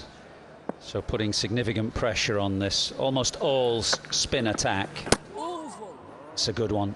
Some sharp spin there for Sajid. This is what is, I suppose, so frustrating. As a bowler, you deliver 12 that don't really turn much. Then you find the one spot, or the little spot that is that little bit more dust in it, turns past the outside edge. And then you drop one just slightly short. And Duckett just does what he does. He just rocks gently back. Quick hands, get it through the offside. It sort of makes it look as though it's a blameless pitch. I mean, that's the frustration, I guess, for both batsmen. As long as it turns enough and it misses the outside edge, you're fine. You put it out of your mind, carry on. Bowlers, when they've seen it happen half a dozen times, start to feel that frustration. Oh, got him. Root looking to sweep, has dragged it on, and Sajid has a wicket here. It's a big one. Joe Root, such a good player in these conditions, such a dangerous player on the back of a mighty double hundred in the last Test match, has swept one onto his stumps. Well, this might have a little bit to do with the length, because instead of the absolutely flat-batted sweep that, for instance, Ducket plays so well, and which Root himself plays well, there was a bit of an angle here to the bat. Just gets the bottom edge drags it back on. So that frustration for Sajid Khan is just eased a little bit. It's a big scalp for him. Root goes to 34. England 3 down for 211.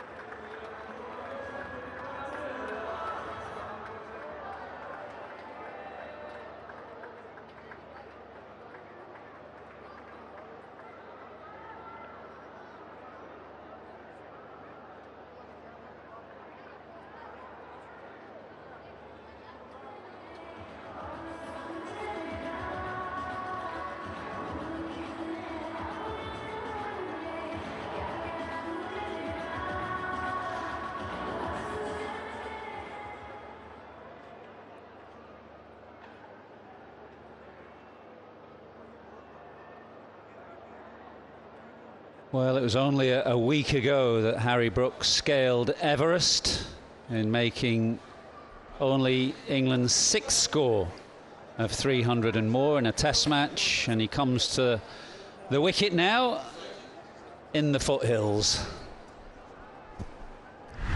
Yeah, a rare error of judgment. That ball was quite full to have employed that stroke.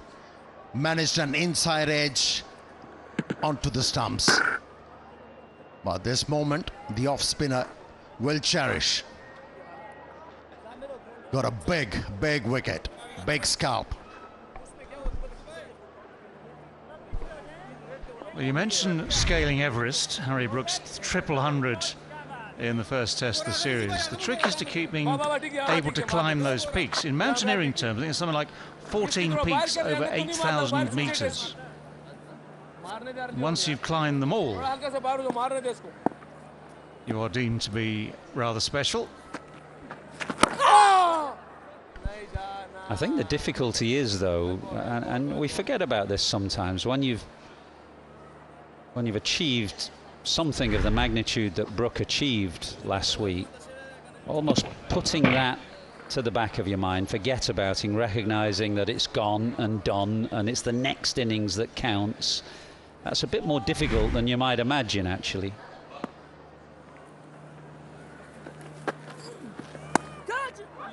Ducket slashes one, it's not a chance, it went so quickly and quite a way past, slips left-hand side, but it's another boundary to Ducket, who moves to 114.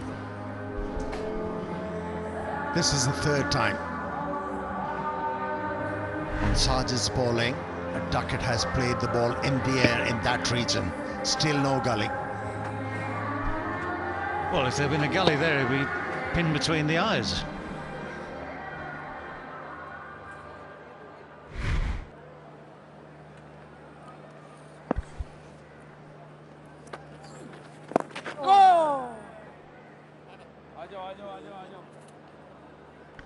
216 for 3.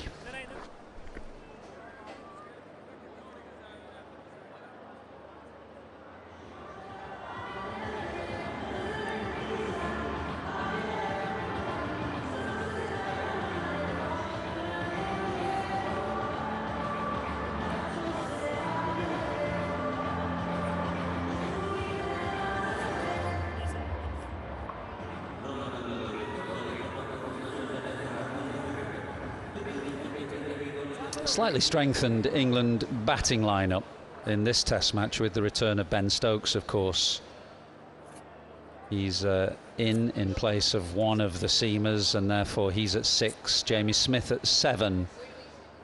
So you'd say a slightly stronger batting lineup, but there's certainly a bit more in the pitch for the spinners in this game. 216 for 3 in the game. Beautifully poised. Pakistan made 366, of course, in their first innings. England will be eager, as they did in the first test, to get up and past Pakistan if they can.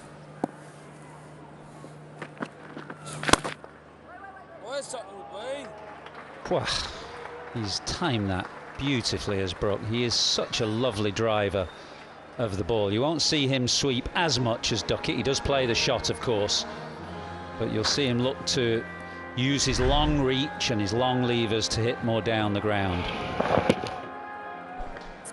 He was, the fullest of half volleys, but yeah, the technique, the timing, the placement, all of those top notch.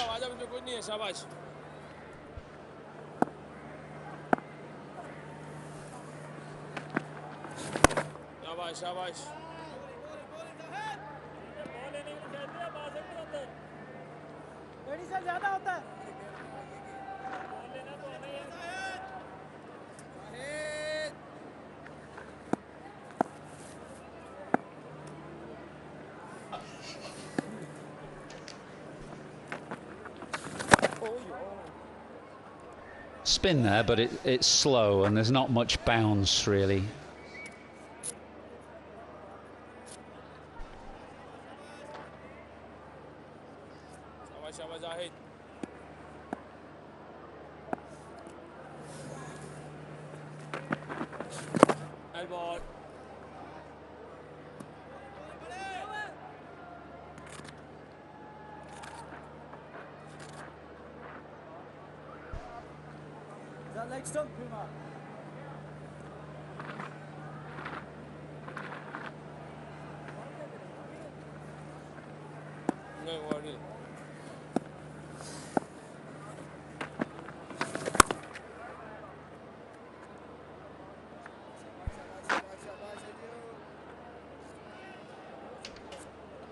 Towards the end of another long hot day. I wonder if the dressing rooms are equipped with their Super Asia washing machines. Get those whites in. Just the magic of one touch, they'll be clean for tomorrow's play. Clean strike from Brook as the leg spinner Zahid drops fractionally short. The pitch is slow and Brook has all the time in the world to sit back and pick his mark. 224 for 3. Yeah, the sort of form he's in, as we saw so clearly in the previous match, even the slightest deviation in length gives him a clear opportunity, and he's so good with those hands.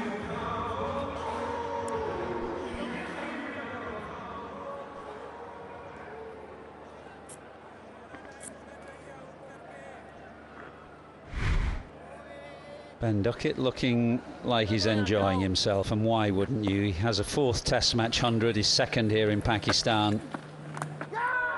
And done now. It's another wicket for Sajid, who's bringing Pakistan back into the game with 2 big wickets late in the day for Pakistan. First of all, Root, and now Ducket caught at slip. Making a comeback into this game through Sajid. Broken through twice now in this spell of his. Remove both the danger men. That was an ideal delivery. Having the batsman driving through extra cover, only managed an edge. And for a change in the slips, Salmani Liaga stayed still and held it quite easily. But excellent knock from Ben Duckett, 114 from 129. He dominated the proceeding. It's 224 for 4.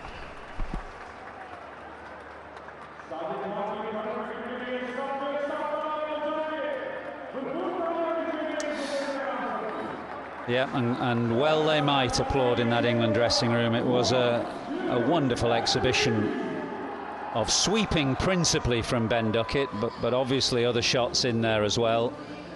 A slightly weary tread up the steps to the dressing room, but he can reflect with pride on another Test match 100, his 4th. The game is interestingly poised now, though. 224 for 4. Just a few moments ago, England were beyond that 200 mark, only 2 down. Root and Duckett set, but both those gone now. And Brook, who's just come to the crease, joined by his captain, Ben Stokes.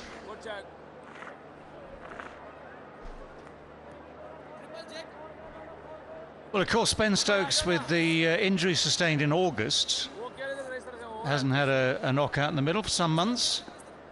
Interesting time to start. The ball is turning, not every ball, but there's enough there to be of interest. And Sajid Khan's done well here. He's done really well. He's picked up 3 now.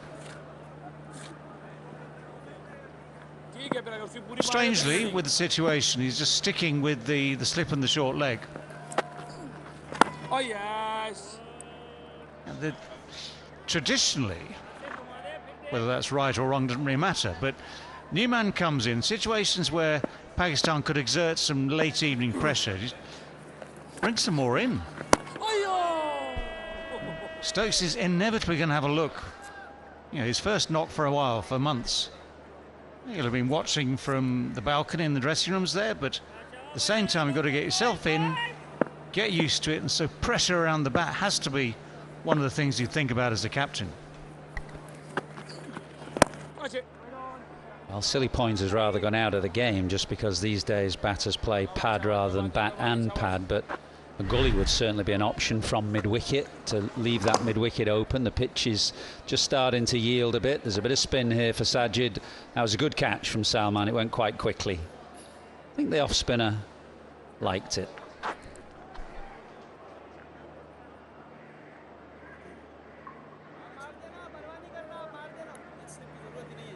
Well, Duckett had flirted a little bit with the danger outside the off stump more than once.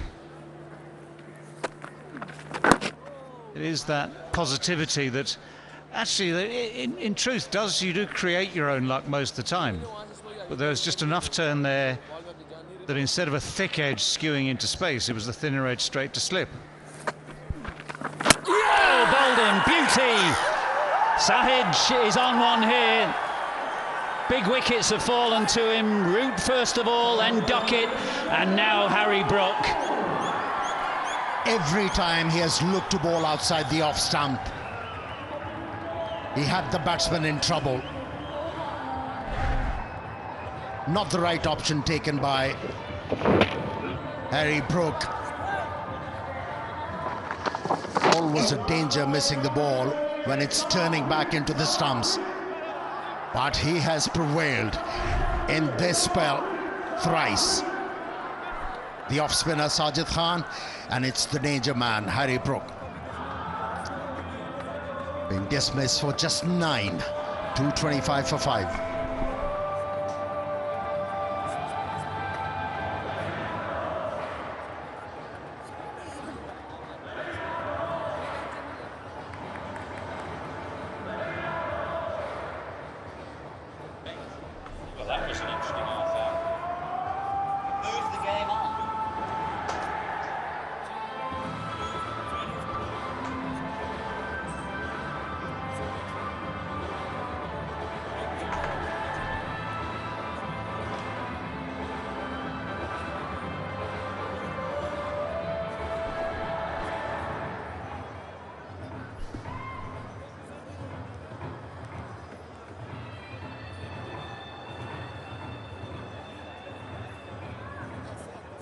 Jamie Smith comes in at 5 down, 225 for 5. He had a great couple of days with the gloves.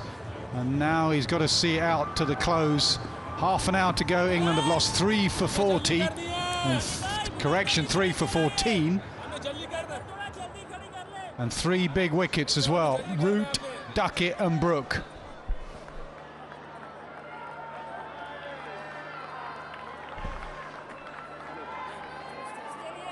Two new batters at the crease. And a little bit of spin on offer now.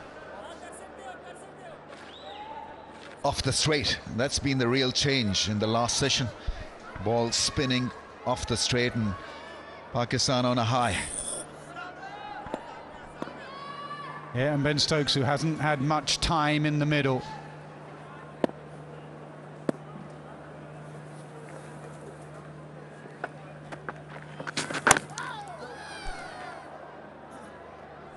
Again, Sajid with that attacking line outside off stump. Good turn. We've been waiting for this pitch to turn. Just signs there is some now.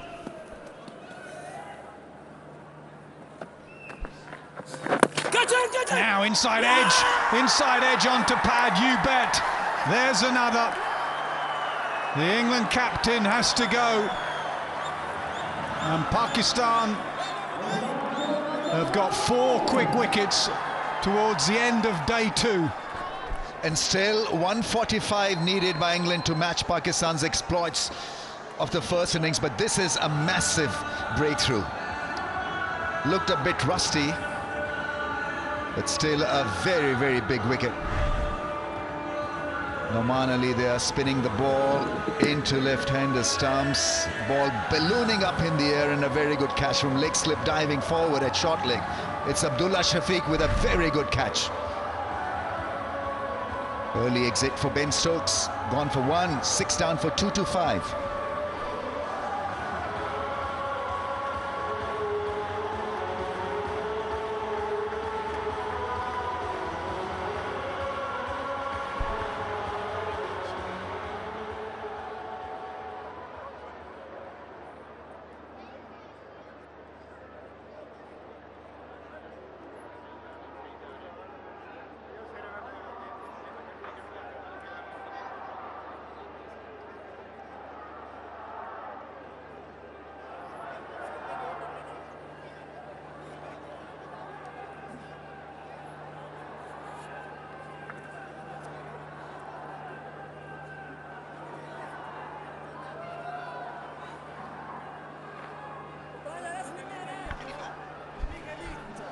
Last 8 deliveries, 3 wickets, a collapse for England, 4 for 14. Bryden Carse, an all-rounder, a bowling all-rounder, and the challenge of starting against spin.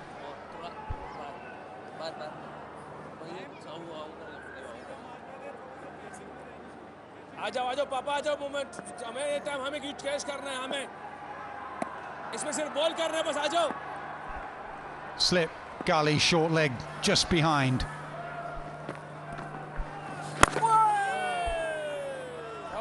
Two first-class hundreds for Bryden Carse.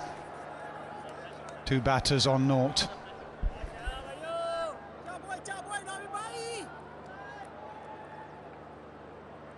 यार पापा आ जा यार.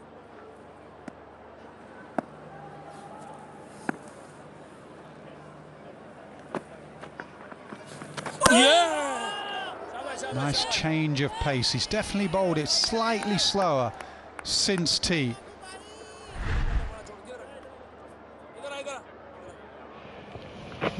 Yeah, bowls with the lower arm, almost round armish, and to spin from that angle, just a bit difficult for a newcomer really to make out how much the ball is going to turn.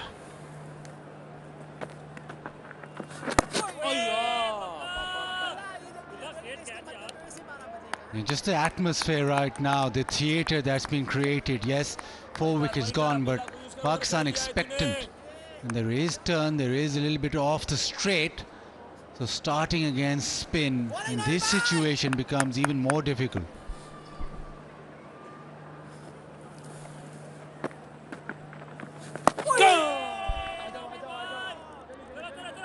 Excellent from Noman Ali, 225 for 6. does happen in this part of the world. The game progresses slowly, as that first test did. And then suddenly on day 4 a collapse, but this collapse has come on day 2 on a pitch that's been used for 7 days. 211 for 2, 211 for 3, and now 225 for 6. Just attack again. Yeah, that's off.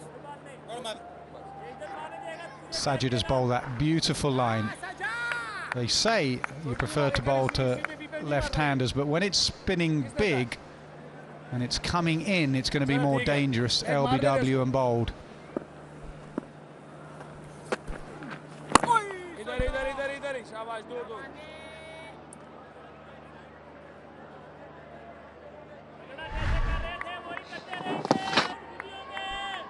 Inside edge, onto thigh pad, ballooning up in the air, Abdullah Shafiq.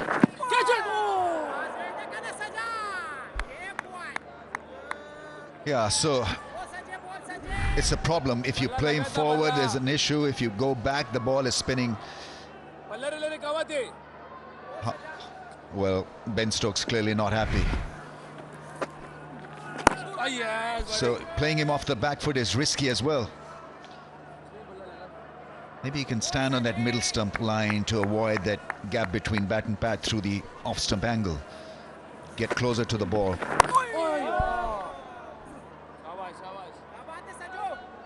Well, Jamie Smith would have seen a few turns, so that one that goes straight on brings slip into play.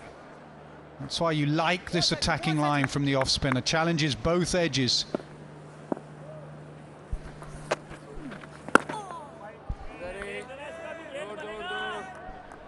A lot happens in that Sajid action, so it does make it difficult when you first come in. You need to get used to that action too. It does get the ball to turn, but the action needs also to get used to.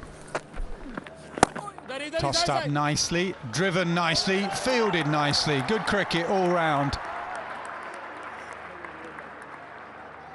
End of the over, 226 for 6.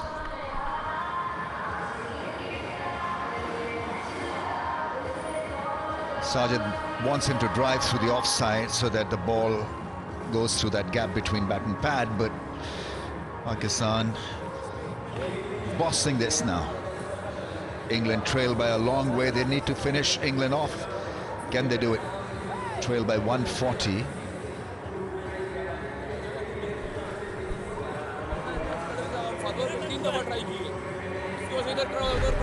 Four for 14. England lost a little bit of luck with the drag on onto the boot, onto the stumps, and nicely flighted from Sajid. That's a beauty. And then the England skipper. Not spent much time in the middle, out of rhythm. Look at that timeline at the bottom.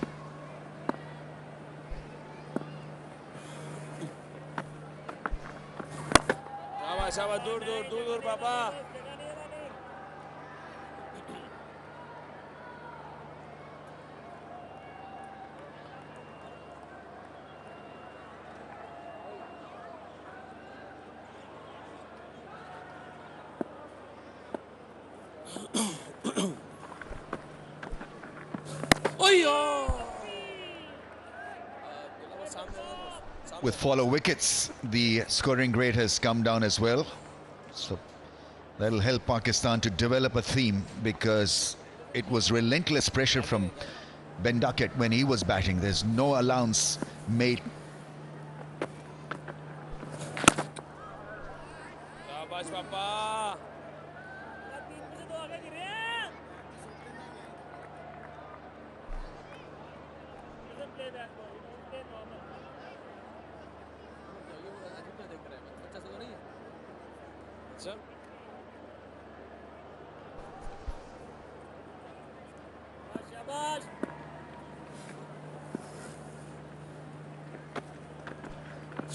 Oh yes, Papa.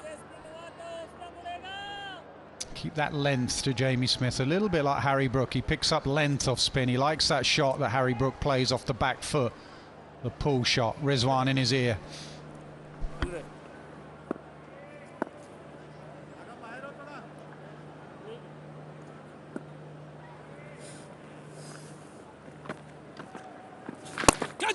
In the air, a little bit of a leading edge, but safe. I think that's the idea for him, to play a straight drive against the spin. Not a happy chappy, glum face. Massive breakthrough for Pakistan to dismiss Ben Stokes. Let's see how England bat under pressure.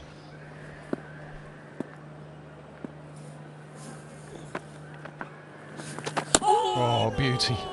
Cannot do anything about that. Just hold the line with the bat and pray you don't nick it. He didn't. 226 for 6.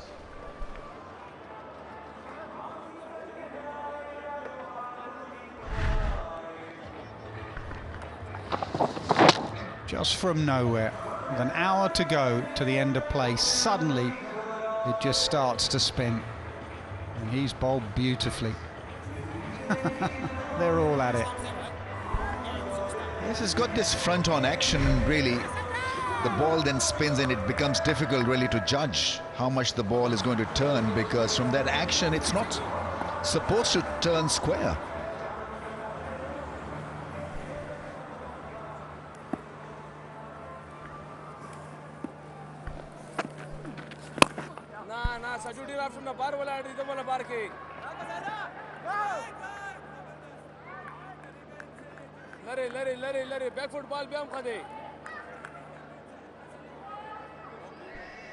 There's the sudden change, and it's quite dramatic, isn't it? After tea, much more spin.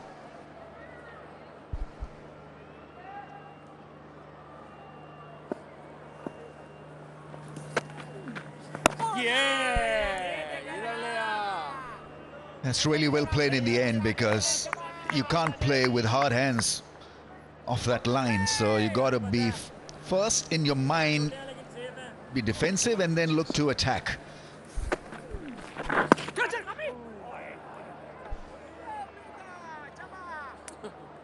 Yeah, he wants the big booming drive, a little bit like Pope played. Hard hands, pushing at it, leaving a gap between bat and pad. That's what he wants. That's where he's going to toss it up.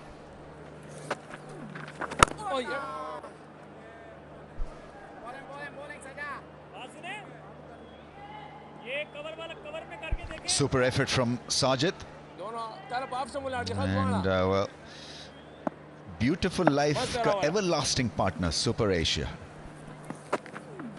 Yeah, shabash.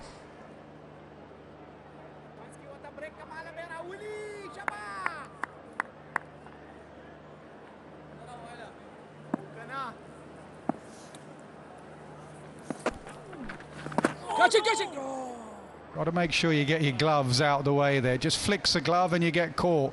Not on that occasion. 228 for 6. His padding up has almost gone out of fashion. It takes a special breed, special effort really to pad the deliveries. I think England need to find a way to make sure that Sajid doesn't hurt them anymore. So that could be a ploy.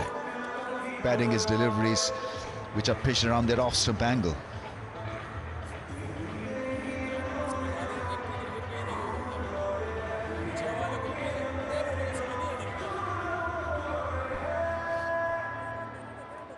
Two spinners have done well, Sajid in particular, 4 for.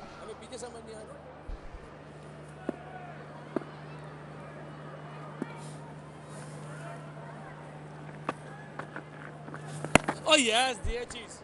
Oh, shabash, well done.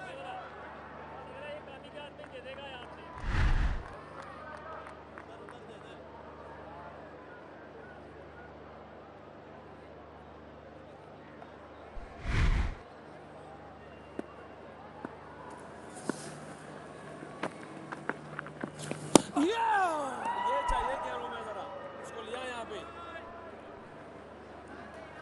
5.4 overs remain, and you can just sense every delivery there's an expectation that Pakistan might get a wicket. What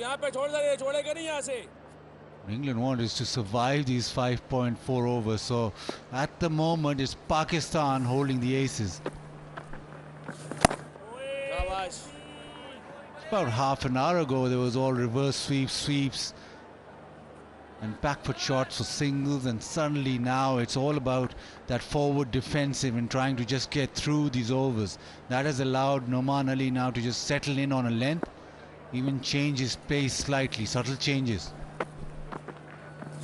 Well, it was one of the reasons they changed from Ben Foakes to Jamie Smith. Ben Foakes in India got stuck with the tail. England went nowhere. There's the change of pace from Noman Ali, much slower. But Jamie Smith's been brought in. He's much more attacking to bat with the tail, but maybe not this evening. He's just trying to get to the close. He'll just flash away at the wide one. But if he can be there tomorrow, Jamie Smith will go into a different gear, different mode. Yeah, he's a good all-round cricketer. Good solid defense so far in this little stint. And a little bit of width, a straighter ball attempted with a wider angle and put away for 4. I think that's a quality, because when you are pulled down a little because of the situation and when you're looking to defend, you almost tend to forget the value of a loose ball. But he was up for it. Very slow. Flighted slowly, beautifully bowled. 232 for 6.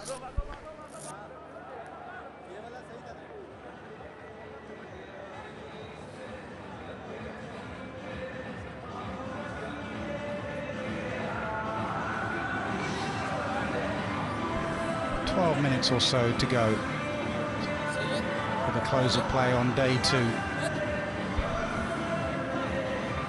game has progressed much better, much more even balance between bat and ball.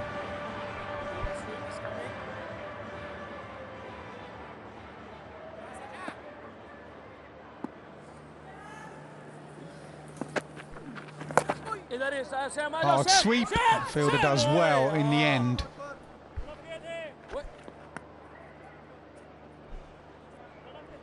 You've got to spend some time at the crease to know the pace and analyze the bowling. But of late, it's become a pitch, especially after tea, you don't seem to be in. A lot of 20s and 30s. There's this wonderful 100. This goes on to show that, you know, batting consistently and successfully on this pitch will be a major achievement. It'll not be easy.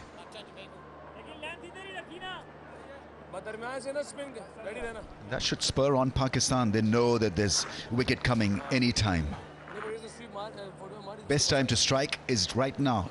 Smith is young at the crease, so is Khas.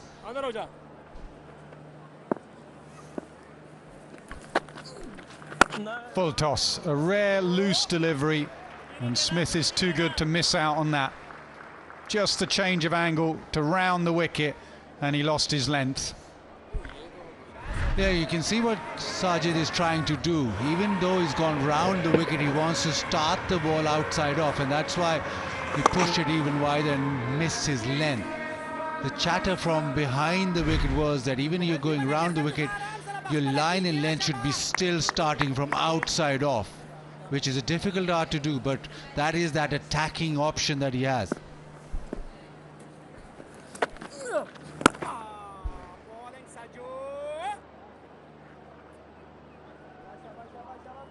I think he's better served bowling from over the wicket than round.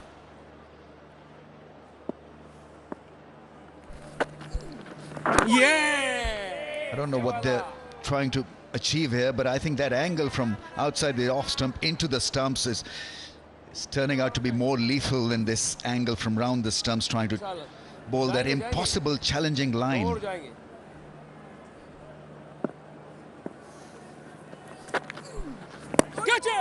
Side edge. Smith will take one. He'll keep the strike to 38 for 6.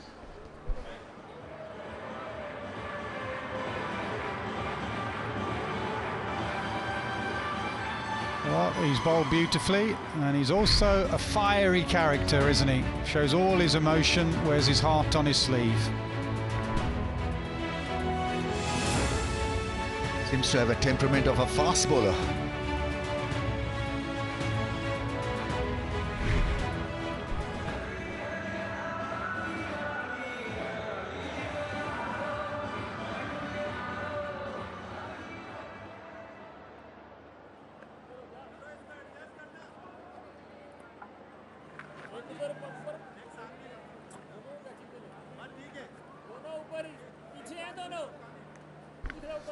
Noman Ali has to keep mixing it up. He has gone slower, but occasionally fire a quicker one in.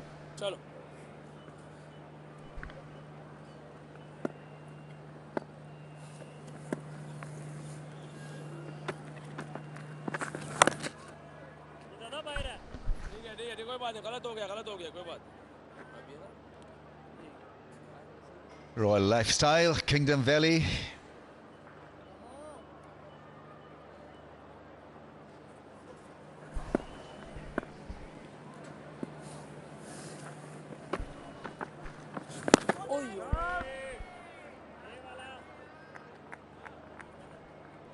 When he bowls slow, he's getting the ball to turn, but also allowing batsmen to have more time to the ball, and so there's this advantage and disadvantage.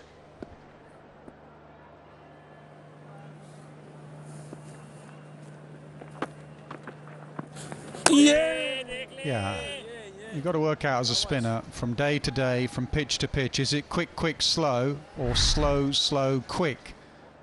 At the moment, there's a lot of slow deliveries, and Smith can play the adjuster with the bat. The odd quicker one.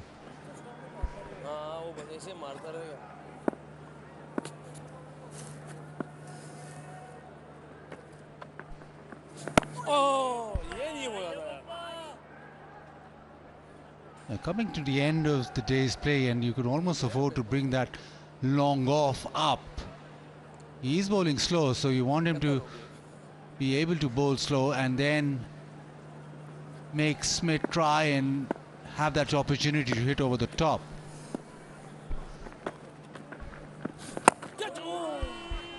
Unless, of course, you want him to push to long off for the single.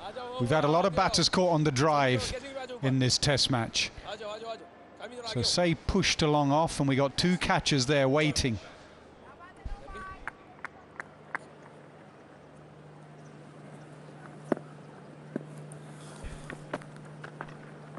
Oh yes. 238 for 6.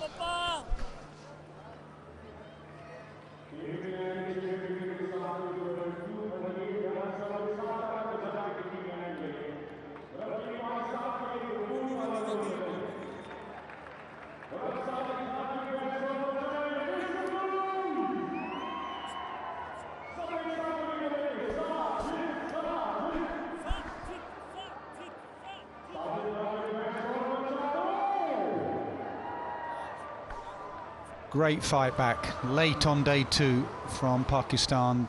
England still trail by 128. Now he's just got outside the line. I think he's just got outside the line. Yeah, it's a not out. I don't think that they'll opt for a DRS. Going back can be hazardous.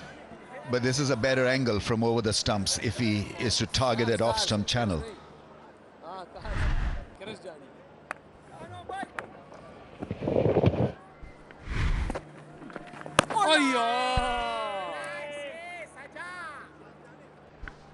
Sajid just saying to him, go on, sweep again.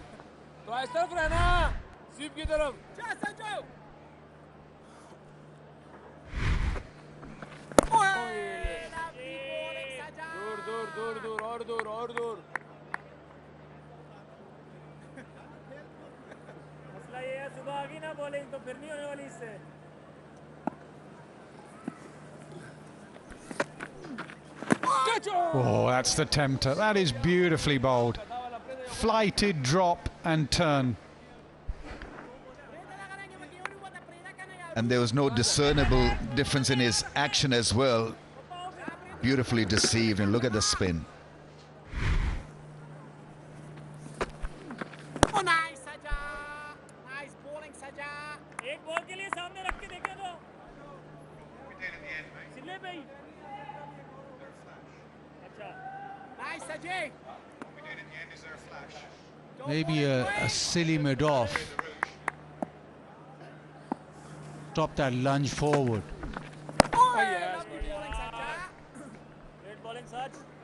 238 for 6.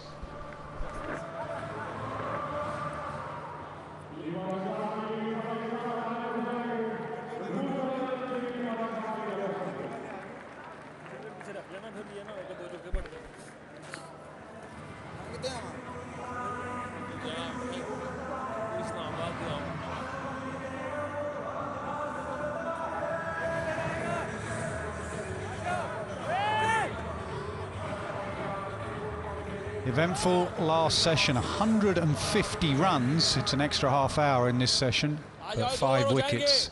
Very watchable. Bit of Zad Mahmood, the leggy coming on to bowl. Want to buy a wicket here. Let's see how they play him. Little stint, just 5 overs for him. Starts with a wrong un, and it'll be interesting to see if Cast picks him. Probably the last over of the day. Inverix Solar Energy facility for the fans. Visit the booth to charge your phones, tablet.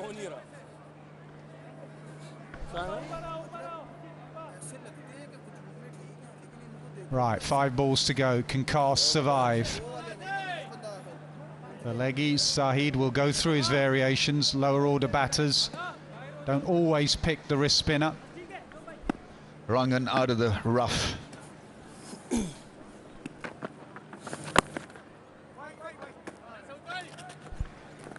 I think it'll be better served flighting the ball and make him drive.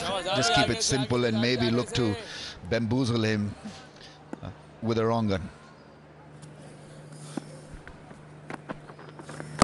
2 leggies. When will the googly come?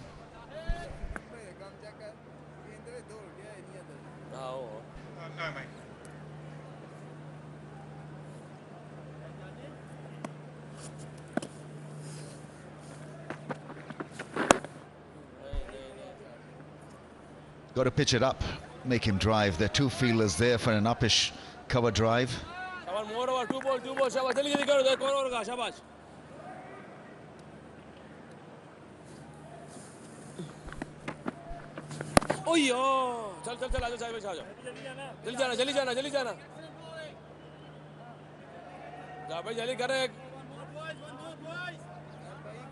Well, if they get round, they may get another one in. The clock is trying to tick round to past. There is the wrong one. Rizwan wants to get another one in. What about the umpires? They are the men in charge. And the umpires say that will do for day 2. It has got round to 5:30. A very watchable day of cricket. 346 runs scored.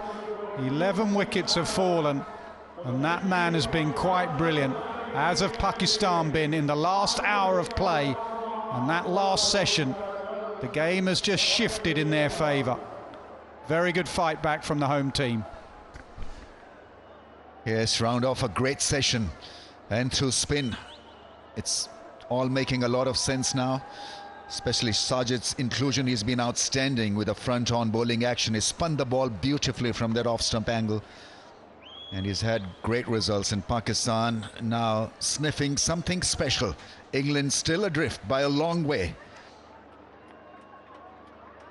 They need to have a good first session, England, if they are to survive in this test match. But right now it's Pakistan who have bossed the last session.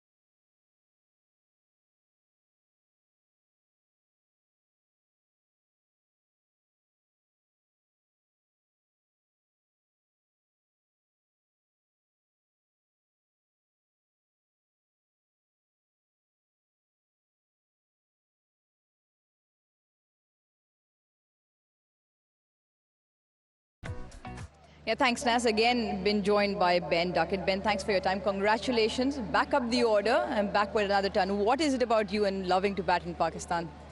I don't know. I mean, obviously, batting against spin. Like to think it's a strength of mine. But yeah, obviously batting against a new ball out here can be a fraction easier at times. And obviously, yeah, back opening with Zach. It was nice to be back out there together. You talk about your strength. We see you scoring square of the wicket, and I think Michael Atherton mentioned you have about double digits in terms of number of sweep shots that you have. You reckon you played all of them today, and have you added any more to that repertoire? Yeah, I tried.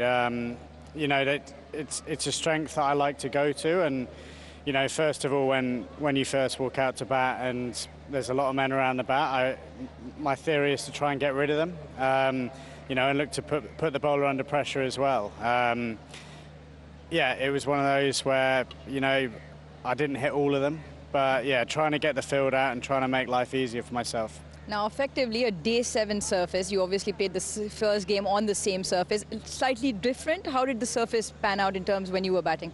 Yeah, obviously, it felt like it was spinning. We thought it might be tougher against the new ball, but I actually found the softer the ball got, it actually got a fraction harder. You know, there wasn't really a game plan that we had. But yeah, obviously, credit to them. You know, they made us work extremely hard for our wickets. I thought they played really well, and I thought we also bowled well. Our seamers, you know, ran in and took a lot of wickets on a pitch that didn't offer much for seam. You know, and then it was down to us. And I thought, to be honest, throughout they put us under pressure. They kept their catches in and made it extremely hard for us at times. So, you know, I feel like a couple of wickets we lost at the back end there, but it's going to be a big hour in the first morning if we can try and kind of get as close as we can to their target. Yeah, I think the game's going to move forward and it's going to be a good game. You touched on a little bit of a collapse. You're about 14 for 4 towards the back end, but like you said, not much for the seamers, but definitely the spinners did come into play. How do your spinners now look at this? Yeah, I think we can look at how they've bowled, and I think the pace that their spinners bowled, they bowled maybe a fraction quicker. You know, every kind of half an hour moving forward now, that pitch is getting older, and you know, obviously it was a big toss and it didn't do quite as much yesterday as we thought, and we stuck to our guns and took 10 wickets. We know that the pitch is going to get harder to bat on. Yeah, obviously we're going to be batting last, so yeah, as I said, that first morning tomorrow is going to be huge, and then, you know, hopefully we can bowl like we did in the second innings of the first test and try and, you know, get a bit of a collapse. Yeah, and hopefully we'll be in for a good game. And lastly, the thumb okay? Yeah, I mean, obviously I was facing a lot of spin, which was quite handy. I saw when they selected their team and there was only one seam bowler. I was quite happy about that. Yeah, generally it's fine, and especially against spin. So yeah, hopefully it just gets better and better. All right, cheers, Ben, for your time, and another congratulations to that ton. Thank you very much. Cheers. Yeah, well played indeed, Ben Duckett. His 4th Test 100, his 2nd in Pakistan. But the game is set up beautifully thanks to an excellent last hour for Pakistan. Join us tomorrow. It will be day 3 of the 2nd Test match here from Multan. Local time 9:50 on air.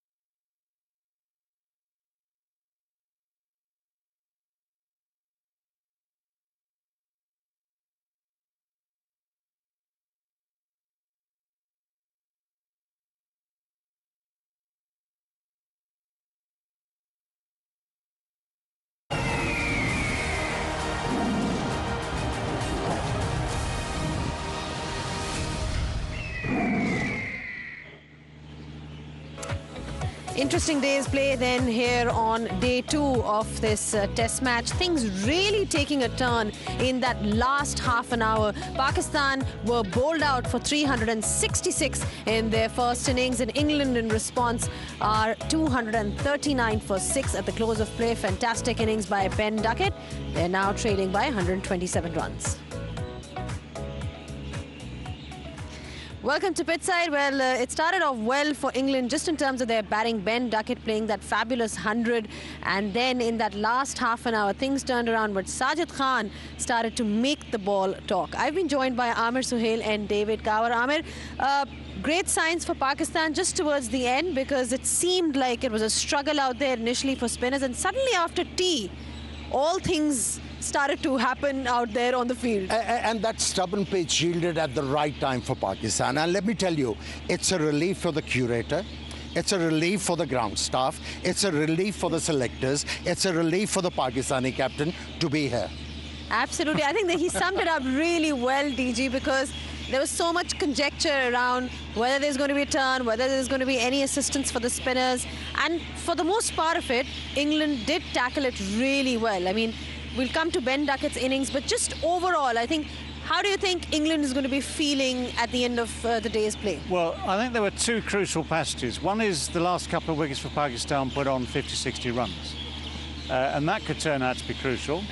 And the other thing is what you've just talked about, the last hour of play, where for the first time the ball started to turn consistently. Up until then, the odd one had turned and turned quite big. There just seemed to be a few spots where it was dusting, but then once it turns consistently and also quite a long way at the same time, then you're in, then you've got problems again. I thought Sajid Khan did a really good job, because he puts good revolutions on the bottle.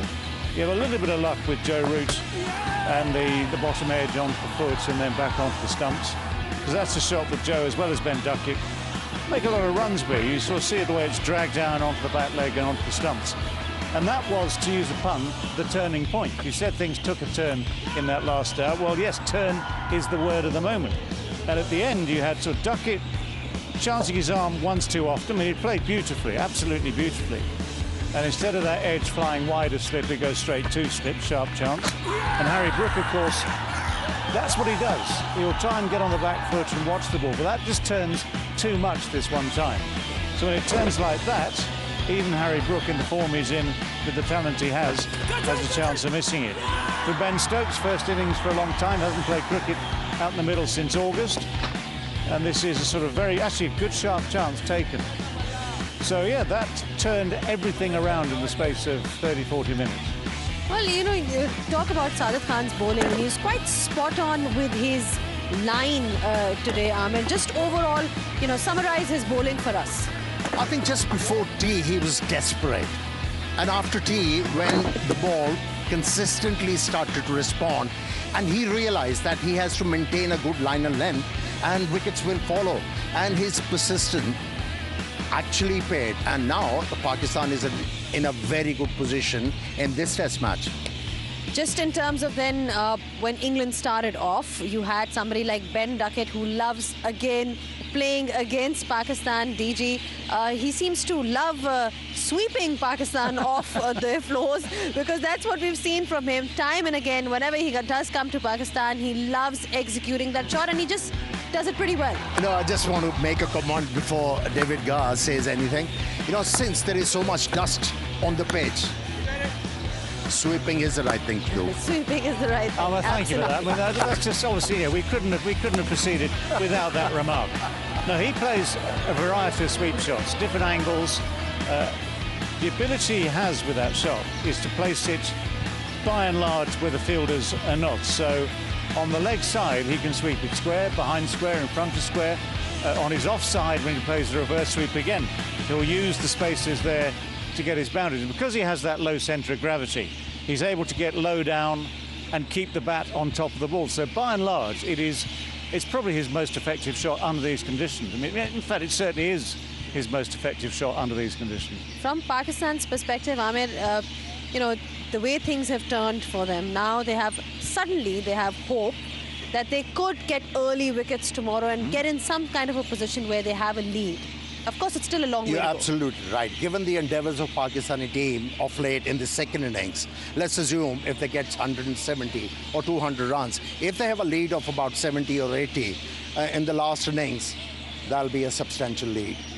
All right, thank you so much for your thoughts, DG and Amir. You're going to stay here because we're going to take a short breather. We've got Sajid Khan waiting to be sitting with us here on pitch side, so stay tuned to listen to his thoughts.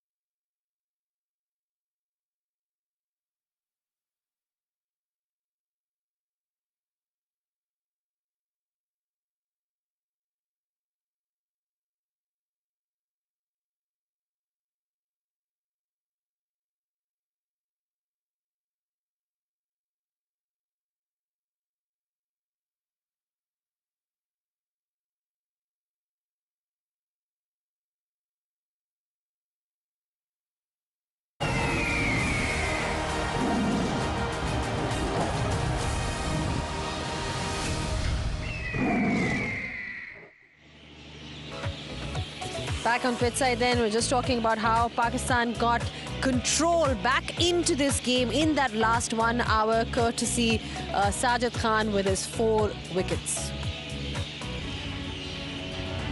Well, it's been a brilliant performance by Sajid Khan. Lots of emotions being shown at display, that aggression and of course that epic celebration of his. We will be talking to him about that. What is the reason behind this particular celebration? But what a moment for him today to be coming out and taking those 4 wickets against England. And there he is. He joins us on pitch side. Sajid, thank you so much हमें join करने के लिए. 4 विकेटें आपने हासिल की, तो पहले तो आपको बहुत बहुत मुबारक हो, बिकॉज वही बात आ रही थी, काफ़ी देर से डिस्कशन चल रही है कि जी 20 विकेटें चाहिए, अगर मैच जीतना है तो 20 विकेटें चाहिए. टी के बाद पहले तो मैं आपसे पूछूंगी कि क्या हुआ, एकदम से थोड़ा सा लग रहा था कि जिस तरह टर्न भी ज़्यादा मिल रही है, आपके मुताबिक टी के बाद क्या हुआ कि 4 विकेटें पाकिस्तान ने एकदम से ली? बिस्मिल्लाह रहमान रहीम. पहले तो अल्लाह का लाख लाख शुक्र है. जैसे कि आपको पता है ये लोग अटैकिंग खेलते हैं और जब टी से पहले हम बॉलिंग कर रहे थे तो ये हम भी अटैक कर रहे थे, वो भी अटैक कर रहे थे। जो हम दोनों अटैक कर रहे थे तो उसको हमें ही नुकसान लगा था। तो बाहर मीटिंग की कोच के साथ, मैनेजमेंट के साथ।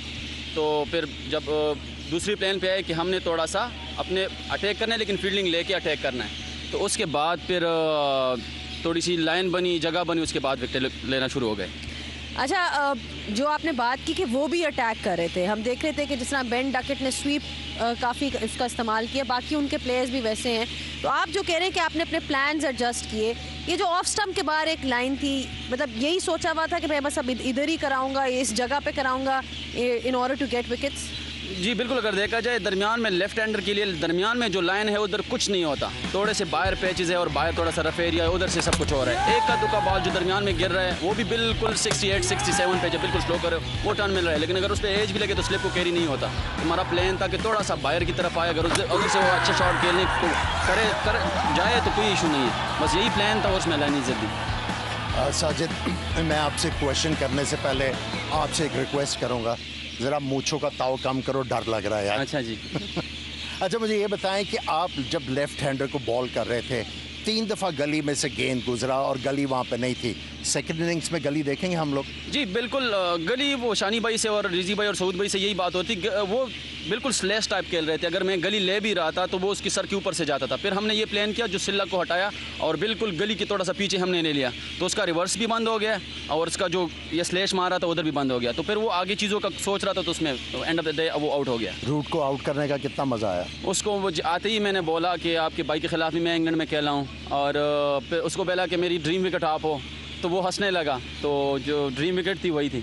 मैं यही पूछने लगी थी कि सारी विकेट्स में सबसे ज़्यादा आपने ये वाली विकेट एंजॉय की है? जी बिल्कुल, जो रूट की। जी जी जी ठीक है, और सिर्फ रूट की नहीं बल्कि आपने उनकी सारी मेन बैट्समैन को आउट किया है। परफॉर्मेंस जब भी किसी की देखते हैं तो आप हमेशा ये देखते हो कि टेल एंडर्स को आउट कर रहे हैं, शुरू में ओपनर्स को कर रहे हैं, Ben Duckett, Pope, Root, Brook. So जो एक उनका जो मिडिल ऑर्डर है, पाकिस्तान के पास अब ये एडवांटेज है कि ओवरऑल विकेटें मिल गई हैं मिडिल ऑर्डर की, and now we are into obviously Brydon Carse आ गए हैं, जेमी स्मिथ आ गए हैं। तो अभी जो ड्रेसिंग रूम का माहौल था after getting those wickets, I am sure काफ़ी अपबीट होंगे प्लेयर्स के। एक पहले सिर्फ 2 विकेट्स गिरी हुई थी, एकदम से एक पोजीशन में आ गए हैं where they feel confident about themselves. जी बिल्कुल, ड्रेसिंग रूम का माहौल पहले भी अच्छा था, अभी थोड़ा सा कॉन्फिडेंस हमें ये मिला कि अर्ली ऑन जल्दी विकेटें मिल गई एंड ऑफ द डे, और ये हमें चाहिए था हमारी कॉन्फिडेंस के लिए। जिस तरह पिछले हम सीरीज़ हारे बांग्लादेश से और पिछला मैच जब हम हारे इंग्लैंड से, तो ये हमारे लिए बॉस्टअप था और इंशाल्लाह इसको हम कैरी करेंगे कल। पिच का बता दें, कैसी लग रही है पिच? लग रहा है कि बहुत हेल्प कर रही है आपको? लग रहा है कि ये कल और मज़ीद क्रम्बल करेगी? बात यह है कि इसमें जो स्पॉट है, अगर उसमें आप 90 के ऊपर से बॉलिंग करोगे तो उसमें आप कोई एक का दो का ब्रेक मिलेगा। हाँ, पेस वेरी करोगे तभी कुछ ना कुछ मिलेगा, वो भी बाहर से, अंदर से कुछ भी नहीं है। बिल्कुल जो 3 विकेटें है उसके अंदर से कुछ भी नहीं है, थोड़ा बाहर से सब कुछ है। अगर आप पुश से बॉल कर रहे हो, स्लो कर रहे हो, पेस वेरी कर रहे हो, तो बहुत कुछ है इस विकेट में।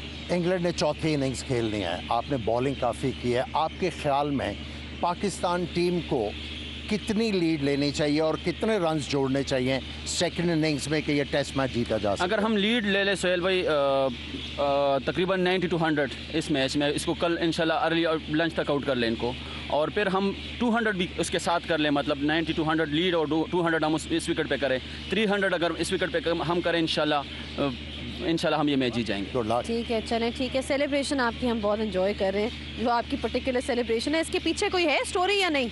इसके पीछे की स्टोरी यही है कि जितनी भी क्रिकेट के लिए मैं हर चीज़ से मतलब परफॉर्म के साथ बाहर होता हूँ। मतलब मैंने जितनी भी क्रिकेट के लिए, स्कूल क्रिकेट के लिए, पिशावर से अंडर 13, 16 परफॉर्म के साथ में हर जगह बाहर होता था। जब भी मैं क्रिकेट खेलता था, मैं स्टार्ट में एज अ बैट्समैन था, फिर बाद में मैं स्पिनर बना। तो जब भी मैं परफॉर्म करता था तो स्ट्रेट अवे पिशावर की जो जितनी भी मैनेजमेंट और सारी चीज़ें होती थी, मैं उधर ही से सारा क्रिकेट खेला हूँ। सबसे अच्छी परफॉर्म मेरी होती थी और सबसे पहले ही मुझे बाहर करते थे।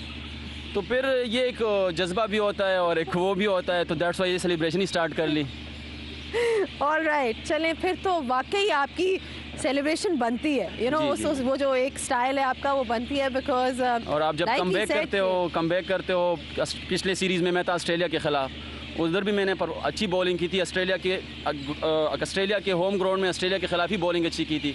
अगले सीरीज से विदाउट एनी रीज़न बाहर कर दिया, फिर इसी में आ गए। चले कोई बात नहीं, अब कोई नहीं, होपफुली इस परफॉर्मेंस के बाद एवरीबडी रिकग्नाइजेज आपकी जो अचीवमेंट है। Thank you so much, we wish you all the best. अभी तक मैच जो है चल रहा है। Thank you so much Aamir for your thoughts as well. And there you have heard from Sajid Khan. He's very proud of his achievements and he's done particularly well with the ball. Let's have a quick look at what we have for you in store tomorrow. Beautiful shot of the moon there, and the coverage tomorrow starts at 9:25 a.m. Well, we've got plenty of action lined up for you for tomorrow. It's going to be an interesting day's play. Pakistan will be looking to build on that lead. First of all, get those 4 wickets and then build on that lead. And then hopefully we can hope for a result pretty soon. So I hope you guys enjoyed today's proceedings. Until tomorrow, it's goodbye.